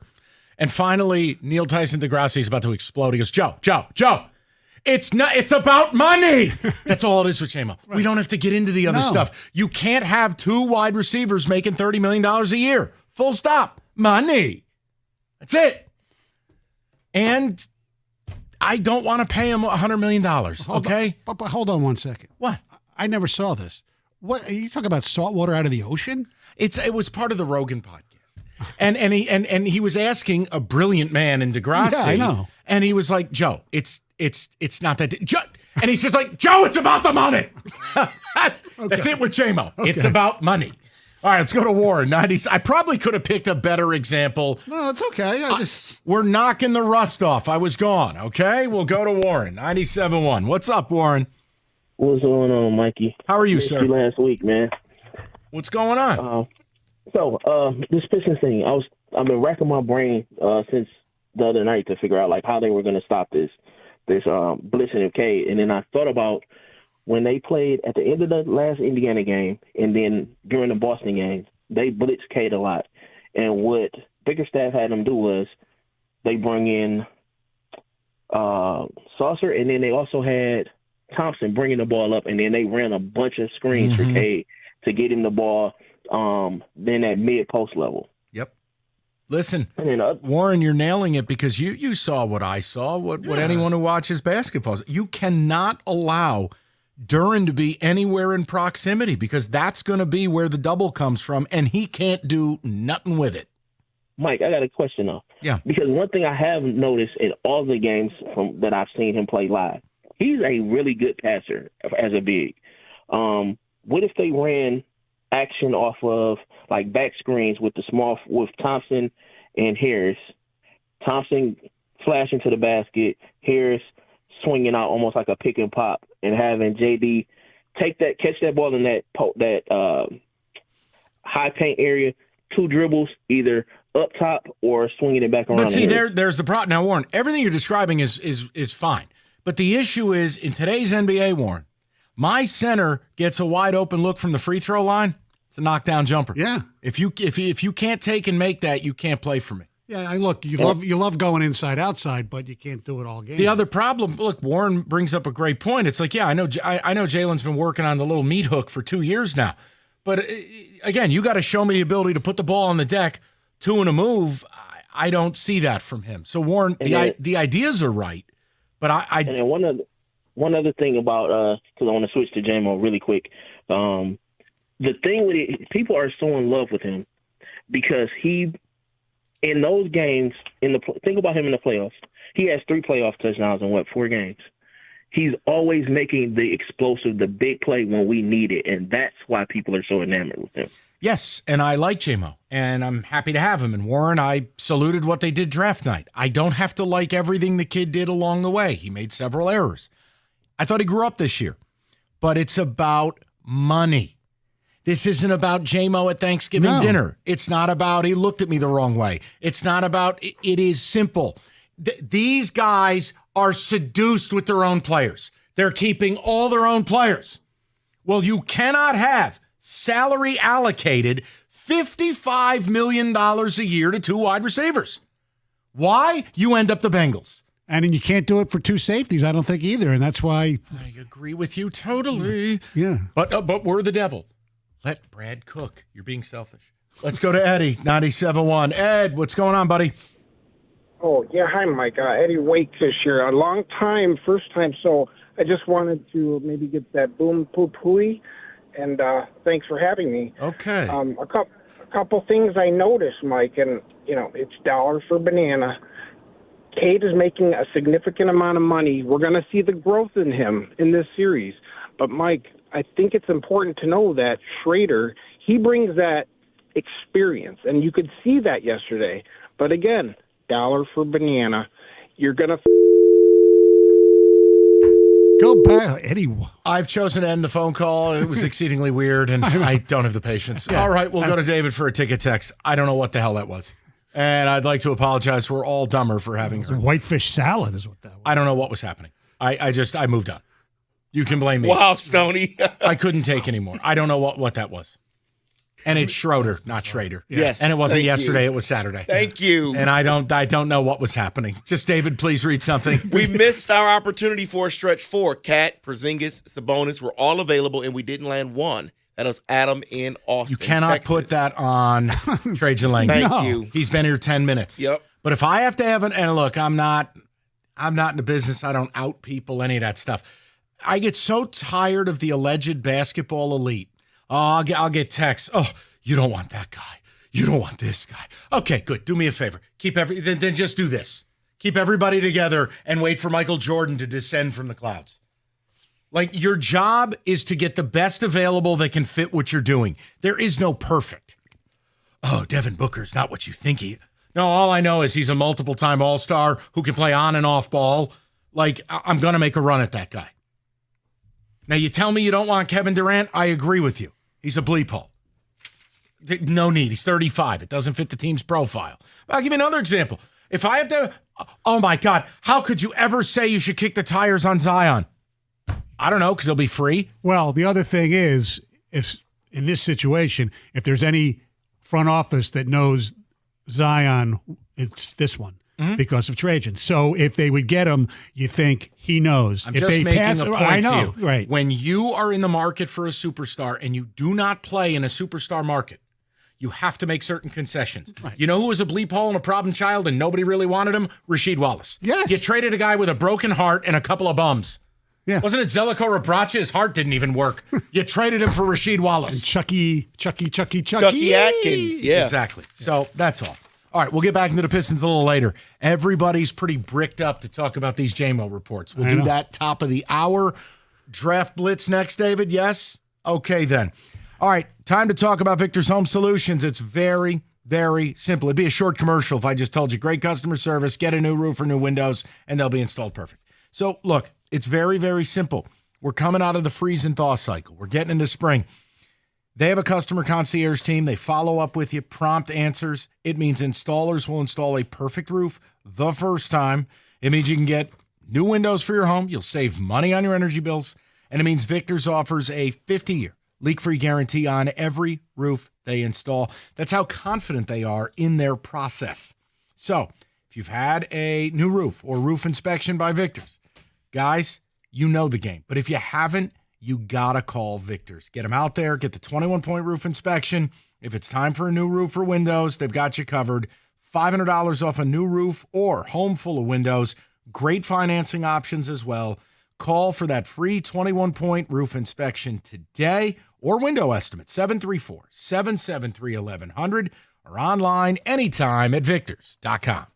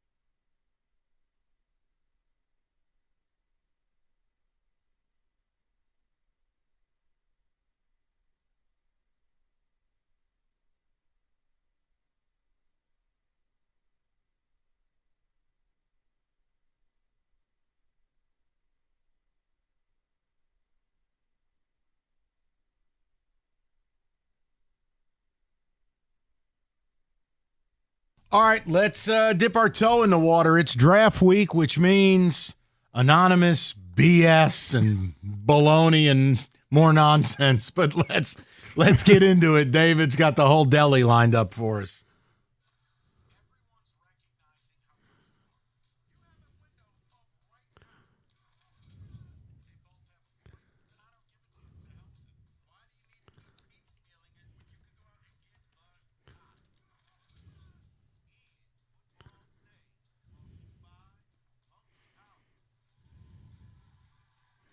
So let's get right to it. Yes, I'm going to start with the New York Giants because this is fresh, kind of coming out there regarding the split in the building. So, quote, this is from Todd McShay. Something's going on, he says. I'm not sure in the last 24 hours, but as of 48 hours ago, there's still a little push from the personnel department. That's Joe Shane, who loves Shedeur Sanders. There's a little bit of a more push than expected from the personnel side of it. McShay also says that Dable doesn't like Shedeur Sanders. So on the other side of that, Adam Schefter then says, per sources, Sanders wants to be in a place where he has the full support of an organization. There are questions about whether the Giants fit in that category. Let me ask split in the room. Is there a question in here? As a non-Giant person, let me answer that first, get that out of the way. First of all, to me, I would trust Daboll more than I trust Joe Shane. That's pretty obvious. And you know what? Who cares on what Joe Shane, what Shedeur Sanders says about what kind of organization he wants to be with? He's not John Elway. He's not a first-round pick. He's not a first-round pick. He's not a first-round pick. This is the whole problem in all of this.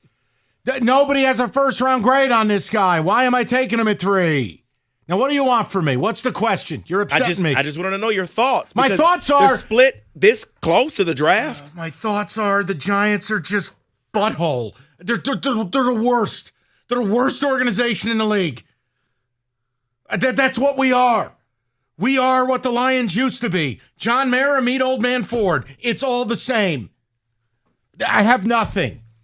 I want anyone but Shedeur at 3, and then if you want Jackson Dart or you want Milroe, do whatever you want later.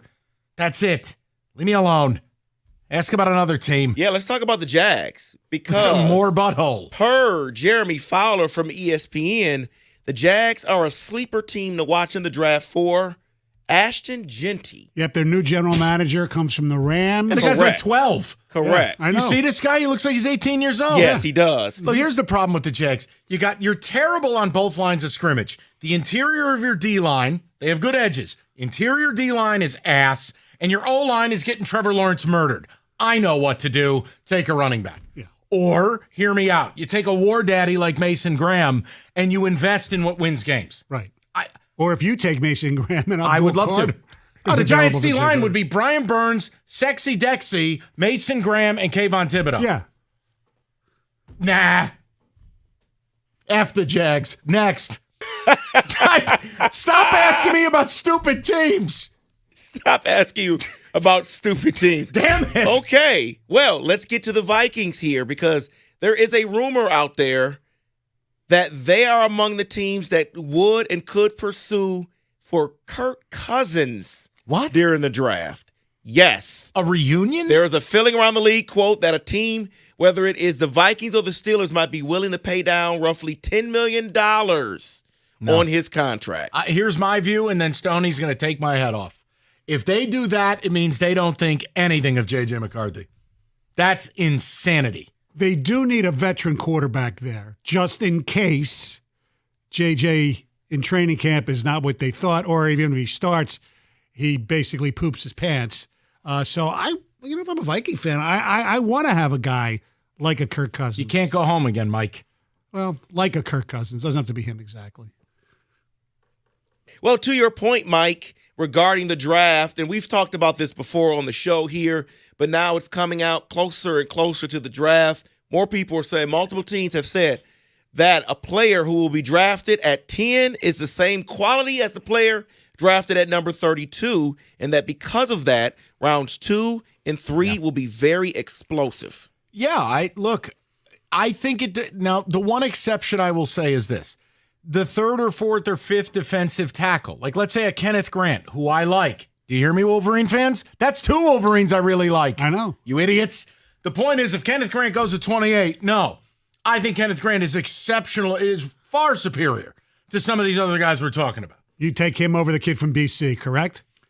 Look, the kid from BC just doesn't have enough tape. Yeah. And they're different players. Right, I know. Look, if I'm the Lions, I take Kenneth Grant because you know who's not going to play probably until November? Lee McNeil. Thank you. And you know who's getting really old? DJ Reader. He's not the same player. No, You he's need not. a space eater in the middle. You know who agrees with me? Thomas John Lang.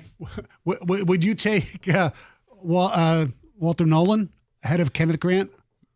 A different player again. He's more of a disruptor. Grant is a space. It depends on your needs. But they're both tackles. No, for the Lions, Yes. Kenneth Grant. Okay. The Lions actually need a space eater to take a double team so other people can operate solo, especially because they refuse to get other edge rushers.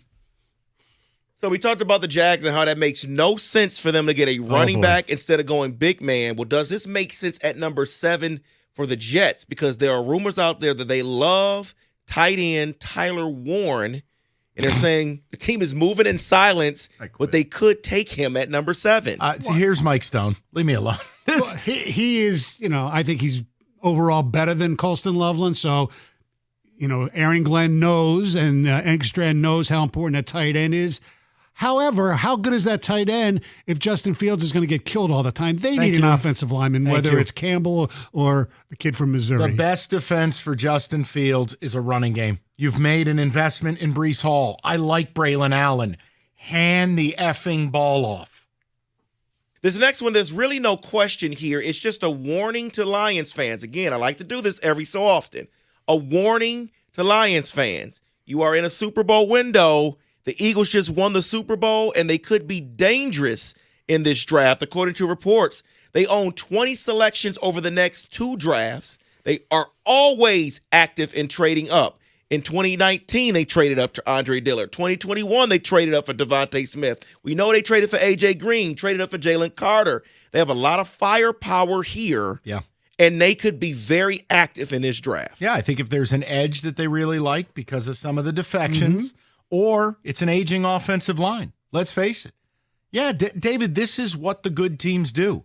They're not concerned about being good for a decade. They're concerned about winning a Super Bowl. They extended Juergens today, so Correct. they got Juergens, Mulatalo. They extended him. Dickinson is extended, so their young core of their offensive line, Lane Johnson, they gave him another year, so they're set. They're going to get the best Georgia defensive player. That's Perfect. what they do. That's Mikhail Williams, come on down. All right. Yeah. No, it's an approach that I want the Lions to take, and perhaps they will. We'll see. David, anything else you want to upset me with?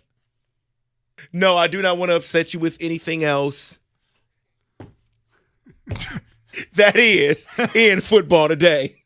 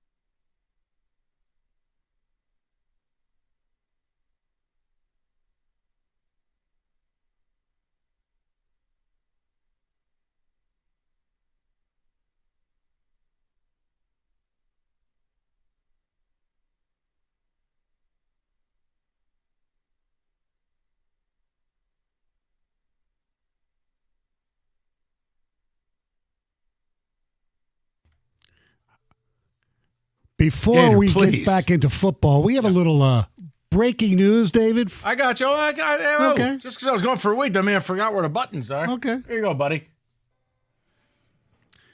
The Detroit Tigers have sent Ryan Kreidler to Toledo. Jace Young is with the Tigers right now. He will be playing third base. And Javi Baez was shagging some more flies in center field today. It looks to be more than just shagging balls. It looks like he may have to play center. Yes. And I thought early when I saw that news, I said, oh, okay, no big deal, but he may have to play center field. Kreidler's atrocious. So yeah, just okay. Fine. Yeah. Give Young a shot and let's move on. Exactly. I'm thrilled with the way they started their season. I just know we can't get to it today. Right. I'll explain. I'll do it tomorrow. Okay. Let's get to this because it seems like people are really bricked up to talk about this Jamo thing. So look, here's the bat signal. If you want to rap about it, it's here. This is not us making this up. This is not anything we are, bringing out as a hot take. Albert Breer on your Detroit Lions and on Jameson Williams, quote, receivers another spot to consider with a fifth-year option decision coming on Jameson Williams and in some NFL circles believing he could be traded. Huh? So the piece goes on to say it's no longer just reporters in Detroit thinking it could happen. It's something teams around the league are paying attention to about your Detroit Lions trading Jameson Williams. So, look, this is difficult because this town has a love affair with this guy that I've never quite figured out. Well, there's a love-hate, too. There's a lot of people that can't stand him. Oh, I like the player. So do I. And look, I don't think I've never thought Jamo is a bad guy. No. But that doesn't mean he hasn't done dumb stuff. He's a little misguided. But this is a question now where we get into this and you go, okay, we believe the Super Bowl window is now. Yes. I would argue they're in year 2 of a 3-year window. It was last year. Well, it was 2 years ago, last year, and this year. That's it. I'll give you one more year, but other than that, okay. The question becomes the following. Mm-hmm. Can you be a better football team this year if you trade Jameson Williams? Because I think that's where the conversation begins and ends, Mike. Like, look, you could say, well, I'll trade Jamo because I don't want to pay him. I know I got to pay Kirby or I got to pay Branch or I got to pay whoever. They're paying everybody. They are in lust with their own players, which I think is a mistake, whatever. The point is, Mike, if you trade him, I don't care what you get. You're not getting a first-round pick for him. So I was going to ask you that. What do you think you get for him? Maybe a 2 and a 4 for 2 years of him with an intent that the team who gets him is going to extend him, is going to make him their number one. I'm spitballing here. Right, But all I know is the wide receiver market that used to not be worth nothing is worth too much. It's too much. It's worth everything now. So you have these teams with young quarterbacks, so you don't have a lead dog. Can Jamo be that guy? I'd like to let someone else figure it out. From a Lions perspective, here's what I've said. I have 2 years left with Jamo. But the 5th-year option, he's going to make a ton of money. Right. My point is about 15, 16 million. Right, but that's it. I got 2 years of a Super Bowl window. I got 2 years of Jamo. And when it's over, he's over. I can't keep him and Amon-Ra and Laporta and Gibbs and the highest paid tackle in football, et cetera, et cetera, et cetera. It's impossible. Here's my question. How serious do you take this report that in NFL circles they believe Jamo could be traded? We all know it's liar's poker this week. Correct. Do you want to trade Jamo or do you not? And ultimately answer the question in Lions land for me. Can you be a better team this year trading Jamo? Because here's my fear. My fear is Brad Holmes is not going for it. That Brad Holmes is all about sustainability. It's all about let's just be good. Let's stay good. Let's stay solid. I'm building a roster here. I don't believe you can roster build and depth build and simultaneously go for a Super Bowl. I don't think you can do them together. I think they are completely different operations. Example, at 28, if I'm going for a Super Bowl, I'm taking a guy who starts for me. I'm taking a player in a position of need. Or I'm trading up. Yes. What is Brad Holmes going to do? Probably just take best available. The guy will be a backup. But historically, what's he done? He's traded up. In the build phase. Yes. Well, Is he- actually, the need because they needed a defensive back, and whether you can argue whether Terry Arnold was the right one. Listen, he's a fine. kid. Yeah. I think he can be okay. He just wasn't okay last year. But he did go for need because of that, I think, window. Okay, the last point is year. you'll agree with me. They haven't done it in free agency. Oh, no. So when you're not doing it that way and it's all draft, develop, and sign, look, guys, we had you guys calling up to talk Pistons in hour one, which Odyssey.com rewind if you want it.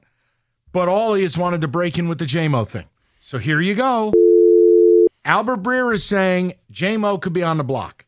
Albert Breer is saying in NFL circles, people believe you can call on Jamo and you might be able to get him. What is your reaction to that as a Lions fan? Because the one thing I'll tell you, you better be careful trading your quarterback's toys. As big of a golf guy as I am, he ain't Joe Burrow. You know, this is not Patrick Mahomes.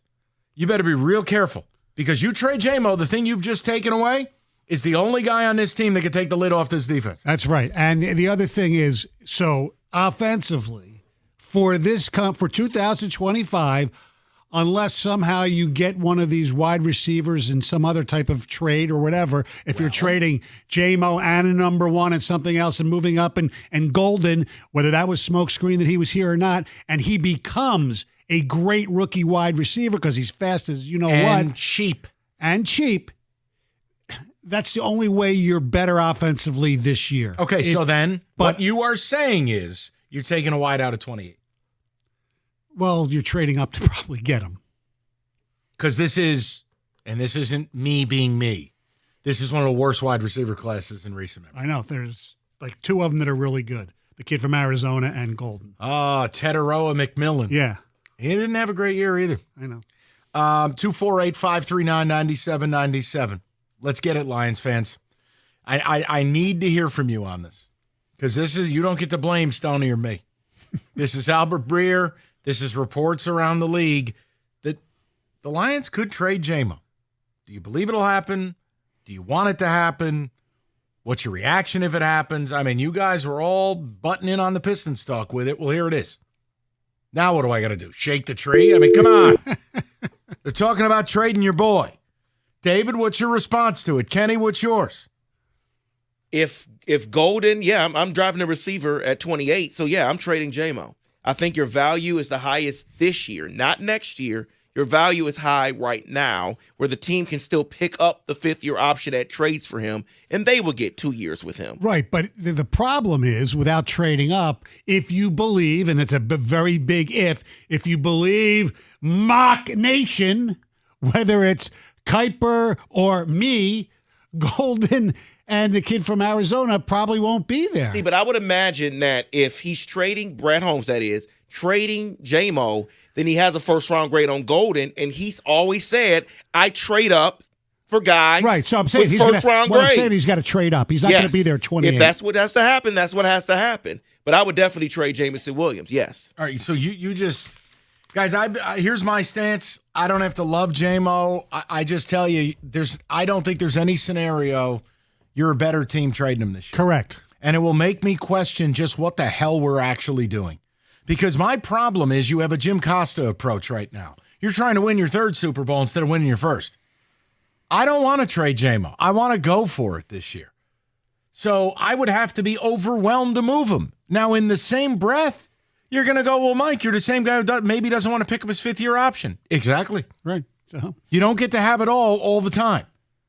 I want to go for it, and I'm willing to lose him. But I will not pay him. No scenario. Kenny, your response before we get to some of the phone call screen. Sorry about that. No, similar to what David said, if you're going to trade him, if trading Jamo is the plan, do it now while his value has never been higher. What do you need for him? I need... Man, well, when Stoney started talking about trading up in the first round, I almost feel like that's the inevitability, right? Yeah. So I think the supplies to do that is what I'm going to need. You're going to have to trade 28 and a 3. Yeah. No, but if you're going to trade Jamo, that you have to do it right now. You have to do it right here, right now. Otherwise, you're submarining his value the second that you don't do that. Right. I mean, this time next year, I mean. It's team control is the name of the game. God forbid this happens. Listen, here's the only other way you trade him is if the team is not really that good. But He's here's having the a great other year, side of the and you coin. trade him at the deadline. If Jamo has another breakout year, this is what fans don't realize. Jamo will command an extension, not at the top of the market, but top 10. He's going to get the better part of between $25 and $28 million a year. He's going to get more than Amon-Ra if he has a great year. Hey, guys, do me a favor. If you're calling, why do you hang up on Kenny Cott? Why do people do this to poor Kenny? I don't know. We had 7 million phone calls. They all hung up on Kenny. What'd they want to do? Tell you to hate you? What happened? They were asking Kenny for Wings tickets. I just want somebody to talk to. The phone lines were full. Everybody calls up, hey, Kenny, you're a bleep hole. Click. Hey, come on. I don't want to trade him. I want to go for it, but I also understand the cost that if he has another big year, it's going to be impossible to extend him. But I'm okay with that. What do you guys want to do? Or do you want to talk about a bunch of players you didn't see and you wouldn't know if they delivered a pizza to your house? Your call. Actually, I really like Mike Green from Marshall. You never watched him. Just stop. 248-539-9797. If you like pizza, the aforementioned pizza, Hungry Howie's has got you covered for draft week. So many things going on, including Kenny being hung up on by 6 more people. I think they're messing with him now. Poor Kenny's about to explode. Listen, Kenny needs flavored crust pizza right now. So you can get some free pizza. That's right. You go to hungryhowies.com. You sign up for emails. You make any $10 order before taxes and fees, and you get a free medium 2-topping pizza. Whatever flavored crust, whatever 2 toppings, Hungry Howie's has got you covered. That's all you need to do, though. It's that simple. So it's limited time. Scoop it up before it's gone and get the free pizza in time for some of the big sports events this week, only at hungryhowies.com.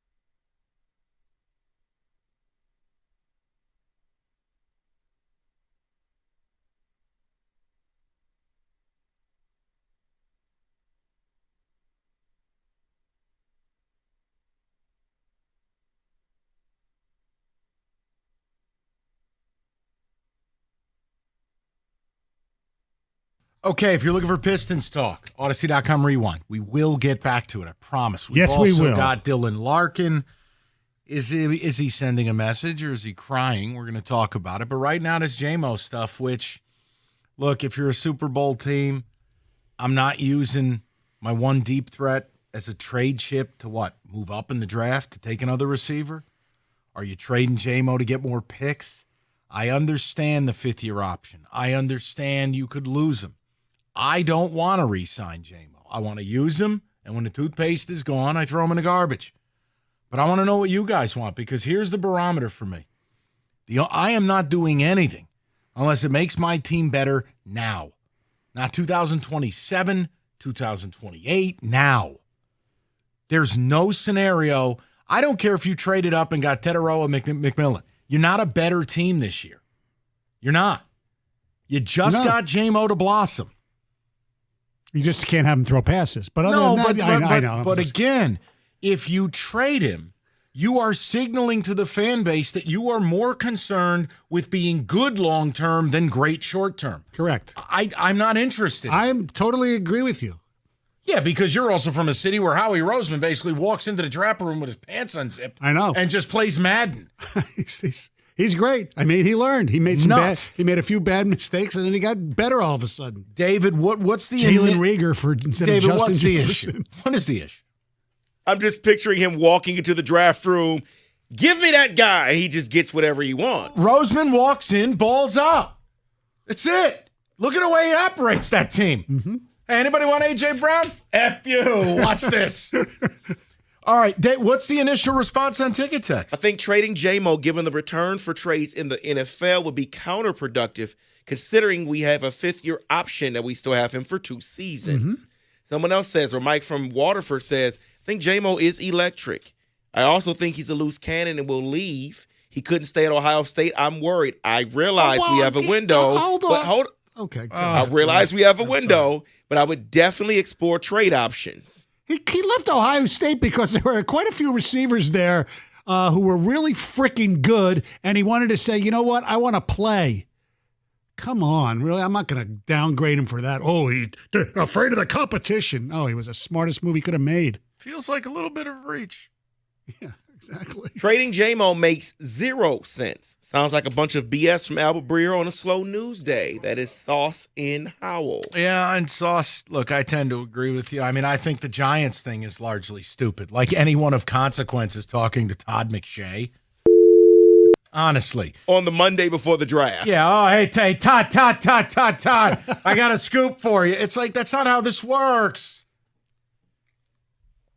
To the people, everybody ready? We all prepared. Anthony's batting leadoff, 97.1. What's up, Anth? Man, what's up? I'm listening to you boys in the studio. We do not trade Jameson Williams, man. That's insane. First of all, it's only about 2 sure shot prospects in this whole draft, and that's Mason Graham and cornerback Travis Hunter, not wide receiver Travis Hunter. You put your hands on them, you can put them right in the ground. So if we ain't trading up for Mason Graham, then what are we doing? Jameson Williams is an absolute game changer, and you don't trade game changers. Howie Roseman, he don't walk in there with his balls out. He walk in there with common sense, and that's what he don't get credit for. Howie Roseman take what you give, and when you do that, you can build a team like he's built. He takes the sure shots from Georgia because he know those boys is wrecking and hitting out there. He builds that lineup. And he's not scared when you got somebody like A.J. Brown out there and he needs to take a flyer on a big fish. And that's how you need to operate when you want to build a Super Bowl team. Right now, we're close to being a Super Bowl team, and you don't trade Jameson Williams to get a Super Bowl. This year, he exploded, and that's what we want. This boy used to play special teams when he played at Bama, and that's the kind of players we want. We want dogs. We want dogs, and Jameson Williams is a dog. You don't trade dogs. You keep them definitely for this year. I'm all for that because then you have the A.J. Brown situation. What did Tennessee get? Who'd they take? Trayvon Burks, was that the guy? Yeah, exactly. How'd that work out? Exactly. You don't trade. Jameson Williams is ready, man. When cornerbacks get on him, they can't guard him. He still got that explosion. It's like Charles Rogers, man. When you lose that, then you get rid of him. But if he still got the light and you spark it and it's dynamite, damn it, you don't trade that. No, and you don't do it in a Super Bowl window. I just look, it would take something like you brought up a name, Anthony, and I mean, if you listen to the show at all, like I would love my Giants to take Mason Graham. I mean, I love him. I think he's a game wrecker. He's a third shot pick, bro. Yep. I'm right with you. Listen, during the season, right towards the end, they had Mason Graham at 20. I looked at my dad. I said, "That's crazy. There is no way on God's green earth he's going to be at 20." No. Where is he at now? He's top 5. Yeah. And look, like Anthony, I guess if you and I don't see, I hate doing stuff like this because I don't have any evidence to support this. But like if you got a report that the Lions were targeting Mason Graham and a part of the way they'd get up to get that player is Jamo, could I work a scenario? And okay, but for right here, right now, trading Jamo does not make me better. I just feel like the smartest guy in the room thing, that's what this would reek of if they did it. Yeah. Don't get too cute. And be careful. I'm telling you, well, how can you say Goff is good? You defend him, and then in the same breath, he'll fall apart if we trade people. Well, he needs to be insulated. Yeah. I don't think that's any secret. Which is fine. There's nothing wrong with that. Now let's get the opposite perspective. We'll go to Jeff, 97.1. Jeff, what's going on, buddy? Hi. First of all, I love Jamo, and I like the fact that a screen pass or an end around or any little, crossing pass across the middle could be 6 points from any point in the field. My concern is I look at the Tyreek Hill situation, and Mike, you once said he's probably the closest game breaker to a Tyreek Hill, but is he going to be 30 years old with a bloated contract that and unable to move him but stuck with him and he don't want to be there? That would be my only concern. But if we're going to move him, I just want to know we're going to get something, if we're going to get in on a Trey Hendrickson or some kind of trade where we get a difference maker, maybe a different position, but at least some kind of a difference maker in return, not just trade him for draft picks to keep building the roster. That's my only concern. Well, if the Bengals would trade Trey Hendrickson for Jameson Williams for what their other receivers are, then I think they should just take the Bengals and put them out of the NFL. That's first of all. But, yeah, you definitely keep them, I think, for 1 year at least. And I agree with you, Mike. There's no way he should get a long-term extension. Well, but see, that's okay. But that's something fans have to be willing to not understand, but agree to. If you're keeping him, you're saying I'm losing him. Or you're trading Amon-Ra. I mean, no, I know. I'm just saying you can't have both of them. Like I start to think about scenarios of like the phone rings and it's the Patriots, and the Patriots go, "We'll give you pick 38 for Jamo." How does that make me better? No. Now, again, you could say, well, look, Brad Holmes, let him cook. He drafts all pros. I view regression is coming hard. Like regression is coming for Brad Holmes. No GM has ever outrun it over a career. And he might have had regression for just last year. Well, last year, factually, I know facts are mean. Right. It was one of the 5 worst drafts as far as year one impact in the entire NFL. Correct. That's not a shot. Right. It's just reality. Part of it was injury to Rakestraw. That's part of it. Part of it is getting cute and drafting future project players that are nowhere near ready to play. Now, look, if Manu turns into Mailata, yes, it's a home run. Exactly. But when you're in your Super Bowl window, this is where it's tough. Remember when I said it's tough to do both? Yes. I can't imagine a world where, all right, I just traded Jamo for pick 38. How am I better? I mean, okay, so what? At 28, I take Kenneth Grant, and at 38, I take wide receiver guy? Like what? The Burden from Missouri? All right, first of all, Luther Burden, I love him. He had a little bit of an attitude problem this year. I know. I love Luther Burden. But you know what I'm saying. I do. It's because, again, you had to wait for Jamo. You had to, like we talked about the Pistons in hour 1. Right. It's year 3 for Duren. He's not a complete product. Ron Holland hasn't even scratched the surface. I don't have time. I got to win. Jamo now is, how do I trade him and get better this year? You don't.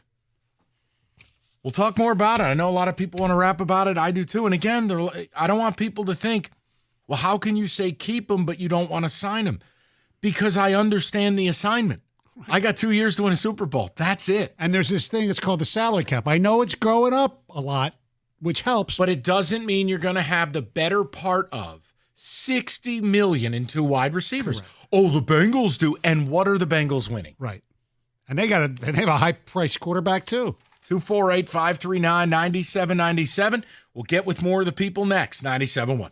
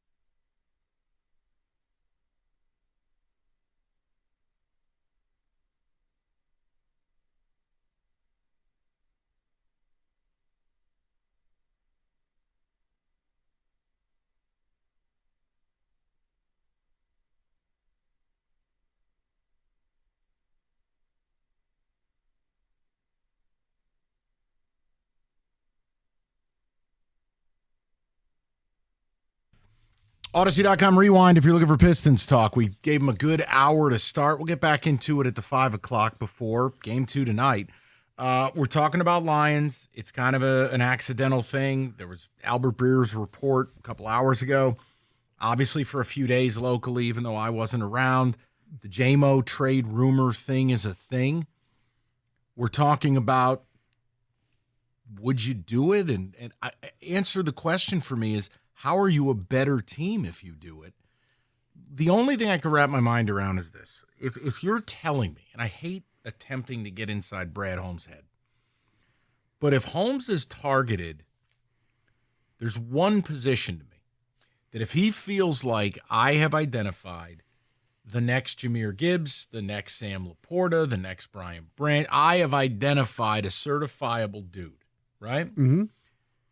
If I take Jamo and pick 28, and I move up to pick 11, and there's a defensive tackle, because hear me, guys, before you get upset. Lee McNeil's coming off another catastrophic leg injury. He won't be ready at the start of the year. My guess, mid-year. Onwuzurike's on a 1-year deal. And DJ Reader, no pun intended, looks like he's on his last legs. Mm-hmm. You don't really have good defensive tackles. So if Holmes has identified a guy he thinks is going to be the dude, and notice I'm not saying a name. I'm not qualified to. Like, I love these radios get on air, scream and yell about one particular player they want. It's like, you don't even know if the team likes him. Like, I don't know. Maybe they got a hard on for Kenneth Grant. I like Kenneth Grant. I don't know. The point I'm making is, in that scenario, if you wanted to sell me that's how you're going to be better, I can make sense of some of it. Because Aleem, he's not going to be here at the start, and he may not be 100%. Onwuzurike is constantly injured. There's a chance McNeil might not be back till Thanksgiving-ish. Right. Well, you got to say it right. The point is, exactly, I just can't find a way that you're actually better by dealing Jamo. I don't want to sign him, and maybe they feel like we're not willing to lose him for some compensatory pick 3 years from now. Okay, but I'd be very careful dealing him, because I think the loss of Ben Johnson combined with the loss of the verticality of your offense, that's a lot to overcome in one offseason. Yeah, absolutely. And there's not that guy, allegedly, at that position who you're going to take that's going to fill that role in either wide receiver, or even if you have that defensive tackle who's going to come in and be a major stud already. It's the most, D tackle's an insanely difficult position to play. Yeah. We'll go to Doug. He's up next, 97.1. Dougie, what's going on, pal? How you doing? Long time no talk, Mike. What's up, pal? What's on your mind? We're not going to get better if we trade Jamo, unless you literally just hit the nail on the head, man. Like, unless it's a certified game wrecker like a Graham or somebody like that, man, we're not going to get better. And I think we've just hit the tip of the iceberg with Jamo. I think he's going to have an explosive year. We got to ride it out and see what happens. He's going to become a vital part of our offense this year, and I'm not ready to trade him. I think he's going to become a very important piece. He's the only guy who can take us over the top. And like the previous caller said, you can do the end arounds, you can do the reverses. It's all there. He's so versatile. And like the draft is so hit or miss. And yes, Brad has hit. But yeah, our window is open, man. We can't trade. We got to go for it at this point. He's too vital to us to get to that. But here's the one problem I would say. Doug, Brad Holmes has done exactly nothing to show you they're going for it. Their offseason was milquetoast. No, and that's one of the reasons, like I haven't called in a while, dude, because it's like I haven't even paid attention because I know he's not going to make that move. I thought he would, but he hasn't. And it's like, and he's not one to make that big move. But at this point, it's like we're in FM picks mode, are we not? Like, I'd like to be, but he came out publicly and talked about, we have bills due, and we're looking already at 2026. Doug, he is doing the opposite. They have a love affair. It is wild because Dan Campbell publicly said, we have to be careful falling in love with our own players. And he said, you never guaranteed to get where we got, and that was after the San Francisco game. Cutscene. They're in love with all their own players. They brought everybody back. I wouldn't be surprised if they brought Kaminsky back, even though he retired. They brought everybody. Mm-hmm. So they're not doing the thing, so you're not hearing me scream and yell about it. I've just given up. I believe Brad Holmes is going to continue to roster build. And they feel like we had a Super Bowl team last year. It got taken away from us with the injuries. We're going to run it back. Well, if you're doing that, that's fine. But then trading Jamo would fly in the face of that. Right. That's why I don't think they're going to do it. And also, if you're going to run it back, okay, you're running it back without your best defensive tackle for probably most of the season. Say what you want, and he's a great player. There's no guarantee how long it's going to take Hutch to be back at completely 100%. He was going to play in the Super Bowl, Stoney. So there's still a lot of questions there. Ragnall's getting older. Decker's getting older. So, Let's go to Matt. He'll get the final word. We'll get to a blitz. We got to talk about this Dylan Larkin thing. And then we'll get to Pistons. No, Kenny, we have to talk about it. Do we? Wings have a big game tonight. Oh, yeah. Big game. Let's go to Matt, 97.1. Matty, what's up, pal? Hey, what's up? Good afternoon. Yeah, afternoon. So I'm with you, Mike. I would not trade Jamo. And I'm just thinking long term, worst case scenario, for anyone that wants to trade him, like you said earlier, the Eagles have a lot of picks. So let's say the Eagles want Jamo and offer the right price for him. They're already a dangerous team. You're going to give away your best receiver to a team, and then you're going to suck for the rest of the season. Matt, I'm with you. And when you start getting into that, it's like, well, I'll trade him to an AFC team. All right, well, now you've taken the trade pool, cut it in half. Then it's, what am I trading him for? Picks? Lottery tickets? Or am I trading him as a part of a package to land a game record? Like Trey Hendrickson, but it's a team that Cincinnati doesn't need a wide receiver. Right, and Matt, I want to give you a hypothetical where it's a different conversation. This isn't what's out there, but I'm saying, like, if tomorrow we wake up and it's Lions are trying to get Micah Parsons and Jamo's the centerpiece of that deal. Okay. Well, that's a different conversation now. Exactly. But, Matt, they've just shown no appetite to do things like that. Right, and I believe if you trade him away, your Super Bowl window closes. I would agree with you. I would agree. Because, again, you will have lost Ben Johnson and the most explosive offensive guy you have, 1 or 1A to Jahmyr Gibbs, in the same offseason. Now, how does that promote going out and winning a Super Bowl? It doesn't. It doesn't. Doesn't add up to me. And, I mean, I fully understand the whole financial ramifications, the fifth-year option. Salary cap ain't real. Figure it out, Brad. Yeah. Get in a room with Disner. Order some pizzas. Figure it out. All right. The Saints still are not bankrupt. Huh. Like, give me a break. You just figure it out. You get guys to renegotiate their contracts. Your quarterback, I'm sure, would do that. Stoney, they got a thing. They're trying to be good for 15 years. Be great 1 year. See, I am with you, especially for a team that's never done it. Do it once. Nobody will care. You lose the next 100 years. Right. But they have a thing. I think they've never been desired. Mm-hmm. Now, all of a sudden, they're out here on the open market. They're getting laid left and right. They don't know what to do. They got a season ticket waiting list. They're all bricked up. Right. To me, no one cares. I want to win the Super Bowl once. I don't care if the team went bankrupt afterwards. I have a friend who, for some strange reason, grew up in New York and is a huge Cowboys fan. Scumbag. He's okay with what they're doing. I said, you haven't won a Super Bowl in 30 years. They haven't even gone to one. Right. In 95 was the last one they won. So that's 30 years. Because, but we're pretty much always relevant. What does that mean? Who cares? Oh, I'd rather be that than like the Giants because what are you talking about? Really? The Giants have won 3 Super Bowls in the past 15, 20 years, whatever it's been. The only thing in his trophy case are paternity tests from the owner. Exactly. Who are we kidding? I know. Yeah, okay, the Giants win the Super Bowl and then they shove their head up their own. Right. Who cares? Right. We got Super Bowls. Exactly. I mean, the only reason, your friend, you know what? Your friend needs help. 248-539-9797. Don't miss your chance to bet on, just about everything with FanDuel. Best place to find all your player props, heads up to play, or performance trends. So whether you want to bet on, maybe you like Cade on a bounce back tonight. Maybe we used to have a lot of fun with the Duran rebounds, points, totals, and the alt lines. Whatever it is, FanDuel's got it. $250 in bonus bets. So if your first $5 bet wins, so visit FanDuel.com/ticket. You can join today. 21 and up, present Michigan. First online real money wager only. $5 first deposit required. Bonus issued as non-withdrawable bonus bets that expire 7 days after receipt.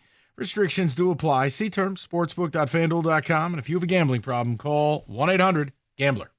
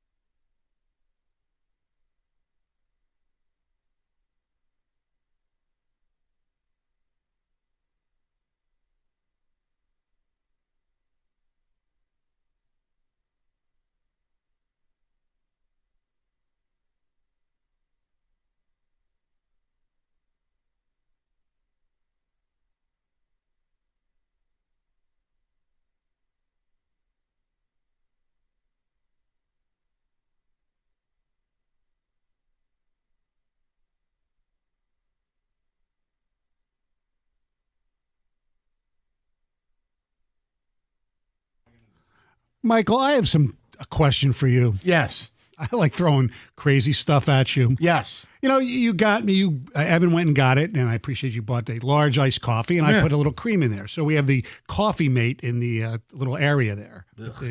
Okay, so I put a little coffee. I want to ask you, because you're of the descent, what is the difference between regular cream and what's an Italian sweet cream? That's like cannoli cream, isn't it? Okay, I don't know. But I don't put any of that crap in my coffee. Okay. I just, like my coffee like I like my pastors. I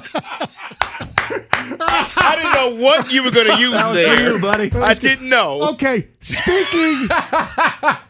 speaking with the pastor motif, the gambling thing has definitely gone too far when BetUS is posting odds Who will be the next pope? I saw this. We are going to do an NFL draft conclave later in the week.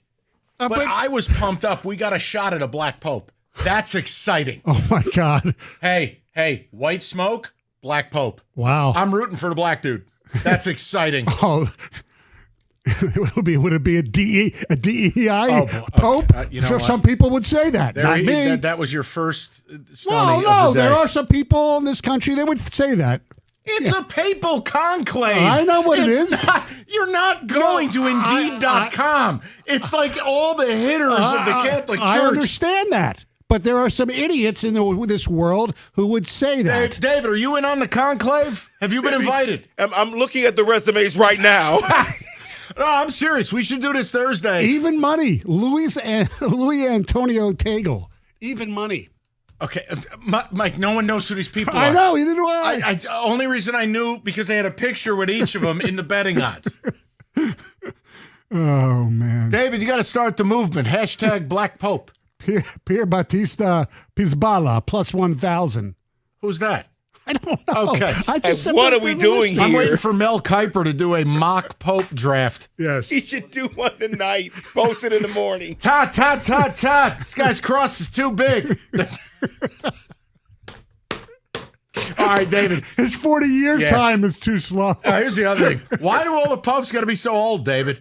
Is there like a prerequisite? You got to be at least 70? It's like the United States I have no presidents. idea. They said anyone under 82, but then I'm like, well, then you're 72, you're 74, 76. That's not much better. Yeah, but don't you want to draft like a one and done? You get like a pope who spent like 1 year at church. Like we get somebody in there for a good 20-year term. Right. Yeah, like John Paul.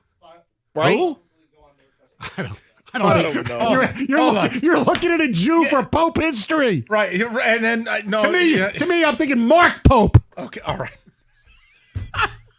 Kentucky coach, yeah. David, ticket text. But yes, there are betting odds for the next that's Pope. my point. If you're wondering, the Pope's dead. So they got to find a new one. So there's what they Condolences call to everyone. a papal conclave. Yes. They lock themselves in the Vatican and they vote like 50 times a day. And when it gets down to 2 popes, the person who gets majority vote wins. And they sent out white smoke to let Black everybody Pope. know. What do they eat? You think they send in subs for lunch and steaks for dinner? Sure What as hell, do they do? It better not be that communion bread. That gets old quick. I think they need more than that at 72 years old. They need more than communion bread. Little sustenance. You imagine the whole Vatican, they order out and it's like nachos. Do you know What a that once scene. It's a hot dog roller. Kenny's hot dog roller at the papal conclave. This shows you how weird I was even at a young age. One of my teachers got married. I was like 4th or 5th grade. So all the kids went to the wedding. It was in a Catholic church, and they're serving communion. And I was always taught, when in Rome, do what the Romans do. But you're not. And I started to walk up, and somebody dragged me and says, no, you don't do this. Because sometimes I've been to synagogues where non-Jewish people will put yarmulkes on. I figured it was the same thing. How did we get here? We were just talking Jamo trades. What just happened? Someone is texting in saying, is there a Rooney rule for the new pope? All I know is I saw 2 black dudes on the list, and I'm like, I'm excited. This is good. Because I want to see people flip out. Guys, critical question. What are we doing here? Because I just screened 2 calls for like 2 or 3 minutes, and then I put the headset back on, and I'm hearing Stoney talking about No. Here's the deal. yarmulkes and No. And then David Rewind. plays an African American drop, and we're all very uncomfortable. So look, Stoney had the betting odds for the new pope before we get to our blitz. And then all I had said, Kenny, is I said I was kind of surprised and pumped up. There are 2 candidates to be black pope. So I said to David, I already have the headline written, like cover the New York Post, white smoke, black pope. But the betting odds are there. Yeah. And then Stoney devolved into other things. It's fine. Mm-hmm. But Kenny, we were explaining the papal conclave. I want to do that for the draft Thursday. I was going to say, how did my hot dog roller get mixed into all of this? Well, the Vatican's got to order out for food. What if they had a Kenny Con hot dog roller? I got you. No problem. No sweat, Vatican. Can you imagine the whole place reeks of hot dogs and incense? Oh, my God. What a scene. It's a ballpark atmosphere, all right? At the Vatican. Yeah, get your Pope dogs. Okay, we're done. Pope dogs, Pope dogs. Pope dogs, yeah. This is exciting. Get ready for Thursday, David. Which candidate likes mustard on their hot dogs and which all likes right. ketchup? Sounds like a... Ketchup, that's blasphemy. All right, David, read something quick, and we will get back to football. Draymond Johnson for Pope signed dude in the car. We need Jeremy Otto right now, setting up for his updates for the We need Jeremy Otto announcing a black pope. Oh my gosh. Trading Jamo to them to then move up and take a wide receiver makes no sense. This Jamo stuff doesn't even fit anymore. Oh my Trade God. Jamo to the Vatican. Pope to be named later. Yes, David. All right.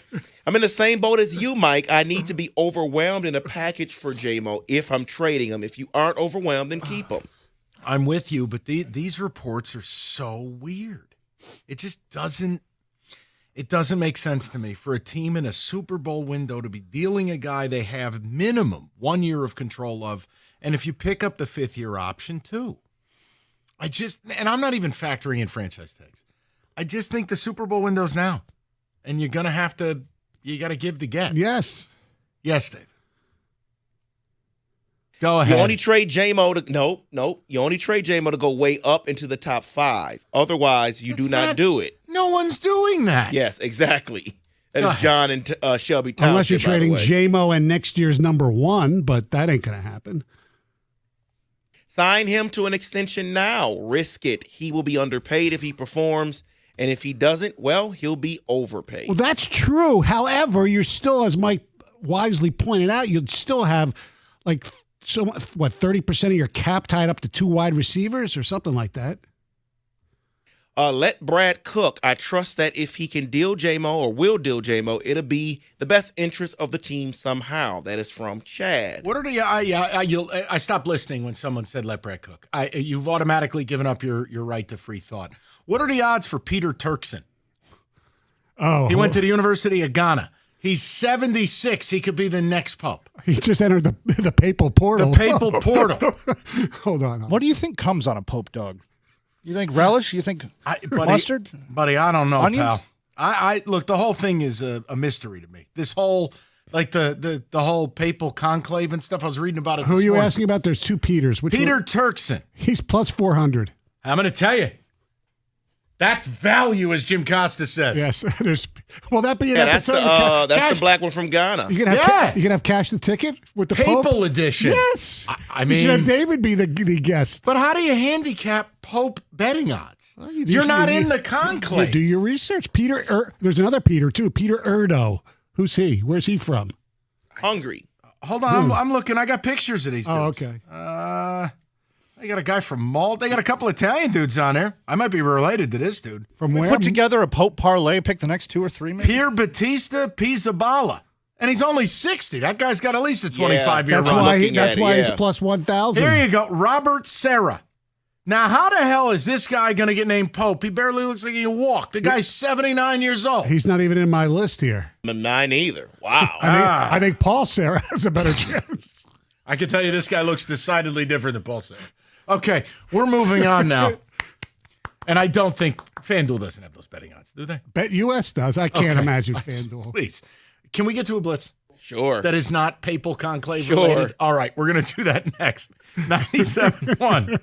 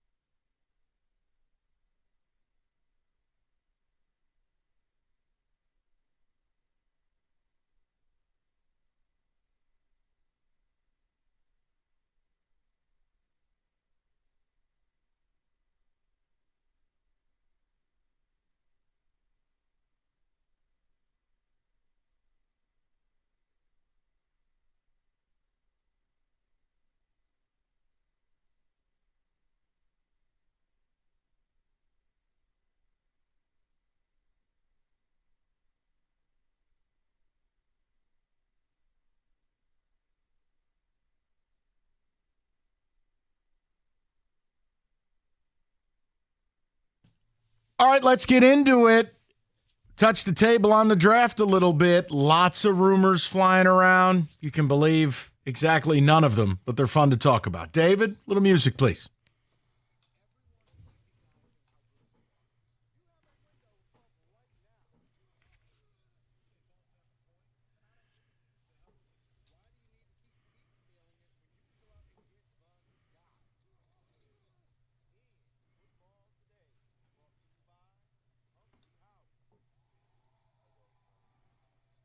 So I wanted to start this one off with a update on a story that I did. Stoney, if you remember last week in one of the blitzes we did, we discussed veterans that could get dealt, and George Pickens was one of those players on that list. A report says the Steelers aren't actively looking to trade George Pickens, but he could be deemed expendable during draft weekend. And it also says if a strong offer presents itself during the upcoming NFL draft, the Steelers may consider trading Pickens. My question to both of you is, what is a strong offer to twist their arm and say they're going to trade him? A popsicle. Because they're not going to get a first-round pick. No, I was going to say a third. No, I wouldn't give a third piece of pizza. Okay. The guy's a sociopath. I mean, David, you root for that team. Pickens is having a meltdown amidst a meltdown. I can't bring you in my locker room if you're not going to be professional.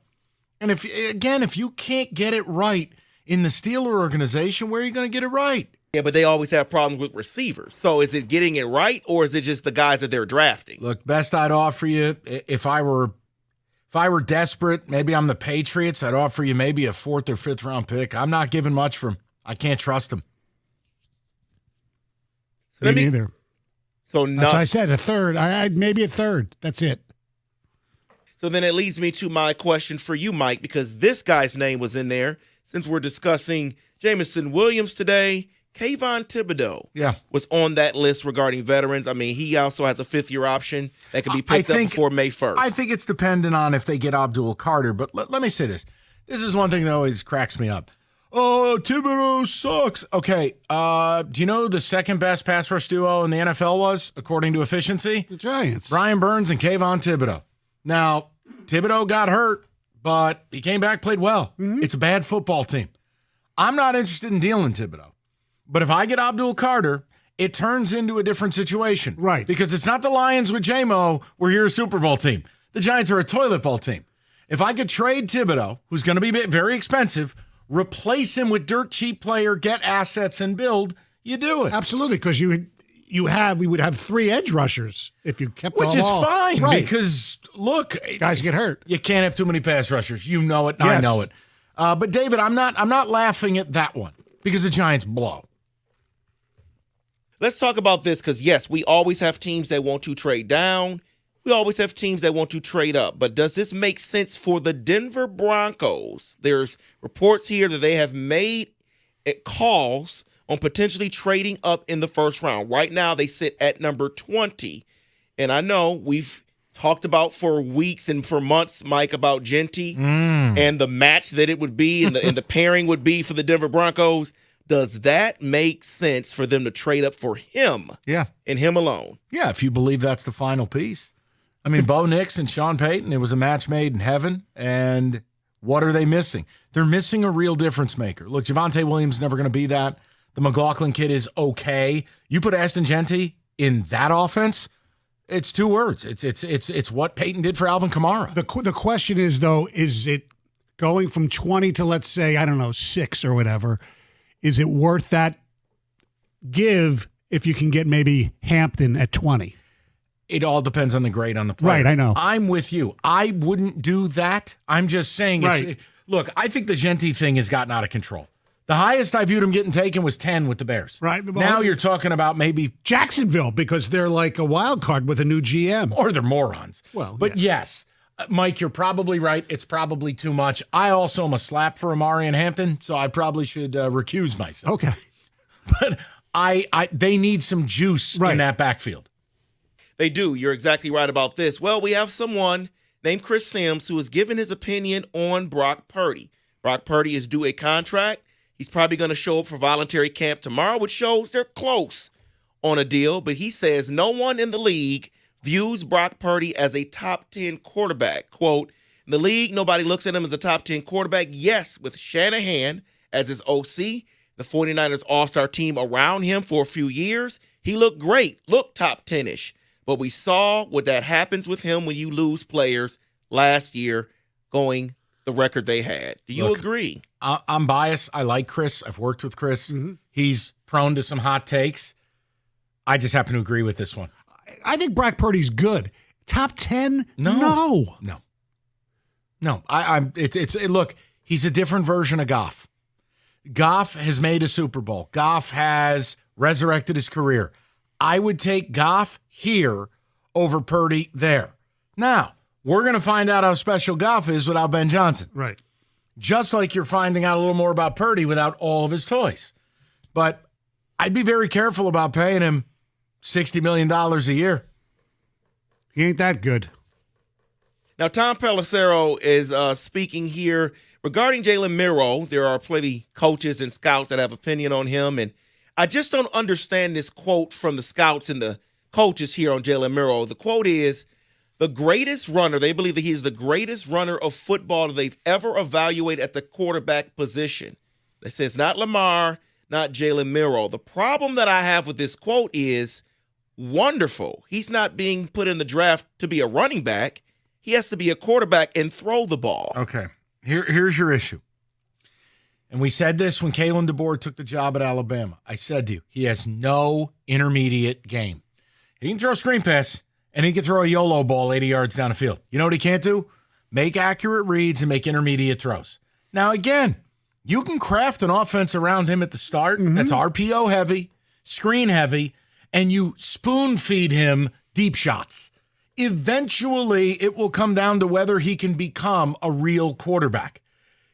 DeBoer, I thought it was a terrible fit for DeBoer's offense, and guess what? It was. He had the one magical night against LSU. He had a leg injury in a couple of games, including whatever that was at Tennessee. I still can't believe what I watched. I don't mind taking the athlete. As a team that needs a quarterback for the future. Yeah, I'd take him in the second or third round. Would you like him better than Dart? No. Okay. No. Dart is a more complete player. Dart has a durability. He's got a toughness to him. He's kind of a red ass. I think they're both nice, but Stoney, the one guy I think's a first-round quarterback in this draft is Cameron Ward. Right. I'm sorry, to Shador and Dart and the rest, that's all late first, early second. Like when guys get drafted late first, all that is a team in the second knowing he ain't going to be there in the first 5 picks, day 2. I'm going to get him. I'm not going to take a chance that if he's good, they have him for the extra year. No, that's why I've said, I would take Mason Graham at 3 or Abdul Carter, and if I'm the Giants, I'm taking one of those guys late first, early second. Yeah. But I would draft the athlete and tailor the offense around him. I mean, we've seen it. It's not like this is a new concept. Do you remember when Lamar was a rookie? Yeah. They basically ran a college offense all the way to the playoffs. Yes. He just hasn't figured out how to be a quarterback. Oh, he's good. He's just not. Buddy, playoffs. The NFL media drinks his bathwater. I have had enough. Okay. He's good, not great. And he's a bit of a choke artist in the playoffs. He needs to win the big game. He does. Yes, he does. So I'm going to end it right here with this story. I'm going to preface it by saying this has nothing to do with political views, nothing to do with any of that. Has everything David to do on tariffs. Okay. with football. I am sick and tired of his team talking. It's over for you. And that is Colin Kaepernick. I saw that. What? Report says he is still training every day with the hopes for a second chance in the NFL. Okay. This is according to his wife. Oh, God. Quote, nothing has changed. It's over, dude. It's been 10 years since you played. You know, Al We Bundy don't need scored it. 4 touchdowns against Polk High in the city championship. He's turning into Al Bundy at this point. If he was serious, he'd go and play in the UFL or the CFL to see if he still has it in some sort of organized league. It's a joke. How old is he now? 37. He is 37. Oh, my God. It's over, man. He's Al Bundy. Yeah. I mean, if anybody would take you to be your former coach who's in L.A. But he's 37. And he's not. Right?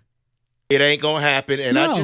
Aaron Rodgers is 37. He can't get a job. Just his whole team just needs to stop. It's over. I know. Stop talking. He has a team? Well, everybody does, right? Everybody has a team. And You- that you have a is... team? No. Me neither. Who's the team? Neither do I. Yeah, Stoney's got a hype man. Yeah, exactly.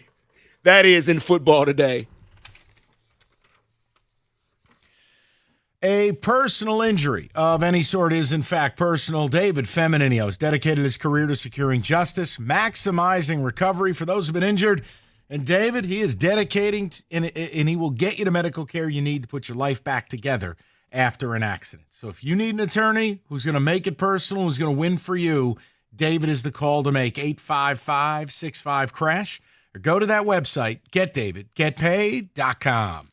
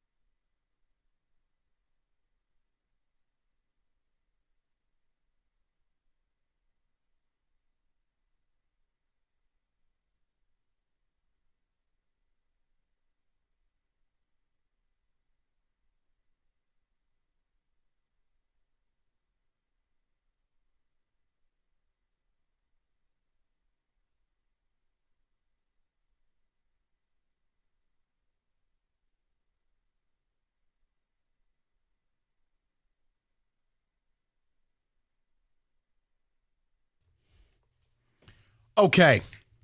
Here's your programming guide. You want Pistons playoff talk? We opened with it, and we're going to get back to it in 45 minutes. No slander. Nope. But unlike the morning show, which I don't know if they were just all hopped up on Viagra or what was going on, we're going to live in reality between 2 and 6. They have to win tonight. This idea you can lose tonight, and they're not winning 4 out of 5 against the Knicks, barring Brunson and Cat getting hurt for the series. Odyssey.com rewind, though. We've tried to we'll discuss it in a real way. 3 o'clock, we got into these Jameson Williams rumors by Albert Breer. Now, I want to play something for you. And I want you to tell me whether this is a captain acting like a captain or this is a captain crying. Because Dylan Larkin had words. And whether you believe they were honesty and they were directed at Steve Yzerman, that he is trying to send a message as the captain of this team and the longest tenured guy on this team, and the only guy on this team that predates Yzerman, or you believe he was crying and he should shut up and play better down the stretch like he did in the Four Nations Cup or the face-off or whatever the hell it was called, I leave to you. But consider this moment right here. Hockey Elite. The bat signal is up because Dylan Larkin said the following about the trade deadline and what it did to this locker room. David.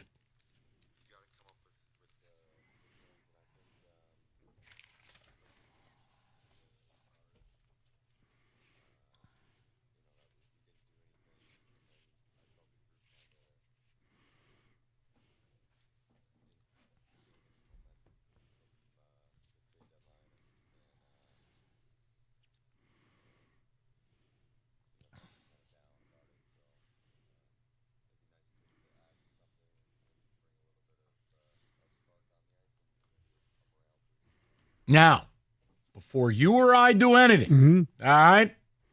Well, hold on now. You got to go right back there to the Bronny man. We got to go to Kenneth W. Cott. While I ask you guys, is that something or nothing? Was that directed at the captain? Or was that just Larkin crying? You tell me. I know what I think, but I'm going to be a gentleman. I want to let the Hockey Elite speak first. 248-539-9797. Kenny? Well, in terms of something or nothing, that's definitely something. Whether you want to call it crybaby or whether you want to call it captain being a captain. Which is it? I think it's a little bit of column A, column B. But if I have to pick, I will pick one. 51-49. Oh, it's Wojo. Or it's you. Or it's You're I was the gonna king of say, shaking both hands. This feels like a pot and kettle situation here. No, I think it's more captain being a captain.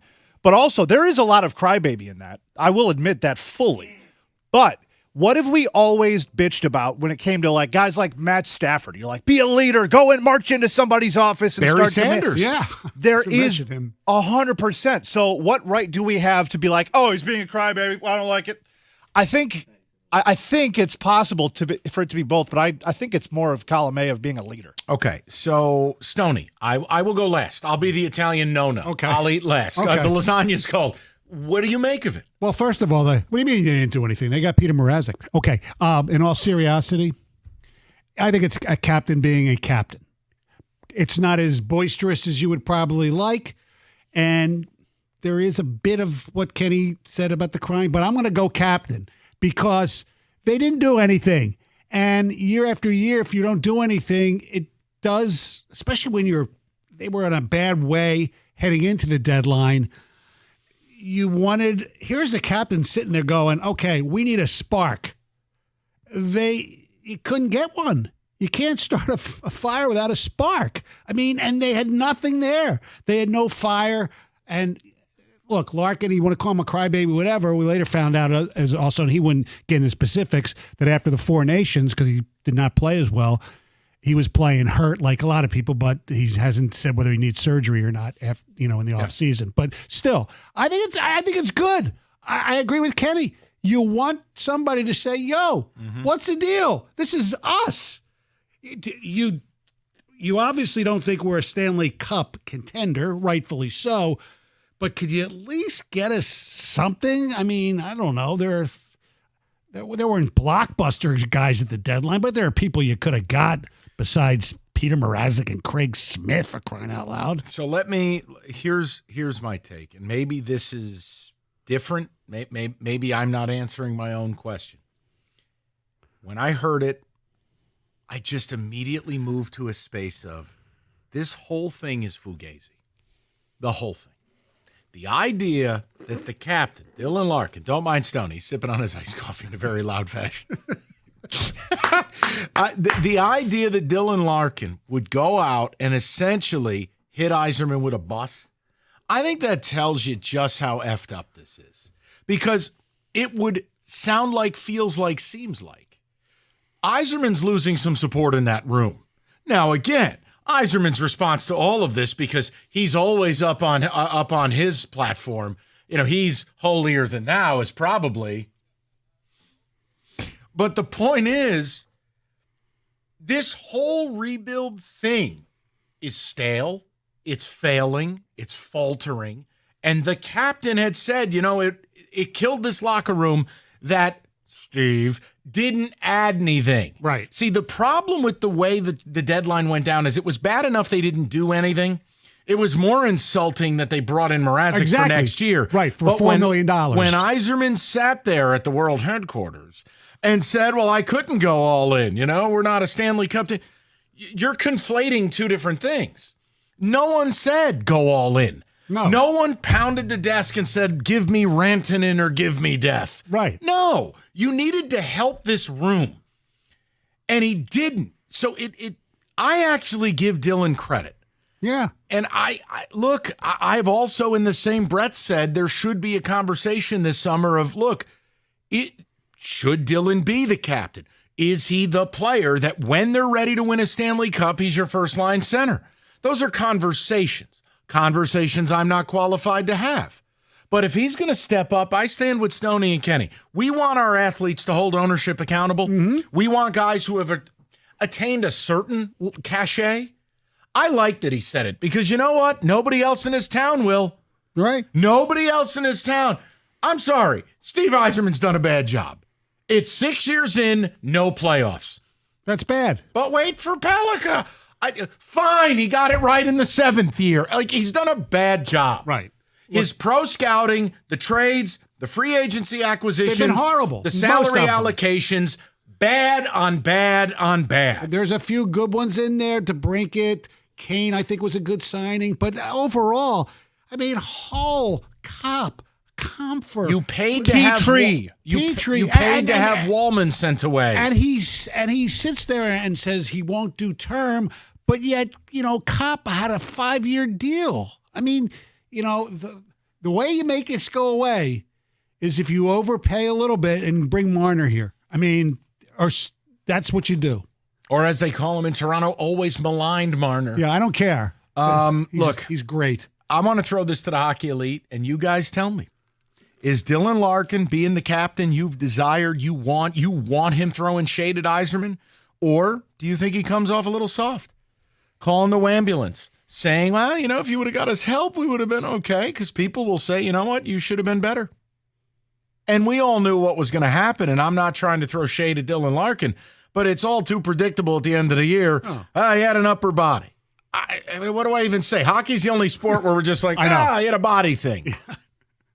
What would that be exactly? Right. David, go ahead. You're chomping at the bit. Yeah, because I'll say this, and I understand what each of you all are saying. I do. We do need someone in this town to call out the GM, call out Yzerman. We absolutely do. But I'm going to say wah on Larkin, because that's what this is to me. It's us as fans, us as radio heads, we have to have opinion. Yes, we could be upset, we could be angry, we could be sad that something didn't happen. But you know what? As a player, as a captain of a team, you got to move on quickly because we're in a playoff race. I don't need to hear, we were sad and we didn't do this at the deadline. And okay, move on. Move on. Put your big pants on and go for the playoffs. Period. I know you want to take prove Yzerman wrong. You want to say the Todd McClellan thing, go play effing hockey. That's what you want him to do. I get it. But year after year, and especially with somebody like, it just beats down on you. And if he feels the pulse of the room, then what's he supposed to do? all right, everybody's coming to my house. We're going to have like a kumbaya party. No. My question, though, is that would you rather him do this or not do this? Because I would much rather him do this. Absolutely. Absolutely. And is there whining in there? Of course there is. Absolutely. Can I ask a question? Yeah. To both of you, I'll stay out of this. Is he good enough to do this? Well, no. I don't want to hear how he's from Westland or Waterford I or don't whatever. care. No, it's not that to me. Podunk town he's from. That to me is irrelevant. Oh, in this town, it's everything. Well, I don't care. For me, it's irrelevant. He's a very good player. He is. Is he great? No, he's not great. Is he a first-line center on a Stanley Cup contending team? No. Then is he good enough to do it? Yes, because some captains aren't great players. Well, that's part of our problem. Yeah. We don't. We're not good enough. Well, correct, but there are, All right, we will get to the people. We have solicited the hockey elite. Dylan Larkin, he said it. It killed this room. Would have been nice to have added something. I mean, that's kind of a chair drop on Yzerman. Or do you believe he's being a baby? That he needed to, pull his pants up and play better? I don't know. Guys, I leave it to you. I know. I dig it. Because anyone throwing shade at Yzerman, it's time. It's just part of the deal. Right. You can't be here 6 years. If his last name wasn't Yzerman and it was Fitzsimmons, he'd be unemployed. True. And, well, we think it's true, but I tend to agree with you. Look, if he doesn't make them, if they don't do anything this offseason and they don't make the playoffs next year, the whole front office should be gone. Just wait for Nygaard. All right, listen. No, he's, I heard, not that good. What do you mean? Everyone Yzerman drafts is hockey Jesus. Most of them are pretty good, but Wallander. Early indications. Wallander, 2028. Get ready. All right. Go Griffins. Augustine will be here. 2030. All right, Moran Chevrolet. Michigan. Koso will be 45. All right, come on, will you please? Michigan's #1 selling Chevy dealer. If you need a truck that works as hard as you do, Moran, you can lease a 25 Silverado LT Crew Cab, $298 a month, $14.95 down, or the Doug Karsh Edition 25 Blazer EV LT all-wheel drive, $271 a month, 0 down, and everyone gets employee pricing. Moran continues to be a great sponsor of our Draft Week coverage year after year. We always appreciate him. Moran Chevrolet, where you always get that best price period. Search inventory, make your pick at moranexpress.com, or you can stop by on Gratiot, north of 15 Mile in Clinton Township. Chevrolet, together, let's drive.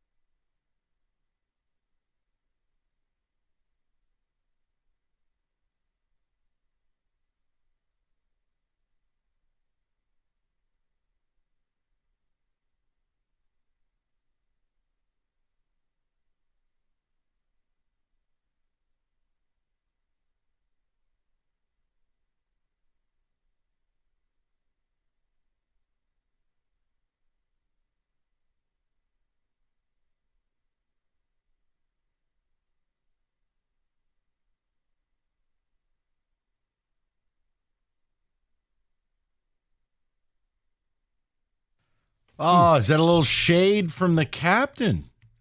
To the captain, yes, Yeah, to Yzerman. I By dig the it. way, Steve Yzerman's compatriot, Ron Francis, obviously a little different. He fires Dan Bielsma today, just now, as the head coach of the Seattle Kraken after 1 season. Weird.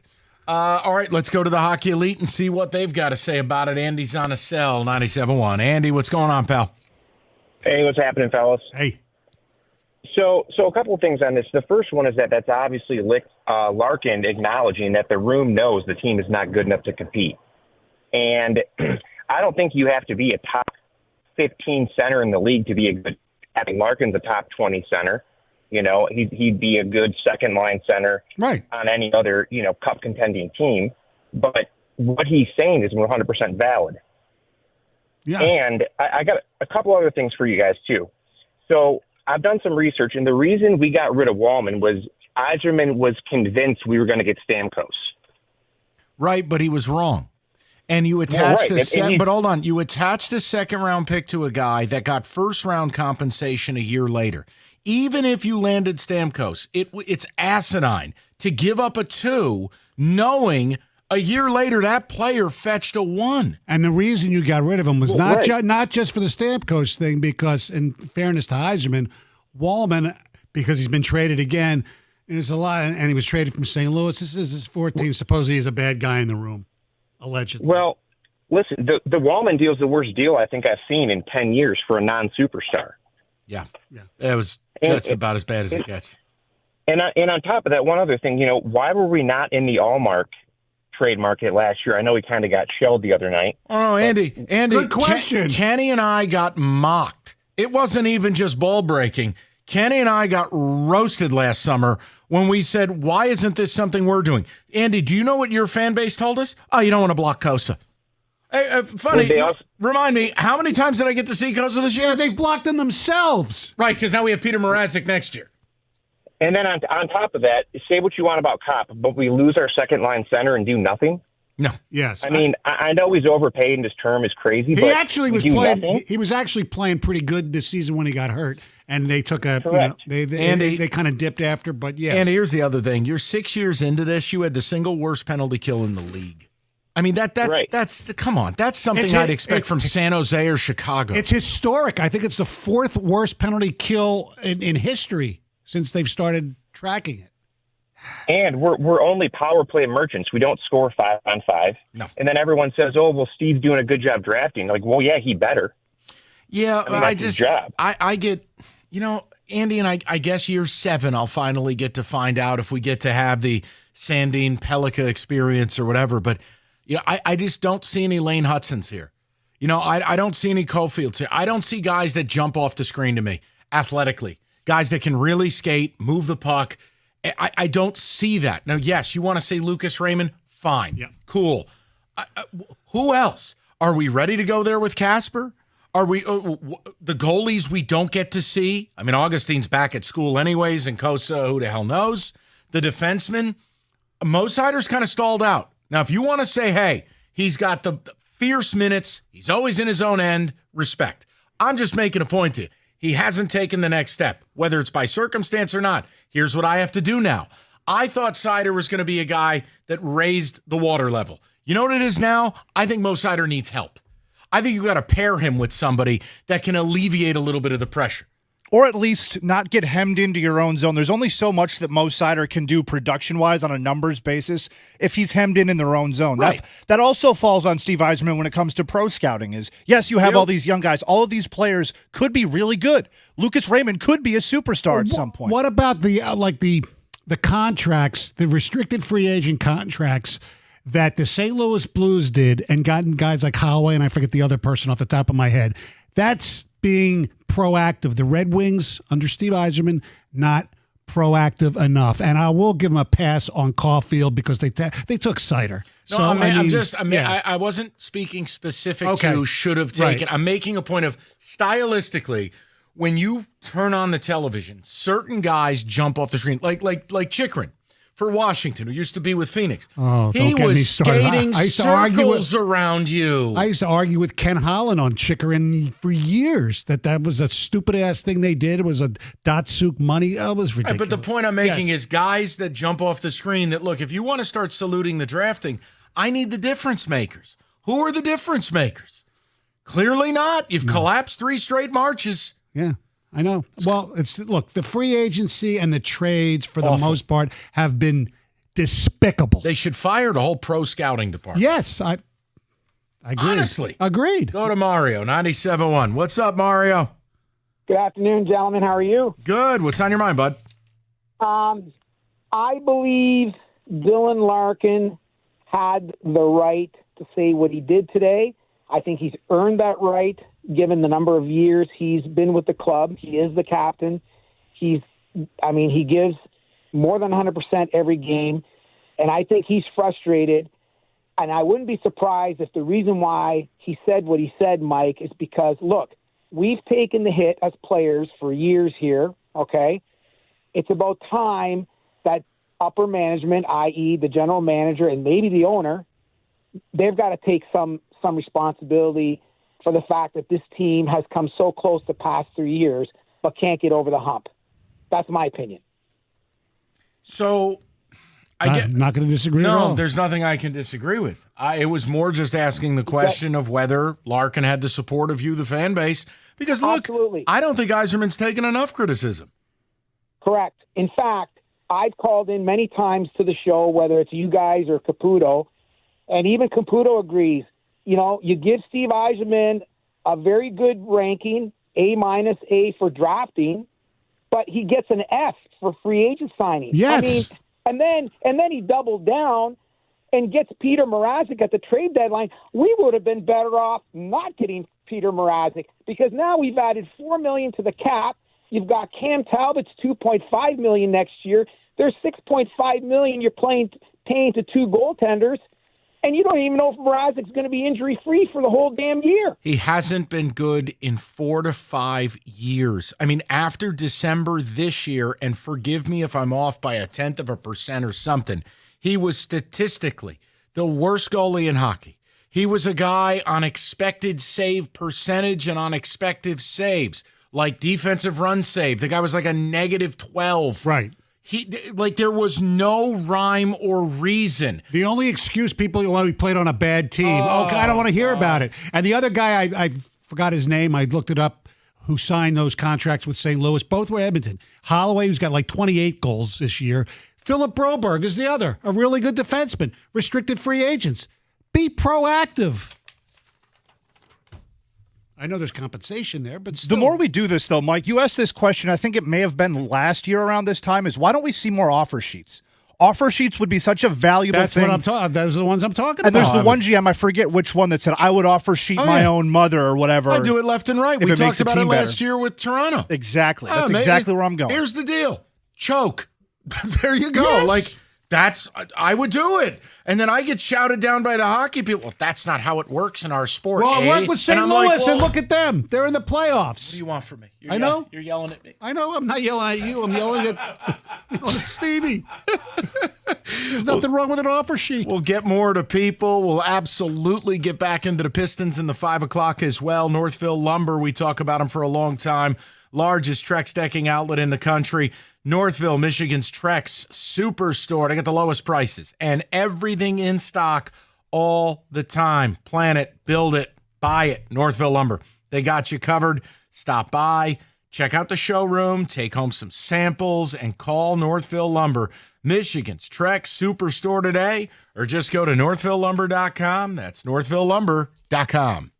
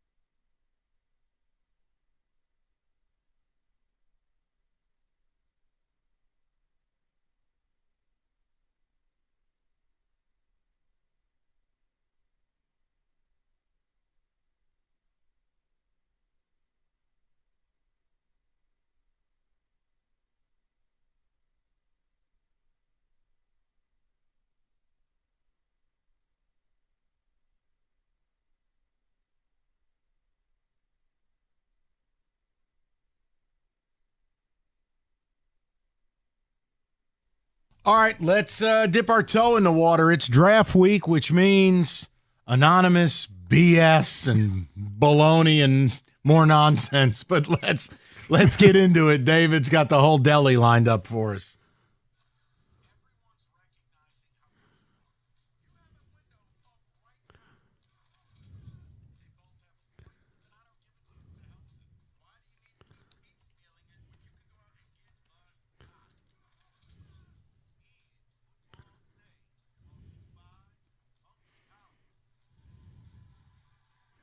So let's get right to it. Yes, I'm going to start with the New York Giants because this is fresh, kind of coming out there regarding the split in the building. So, quote, this is from Todd McShay.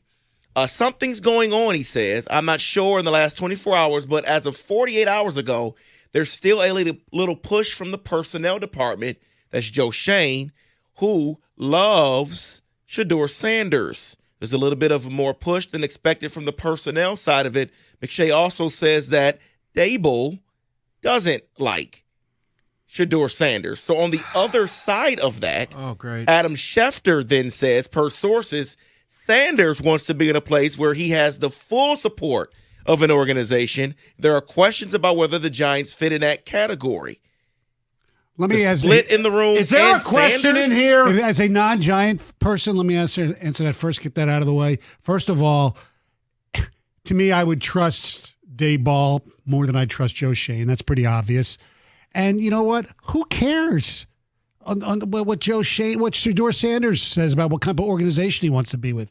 He's not John Elway. He's not a first-round pick. He's not a first-round pick. He's not a first-round pick. This is the whole problem in all of this. Nobody has a first-round grade on this guy. Why am I taking him at 3? Now, what do you want from me? What's the question? You're upsetting me. I just want to know your thoughts. My thoughts are... they're split this close to the draft. My thoughts are the Giants are just butthole. They're the worst. They're the worst organization in the league. That's what we are. We are what the Lions used to be. John Mara, meet Old Man Ford. It's all the same. I have nothing. I want anyone but Shedeur at 3, and then if you want Jackson Dart or you want Milroe, do whatever you want later. That's it. Leave me alone.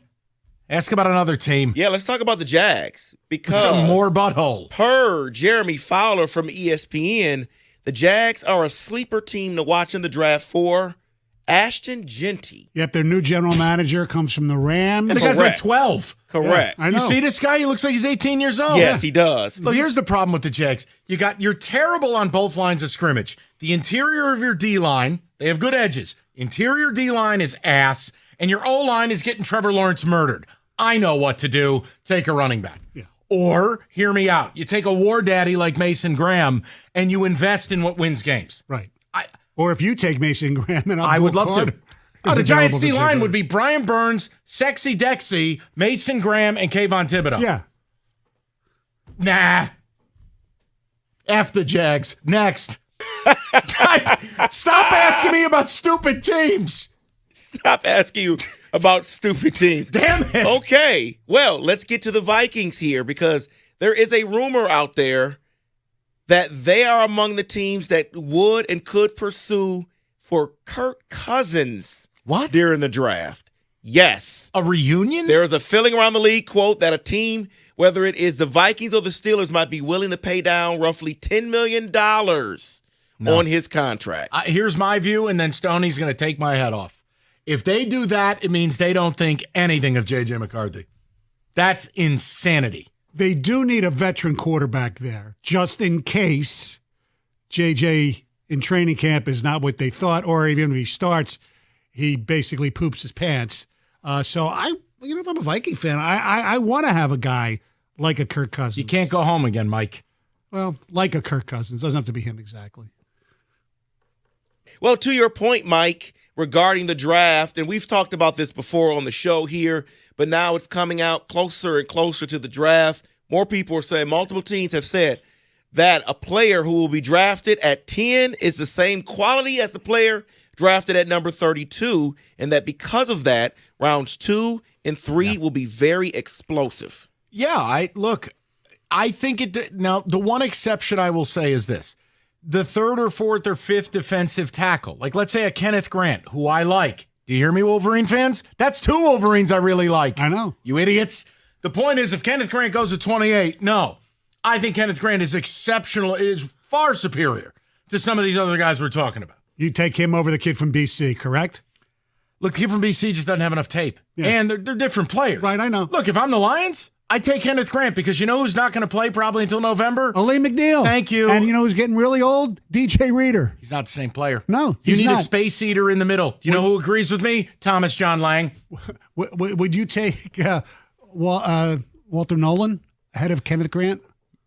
A different player again. He's more of a disruptor. Grant is a space. It depends on your needs. But they're both tackles. No, for the Lions, yes. Kenneth Grant. Okay. The Lions actually need a space eater to take a double team so other people can operate solo, especially because they refuse to get other edge rushers. So we talked about the Jags and how that makes no sense for them to get a running back instead of going big man. Well, does this make sense at number 7 for the Jets? Because there are rumors out there that they love tight end Tyler Warren, and they're saying the team is moving in silence, but they could take him at number 7. See, here's Mike Stone. Leave me alone. Well, he is, I think he's overall better than Colston Loveland. So, Aaron Glenn knows and Engstrand knows how important a tight end is. However, how good is that tight end if Justin Fields is going to get killed all the time? They need an offensive lineman, whether it's Campbell or the kid from Missouri. The best defense for Justin Fields is a running game. You've made an investment in Breece Hall. I like Braylon Allen. Hand the effing ball off. This next one, there's really no question here. It's just a warning to Lions fans. Again, I like to do this every so often. A warning to Lions fans. You are in a Super Bowl window. The Eagles just won the Super Bowl, and they could be dangerous in this draft. According to reports, they own 20 selections over the next 2 drafts. They are always active in trading up. In 2019, they traded up to Andre Dillard. 2021, they traded up for Devontae Smith. We know they traded for A.J. Green, traded up for Jalen Carter. They have a lot of firepower here. Yeah. And they could be very active in this draft. Yeah, I think if there's an edge that they really like because of some of the defections, or it's an aging offensive line. Let's face it. Yeah, David, this is what the good teams do. They're not concerned about being good for a decade. They're concerned about winning a Super Bowl. They extended Juergens today, so they got Juergens, Mulatalo. They extended him. Dickinson is extended, so their young core of their offensive line, Lane Johnson, they gave him another year, so they're set. They're going to get the best Georgia defensive player. Okay. That's Perfect. what they do. That's Mikhail Williams, come on down. All right. Yeah. No, it's an approach that I want the Lions to take, and perhaps they will. We'll see. David, anything else you want to upset me with? No, I do not want to upset you with anything else. That is in football today.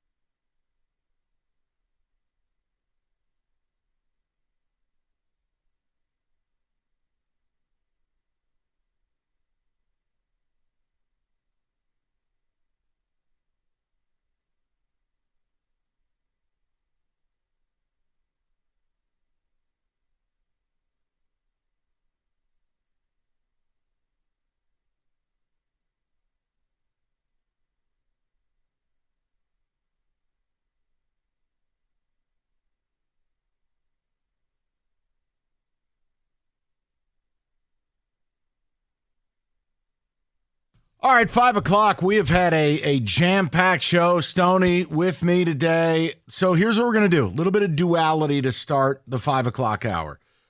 A lot of people want to talk about this Dylan Larkin thing. Happy to do it. We've got callers on the line for it. If you're just joining, the cliff note is this. We have the audio. David could play it. He throws some shade at Yzerman. I don't know another way to put it. He basically said, by the fact we didn't do anything, it killed this room. The vibes are bad. I wish we would have added something. I mean, that's a captain being a captain. Or is it a captain being a crybaby? I leave that to the hockey elite. But people want to talk about it. The other thing we want to discuss, and it's very important, is Pistons Game 2. So, hockey fan, hold please. I will get to you. I promise. And if you want to rap about the Larkin thing, do it now. We've got a few open lines. For Pistons fans, all I can promise you is I'm not doing what some of the other guys on this station are doing, which is like delusion. We're going to talk about the Pistons in real terms. Now, Stoney was Satan last week because apparently while I was gone, Stoney picked Knicks in 5. Yeah. I would have had Knicks in 6. But let's talk about Game 1, and here's the good. Your vets stood very tall. And Tobias with 22 in the first half, Malik doing what he does, and Tim Hardaway Jr. was good. The problem is when your vets are kind of NBA filler at this stage of their career for a championship team, those shots don't fall in the fourth quarter. No, they don't. Tobias Harris' history came through. He was great in the first half and disappeared in the second half. Not a bad, and this is no shot because you saw it league-wide. You saw it with the Rockets included last night. Mm-hmm. Your young players who had no playoff experience, they bleeped themselves. And it is what it is. I mean, Jalen Duren was the single worst player on your team. He was a minus 20 in the plus-minus, and if you don't like that, just watch the game. The Knicks were able to blitz Cade because they knew, here's Duren with the ball 18 feet from the basket. He can't do nothing with it. And it's why I would never pay Jalen Duren. And this is a fight I continue to have with Piston fans who want to turn him into Shaquille O'Neal. The point I'm making is the Pistons, for a lot of that game, played 3-on-5 offensively, especially if Asir Thompson's on the floor. The other problem was turnovers. You're just not going to win playoff games turning it over 20 times. It can't happen. You got to be better with the basketball tonight. So here's the reality. For me, this is what I said all year, and I'm sticking to it because I think it showed in Game 1, Mike. The Pistons' advantage is they try. And in the regular season, I'd argue 2/3 of this league doesn't try on a nightly basis. You do. Well, your advantage is neutralized when the other guys who are better than you, because the Knicks are better than you. I don't know what dream sequence Jim Costa's having, and I love cookies. But when it's his own teams, he turns into a doorknob. It's like, no, the Knicks are better. Not just by record, but by talent. So here's the thing. If the Knicks are locked in, and they didn't play well in Game 1, this idea that the Knicks played a great game, Knicks were awful. They were down 8 with 9 minutes left in the fourth quarter. Well, their rotations were awful. The perimeter defense was awful. They went Space Cadet in the first half on some of these kickouts, and you're like, wait, you're leaving Malik Beasley? So I just feel like I don't know what the Pistons can do to win the series. I think they're going to win a couple games. Now, if you want to be in this series, here's the difference for me and Mike compared to some of the other day parts. No, tonight's not a negotiable. You have to win tonight. They're not beating the Knicks 4 out of 5. No, and if you want to make Thursday a snake pit and you want the pressure to shift to the Knicks, you got to win tonight. Now, how do they do it? Well, part of it is going to be maybe a little bit of a tweak into the lineup. It can't be Cade bringing the ball up. Why? Because if he does, they're going to blitz him. And if they do that, it's going to leave Duren yelling, help me, I'm poor, 18 feet from the basket. He can't do nothing with it. This is where you need a modern center, or at a minimum, a modern 4 who you moonlight at center, because then that's a turn, practice jumper 2, and we're going back up the floor. Bickerstaff is going to have an answer for it. He's too good of a coach not to. I just don't know if it'll work. The other thing we got to monitor is Beef Stew. Yes. Because if Duren is not going to be the guy, and he was absolutely awful in Game 1, well, then Beef Stew would play a bigger role. One problem, he didn't play the final 9 minutes. Exactly, and that's when the run started. I don't know if it's coincidence or not. You will be seeing, get ready, but he does have playoff experience, some of the Paul Reed experience tonight. Oh, well, that settles it. Pistons in 5. Well, I'm just telling you, that's what's going to happen. Look, they did imaging on his leg. He was gimping all over the place. I don't know what happens. I would assume, look, I may not be the biggest Beef Stew fan, but he's a tough SOB. Yeah, and he plays his ass. He he'll he give plays it his a ass go. off. Yep. But I need to see what Bickerstaff's answer is to getting Cade free, getting him away from Anunoby, and being able to get him off the ball and run some action and get him some looks. But Mike, here's the problem. Let's say Cade plays better. I don't think you're ever getting a duplicate game from Tobias, Hardaway, and Malik. But you will get something better from offensively, I think, from Ausar and Ron Holland. Completely like, oh my God, I'm on Broadway by 6 minutes. But he's not. I mean, he's 19 years old. I understand that, but he'll be better tonight in whatever role he's in than he was on Saturday. I'm looking for things, Look, and you're fine too. And the Pistons can get. Look, there's no circumstance where I view the Pistons being embarrassed all series long. No. I also, no matter what happens, guys, I don't have a negative thing to say about the team. This has been an unbelievable turnaround. It's a culture set. It's a foundation set. The negativity will come in June when they don't do anything I want them to do. But the point is, here and now, if you want to be engaged in this series, don't they have to win tonight? Like, can we please stop with the fever dreams some of these other shows are doing? Oh, they can lose tonight. They'll be just fine. No. There's a cliche, but you're not good enough to earn that cliche. Yes, the series doesn't start until a home team loses. We get it. If the Cavs are down 0-2 in their series against the Heat, they get to say that. Yes. You don't. God almighty. It's just like, I know. 248-539-9797. What I want to do is get to the people. But if you want to rap about Larkin, we'll bump back with the audio at 5:15. Pistons fans, all 12 of you, talk to me. Your game one recap, confidence or concern, and what are the answers that can get them a win tonight at MSG? And for people who are hating on us, or particularly hating on me, let me just tell you something. Why are they hating it? What the hell did you say that was bad? Because God forbid that I think the Knicks are going to win this series. Just let me set something straight. I grew up hating the New York Knicks. I hope the Pistons could somehow win the next 4 games. They are the most overrated franchise in sports history. They haven't done squat since 1973, okay? The Knicks I hate them, but they're good. And they're at home. And when the Knicks are good, they might not win the title, but against a team like the Pistons, that place rocked. It rocked Saturday when they got going, and it'll rock again tonight. Well, the problem. And Bernard King looked like he gained 50 pounds. Listen, he was in a nice suit. Leave the guy alone. I mean, he's 70. If he wants an extra cupcake, let him have it. Here's the other thing. This is where I get frustrated in this town. Our guys aren't always the best guys. And the Pistons are just starting their journey. Yes. The Knicks are in it. Now, it's flawed. But, when you talk about Ivy not being around, look, they lost Mitchell Robinson for 60 games. Mitchell Robinson is a dimension changer for them. Now he's back. They can play this Twin Towers deal. Like, I laughed before I left for vacation. People are like, oh, Cat is a bleep willow. And I'm like, yeah, it's 24 and 14 every night, and he can knock down threes. Did you see Cat playing bully ball with you? I mean, I'm just making a point. Their answers are legitimate. Yes. Their answers are all-stars. Your answers are veteran filler and up-and-coming young guys that are just not ready. Correct. So it's okay to say we're not good enough. That was my thing. You didn't want the Knicks. You wanted the Pacers who are interested in scoring 130 and not really guarding. Yeah. You really wanted the Bucks.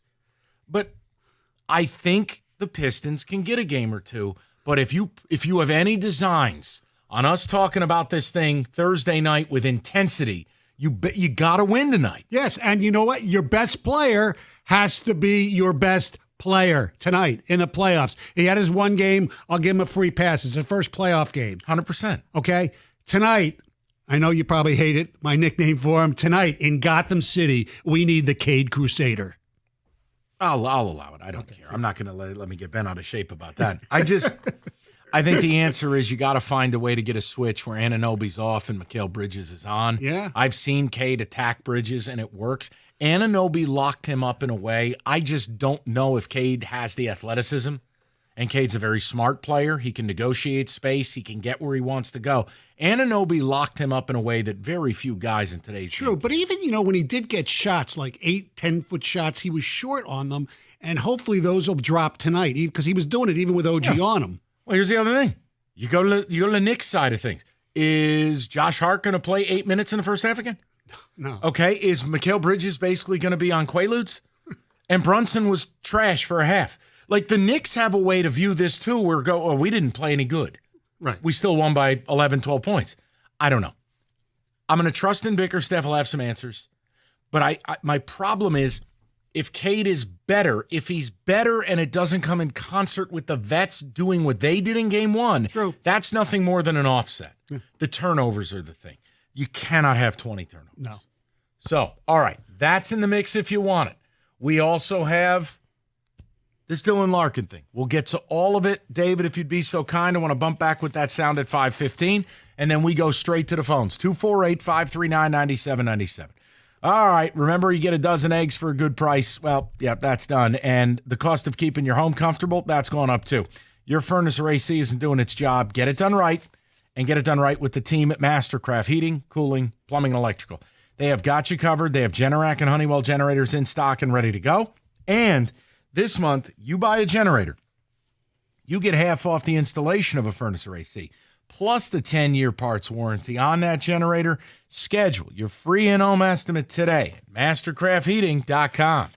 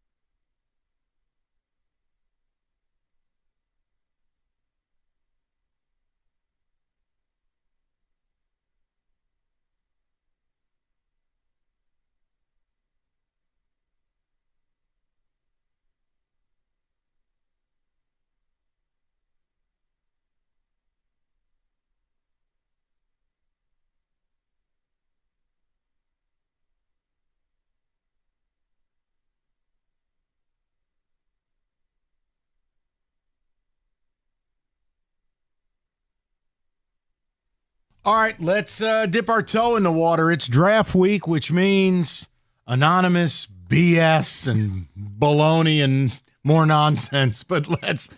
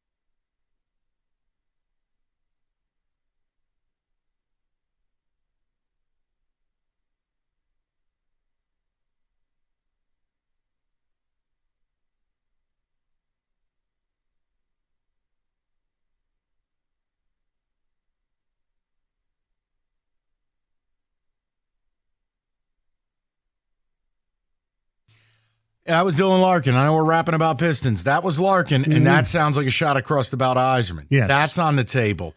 But we have breaking news from the Mike Stone medical desk. According to the pregame injury report, Isaiah Stewart is out. So, does Asar Thompson play some at the 5 behind Duran, or is it just Paul Reed, I would assume?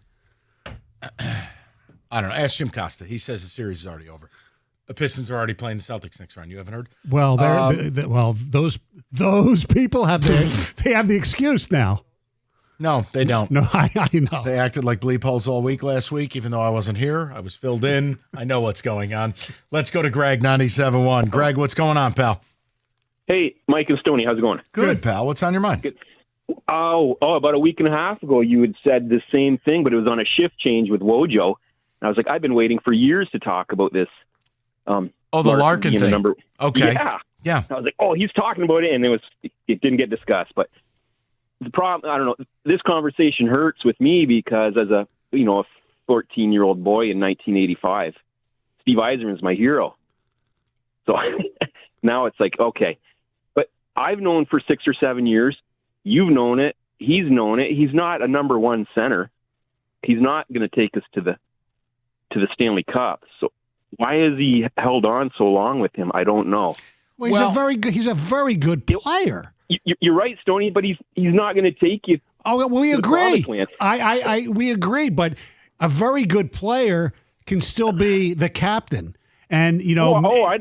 You're right. And if there's some scenario where they would have to trade him to get a better center, count me in. But I think that's what I'm wondering. For the last 3 or 4 years, has that ever been on the table? No, because this is Cialis City.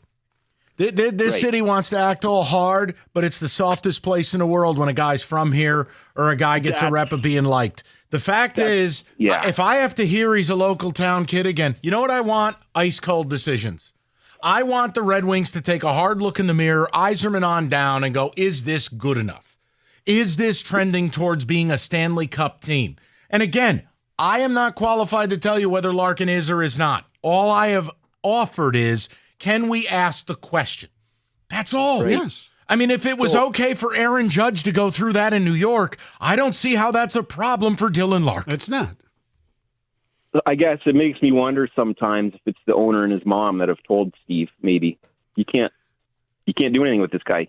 He's your captain. And look, and ultimately he is one of the 3 best guys on the team. Yeah, and he is the longest tenured wing, and he is a captain. And look, I'm not telling you throw the baby out with the bathwater, but Larkin did something that seems like, feels like is reserved for great players to do.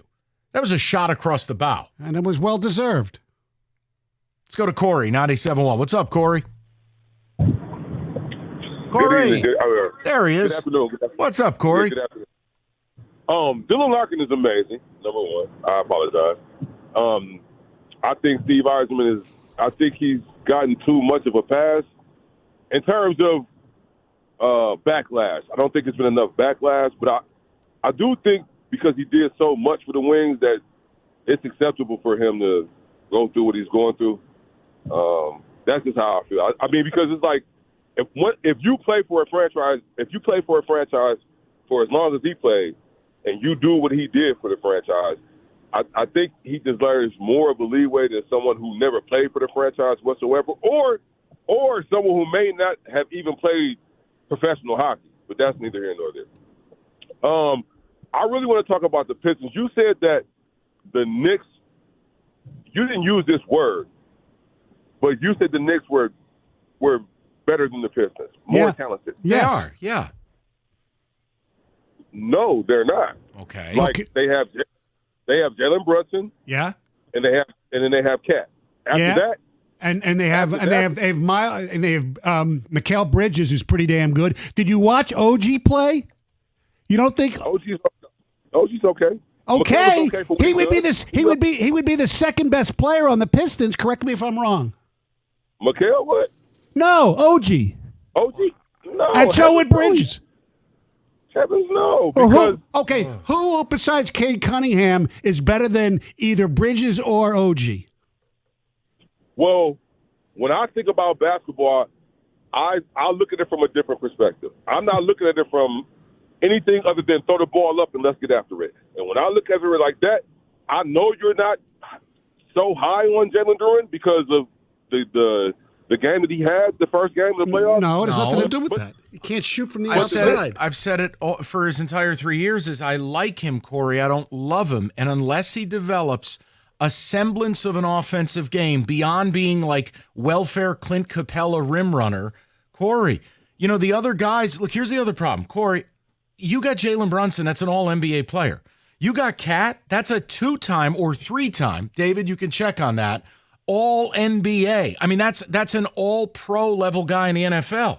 I don't think we can whistle by the graveyard. And Anunoby's been an all-NBA defensive player multiple times. Come on. Josh Hart's really good, too. I'm not insulting the Pistons, Corey. They're not a finished product. But, I'm not Stephen A. Smith dressed as a preacher spitting hot takes over here. No. I have no choice but to run for president. No, Stephen A., you have plenty of choices. Yes, you do. See, Mike, we did this last week, and Stoney, you remember this. When people were saying, well, Cade's the best player out of both teams. And this is here, hold on. But this is what I told them. I'll give you that. But the next 4 players are Knicks players. Exactly. So it doesn't matter that Cade is the best player on the court if you want to argue that. Right. Which we weren't even going to argue. You can't dismiss this, man. I know. It just OG is nothing? What? It's like, Corey, do you watch? Have you ever watched the Knicks play? If you want to say you like your depth or you want to say Thibodeau's not a big-time playoff coach, you want to knock the Knicks' defensive lapses, I'll have those conversations. Yes. And, Corey, I'm not mad at you. But what I get tired of in this town is, like, the Piston fans basically have walked out of a cave of darkness of 15 years. It's the first time they've watched any basketball, and they're out here throwing, like Peter Vesey takes from 1994. Guys, it's okay to say that a 52-win Knicks team with several All-Stars and kind of a dream starting 5, hot take, they're more talented than you are. That's okay. Yes. It's not a slap at the face of the Pistons. The Knicks have been building this a little longer than the Pistons have. And again, the Knicks are on a road to nowhere because the one thing the Knicks have proven is they can't beat teams who have records better than them. That's correct. So the Pistons have a huge opportunity in the next 2 to 3 years to be that prime team in the East. It's just they're not ready yet. Yeah. But if they win tonight, you get to have a series. The whole point of you and I bringing this up is you can't go to your audience and say, well, if they go down 0-2, no problem, I'm just as confident. You can't do that. No, you can't. I want Thursday to be a snake pit. I know. And in order to have that, and in order for the Knicks to feel pressure, you got to win tonight. That's it. Yes. None of this is hot take theater. The problem is we've arrived at a point in sports fan culture now where if you say something that might be factually true but doesn't go along with the fever dream of fandom or general, Kremlin-style reporting, somehow you're out of your mind. No, I'm not going to get gaslit. It's okay to say, hey, random general manager, which roster's better? Give me a break. I know. And look, Trajan's been here 5 minutes. He's done a hell of a job so far. Ivy's not playing. Like, it's okay to just say, more talented team is Team A. Yes. Can you beat them? Yes. I don't think the Knicks are infallible. But my God, this cavalier attitude in this town of, wow, we're going to roll them. And it's like, the only thing you're going to roll is a blunt. Like, if you somehow miraculously win this series, I would expect it to be a complete dogfight. Unless Jalen Brunson's leg explodes tonight. Exactly. It's a totally different conversation. Right, and you're going into a dogfight, and it looks like your top dog as far as that mentality is not going to be playing. He might even play the whole series. I don't know that. But just one word the words you don't want to hear are imaging on leg. Yeah, look, he was hurt before the series. He didn't play the last few games, and it wasn't that they were just resting. He was legitimately hurt. I just don't know what answers they have because playoff Tobias is real. Yeah, I know. And it's something Philly. But see, this is where you and I are nerds. I know. I'm not mad at the fans. They shouldn't care about Sixers basketball over the past 5 years. No. But Tobias Harris in the playoffs. Trust the process, baby. You guys want to talk about Karl Anthony Towns. Go look at Tobias in the playoffs. All right, good talk. 248-539-9797. Here's Mike Stone. Hey, be curious. It seemed almost magical 6 years ago after a brief and painless procedure at the Aldo Eye Center. My blurry, faded eyesight was transformed into brightly lit HD vision. Yes, sometimes in life, our expectations are actually exceeded. Dr. Yaldo simply replaced my age-damaged lenses with state-of-the-art bifocal lens implants. It's the same totally safe procedure that millions of cataract patients get every year. If you're over 40 and sick of needing reading glasses just to read a menu or your phone, then my bifocal lens implants might also set you free. Dr. Yaldo also features the most precise LASIK available in Michigan. Imagine seeing better without annoying contacts or glasses than you ever did with them. Absolutely. Most of his LASIK patients get 20/15 vision, which is better than the definition of perfect vision. Bump up your lifestyle. Get a free evaluation. Just log on to YaldoEyeCenter.com. Also, just mention Stoney or 97.1 The Ticket and save big.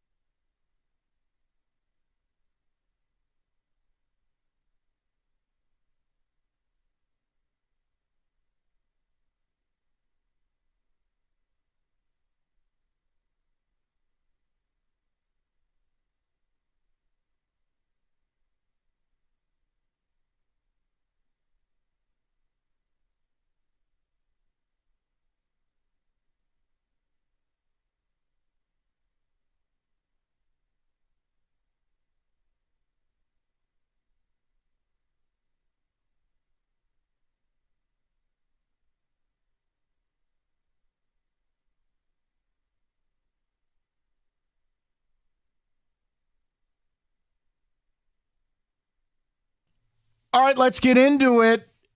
touch the table on the draft a little bit. Lots of rumors flying around. You can believe exactly none of them, but they're fun to talk about. David, little music, please.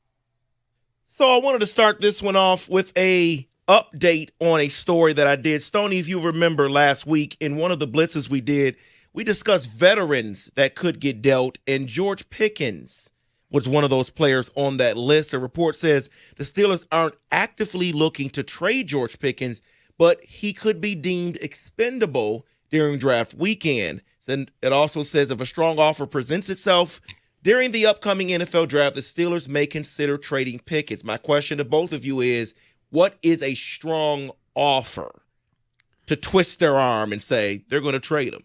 A popsicle. Because they're not going to get a first-round pick. No, I was going to say a third. No, I wouldn't give a third piece of pizza. Okay. The guy's a sociopath. I mean, David, you root for that team. Pickens is having a meltdown amidst a meltdown. I can't bring you in my locker room if you're not going to be professional.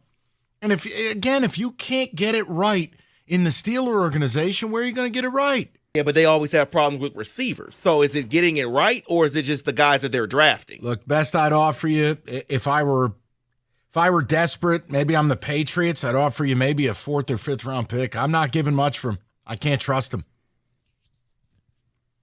Me neither. So that's why I said a third. Maybe a third. That's it.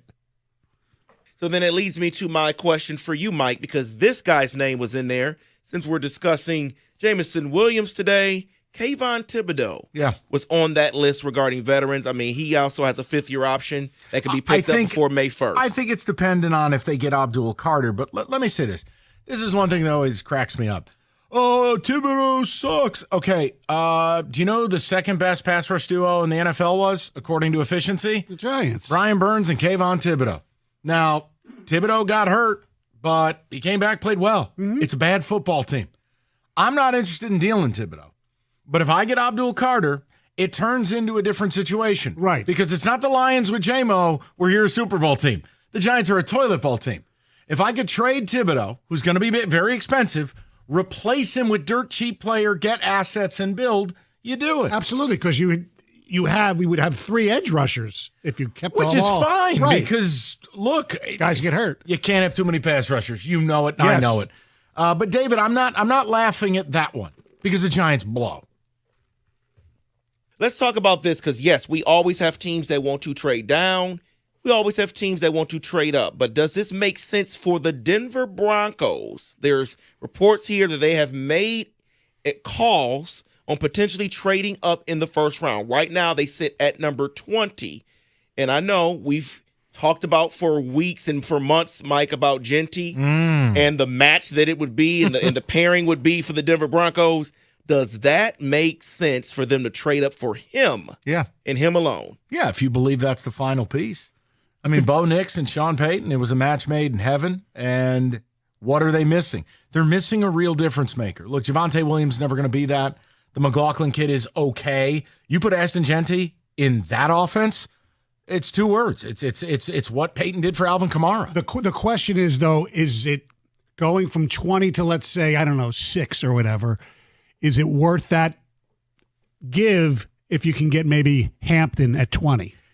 It all depends on the grade on the player. Right, I know. I'm with you. I wouldn't do that. I'm just saying. Right. Look, I think the Genty thing has gotten out of control.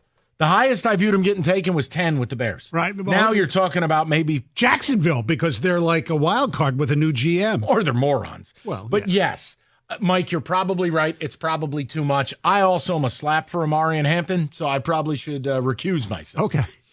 But they need some juice in that backfield. They do. You're exactly right about this. Well, we have someone named Chris Sims who has given his opinion on Brock Purdy. Brock Purdy is due a contract. He's probably going to show up for voluntary camp tomorrow, which shows they're close on a deal. But he says no one in the league views Brock Purdy as a top 10 quarterback. Quote, In the league, nobody looks at him as a top 10 quarterback. Yes, with Shanahan as his OC, the 49ers all-star team around him for a few years, he looked great, looked top 10-ish. But we saw what that happens with him when you lose players last year going the record they had. Do you agree? I'm biased. I like Chris. I've worked with Chris. Mm-hmm. He's prone to some hot takes. I just happen to agree with this one. I think Brock Purdy's good. Top 10? No. Look, he's a different version of Goff. Goff has made a Super Bowl. Goff has resurrected his career. I would take Goff here over Purdy there. Now, we're going to find out how special Goff is without Ben Johnson. Right.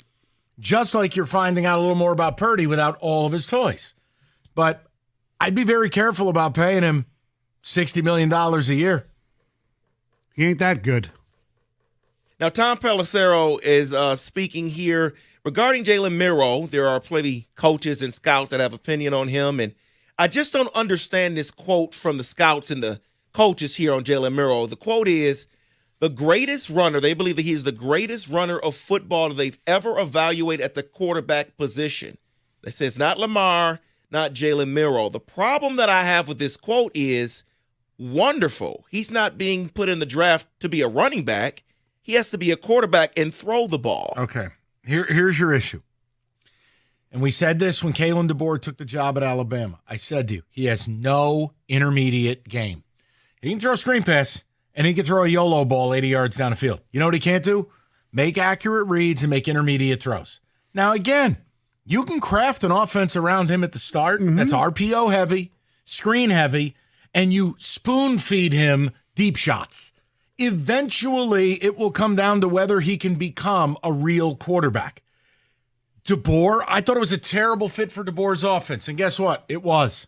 He had the one magical night against LSU. He had a leg injury in a couple of games, including whatever that was at Tennessee. I still can't believe what I watched.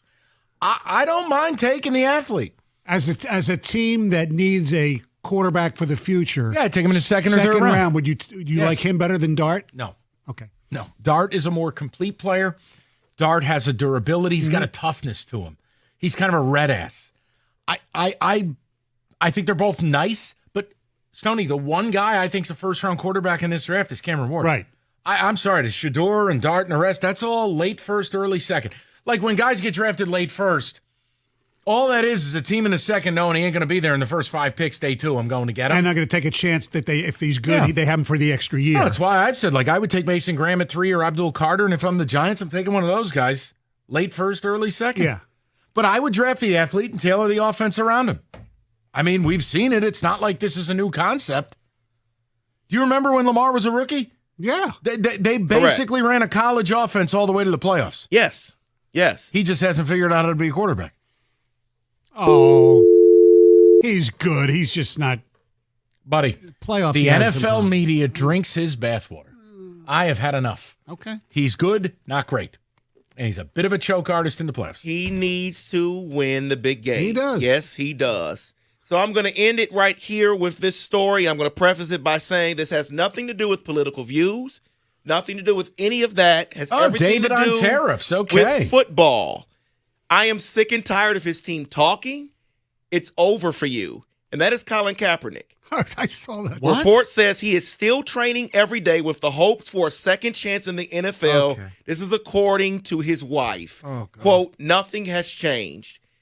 It's over, dude. It's been 10 years since you played. You know, Al Bundy scored 4 touchdowns against Polk High in the city championship. He's turning into Al Bundy at this point. If he was serious, he'd go and play in the UFL or the CFL to see if he still has it in some sort of organized league. It's a joke. How old is he now? 37. He is 37. Oh, my God. It's over, man. He's Al Bundy. Yeah. I mean, if anybody would take you, it would be your former coach who's in L.A. But he's 37. And he's not. Right? It ain't going to happen. And No. Aaron Rodgers is 37. He can't get a job. Just his whole team just needs to stop. It's over. I know. Stop talking. He has a team? Well, everybody does, right? Everybody has a team. And You that have a is... team? No. Me neither. Who's the team? Neither do I. Yeah, Stoney's got a hype man. Yeah, exactly. That is in football today.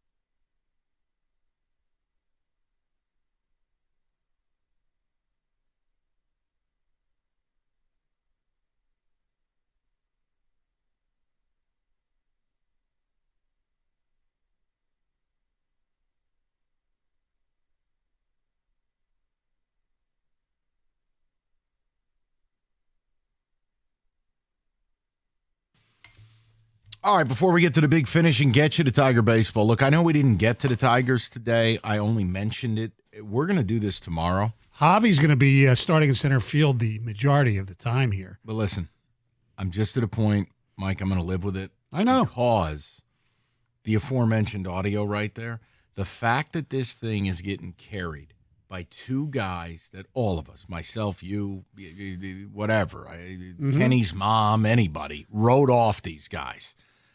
The fact that Mize and Torkelson look more than legitimate. The fact that Tork has had no slowdown. You know, I was gone last week. Mike, we talked about can they be 500? They're 13-9. And I know that doesn't what does that mean?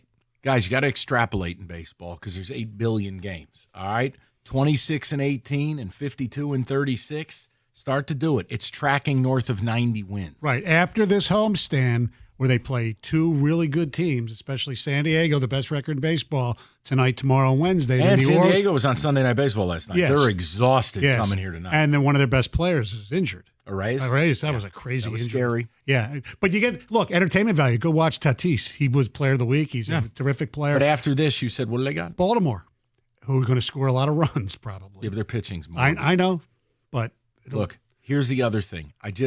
The way I feel, and guys, I know it's April 21st, and this isn't worth a hill of beans.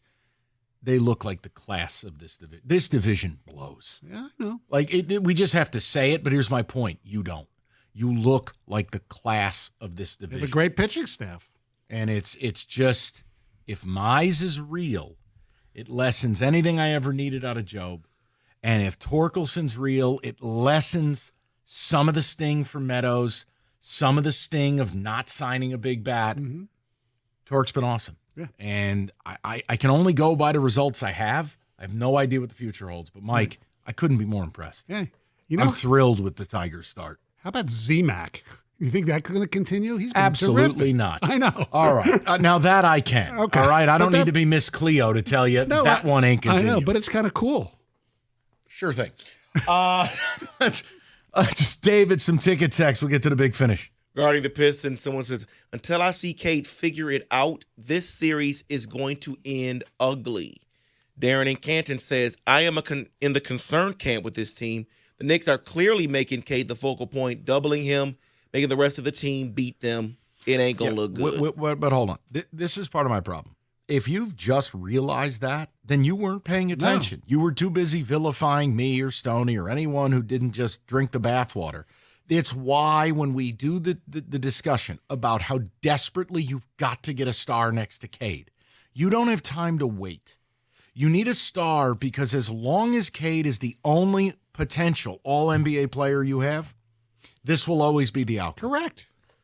Now, if you get a star, look, you don't want Devin Booker. He's not what you think.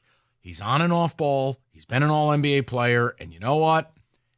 You get that guy in the backcourt, you don't get to do what the Knicks are doing, blitzing Cade and leaving people. This summer is going to be fascinating because Langdon has kind of crammed 3 years of rebuilding into one. Mm-hmm. Decisions are going to have to get made. I don't think you can just run it back. No, and it's going to cost. I just don't want them to drastically overpay for Malik Beasley as good as he's been. They will. That's what this town does. Well, he hasn't been here long enough to do that. You'll have $30 million of Beasley and beef. Okay? That's what they'll do. Sounds like a new steakhouse. Yeah, I know, right? No, and I like Malik Beasley, but I'm with you. He has got to be a sixth man. He has got to be a complementary piece. And the problem is, no wonder he wanted to stay here. Yeah. He's going to get more shots up than ever, and he's going to get paid. Yeah. And I don't hate his hustle. Hey, you want to go to Prime and Proper tonight? No, I'd rather go to Beasley and Beef. Beasley and Beef. Beef and bees. All right, go ahead, David. I love Larkin's comments. I think we all think Stevie is performing subpar, to say the least, but I've been afraid to say it. Larkin said what we've all been thinking. Someone else says, hot take, but Yzerman should take the C from Larkin. He's not the leader as proven by the constant skids and now his public comments. Well, even if you go there, okay, and believe that philosophy, even if he was a great captain, the team's just not good enough. There's a certain thing called talent. Intangibles do mean something, but they just don't have enough good players. That's not on Dylan Larkin. This is not a defense of the GM, but this time around, this offseason, he'll be trying to put players in the room that Todd McClellan likes. That's true. Not Derek alone. That's a good point. I like that. We'll see what happens. I am glad Larkin brought that up today, because an organization that continues to miss opportunities to sincerely demonstrate that they don't believe they are close and being good, which is exactly why you need to make moves. Make moves, Steve Yzerman. Regarding the Pistons, Game 1 showed me that I don't have confidence in the series at all, but that this team is going in the right direction for the long term. They're showing flashes, showing that another star with Cade will unlock another level for this team. Look, going into this season, if you asked Trajan Langdon, JB Bickerstaff, you guys going to be a playoff team? They would have said no. No. This is all gravy. I'm not telling you not to care. I'm not telling you not to be sad when they lose. I told you there was no scenario where I'd be disappointed in these playoffs. Right. The fact is they made it before the Red Wings. And hey, you know what? It'd be nice for them to win at least one game, so the they will. Longest playoff they will not get drought. Swept. They will not get as far as swept. Winning games. They will not get swept, Michael. Okay. You will not put that into the universe. Okay. If I were here, and I wasn't, it doesn't matter what I say now. Right. I wasn't here. It would have been Knicks in 6. Okay. Now again, the beef stew thing, that's a devastating blow to their front line. Yeah. My guess would be you're going to get a healthy dose of Karl Anthony Towns tonight because Tobias can't handle him. No. And now who you got? We have Paul Reed. He's got that playoff experience. Okay. You may as well go get Paul Westphal while you're at it. David, go ahead. Mitchell Robinson is the actual problem that the Pistons have to deal with. Cade beats OG to the hole, and then Mitchell Robinson comes to the lane and just rejects the shot. Well, because you can overplay on the perimeter when you've got that level of rim protection. Look, Robinson didn't play for 60 games this year. Probably cost the Knicks 5 games in the aggregate. They're probably closer to a 55, 56 win team, but Robinson missed 60 games. He's a difference maker. Defensively, yes, absolutely. Now, he's uber limited offensively. The Pistons do nothing and let the core develop, then Cade turns into what Larkin is now. Right. No. I'm not going there. It's just the NBA, you don't have time. You don't. And you've got him signed. You've got some young pieces. I think you have too many young pieces. You got to pick. You got to jettison the rest. And you got to bring in an all-star, all-NBA type player. It's easier said than done, especially in a market that's not L.A. or Houston or Miami, what have you. But that's why trades exist. Look, you're not going to like the names that are mentioned either. This is where I laugh when you get all the, smartest guy in the room. Oh, well, you don't know ball. No, I know plenty well. And I know we're Detroit, which is one step from being like, Malta for the NBA. All right? You're going to have to take guys that've got some red flags. Mm-hmm. You don't believe me? Rasheed Wallace. Okay? The guy was viewed as a cancer, a malcontent, and a problem. You took him, and it led to what should have been 2 championships. Right. So, yeah, this summer, if New Orleans calls you, yeah, I'm having a Zion conversation. I'm not giving up the world in stars. No. And I'm not telling you he's my top choice. Right. And Langdon knows the good and the bad because he comes from New Orleans. The point I'm making is right. you're not in a position to not listen. Right. Sorry. But I don't want Zach LaVine. No. Okay. No. I sound like Michael Scott. No. By the way, just before we get any ticket texts, Paul Westphal passed away. Recently? Might have the same production as Paul Reed. I don't know. 248-539-97. 4 years ago. All right. Shout out Pepperdine Hoops. Okay, listen. I've got your pick for the best dealer in town. Thanks for that depressing note, Stoney. I mean, I know how people are. Valenti should bring out a dead guy. Not all that different than Paul Reed. All right, Moran Buick GMC, where you get the best price, period. Right now, GM employees and immediate family members lease a 25. Philly, they'd rather have him than Paul George. All right, microphone off, please. 25 Buick Encore GX Preferred, $199 a month, 24 months. A 25 Sierra Elevation, $298 a month. And everybody gets employee pricing. Everyone. And if you schedule a certified service appointment, they give you the free loaner. What else do you need? MoranExpress.com. Moran continues. Be a great sponsor of ours for draft week, year after year. Search the inventory, make your pick. MoranExpress.com. or in-store on Telegraph, just north of Eureka and Taylor. It's Moran Buick GMC. We are professional grade.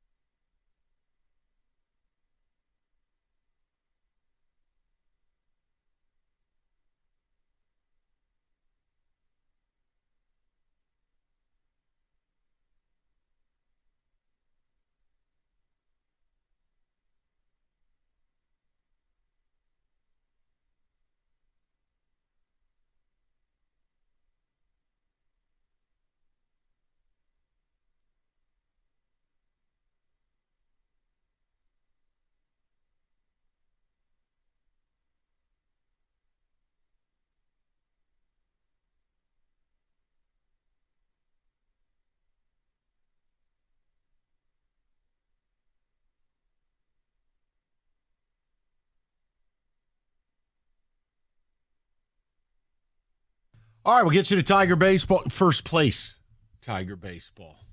Class of the division, Tiger Baseball. We'll get to in about 9 minutes. David, I know you normally reserve this for your home life on a Saturday night, but it's time for the big finish.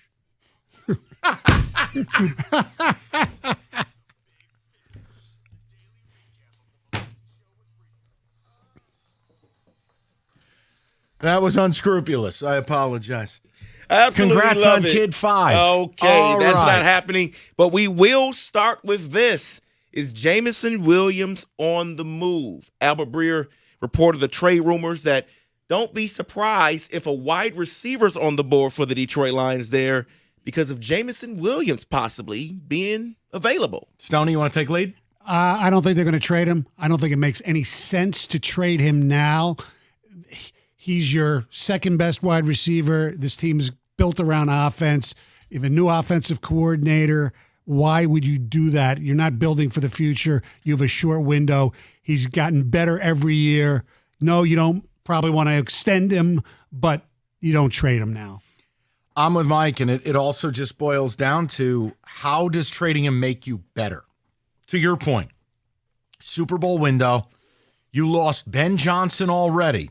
You mean to tell me in a prime Super Bowl year, you're going to double down on losing your offensive whiz genius and taking away the only vertical threat this offense has?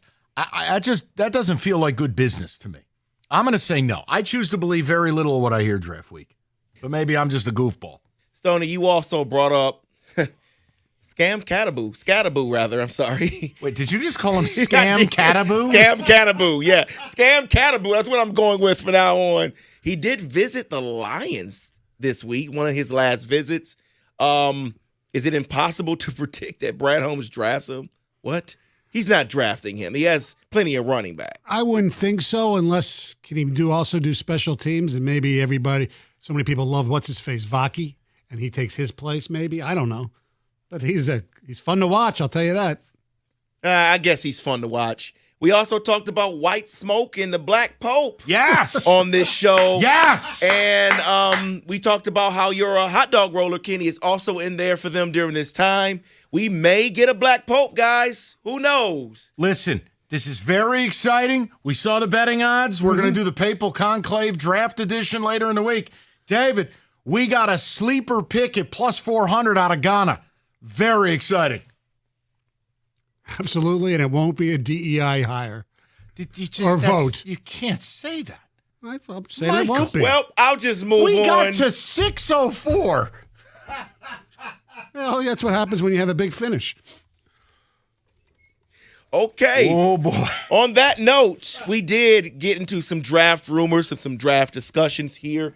I did bring up how Howie Roseman is traded up in 2019. He's traded up in 2021, traded up in 2022 and 2023, and they have 20 selections over the next two drafts, and our people believe that they may make a deal, which led to a comment about what Howie Roseman does when he walks into the draft room with no pants because he just does what he wants to do. Yeah, exactly. But again, Mike, I don't know if you agree, but when you look at the great franchises and the ones that get to the Super Bowl, much less win it, it requires bold swings. And it's just something that the Lions do not want to do via trade and free agency. They just don't want to do it. No, look, the Lions have been technically bold in the draft, trading up for Jamo. That's different than what I said. I know. The Eagles been bold draft-wise and with the A.J. Brown thing. Right, it takes all of it. Yes. I just don't think you can be rigid in the plan. No. So it wouldn't shock me if the Eagles walk out of draft night with Trey Hendrickson.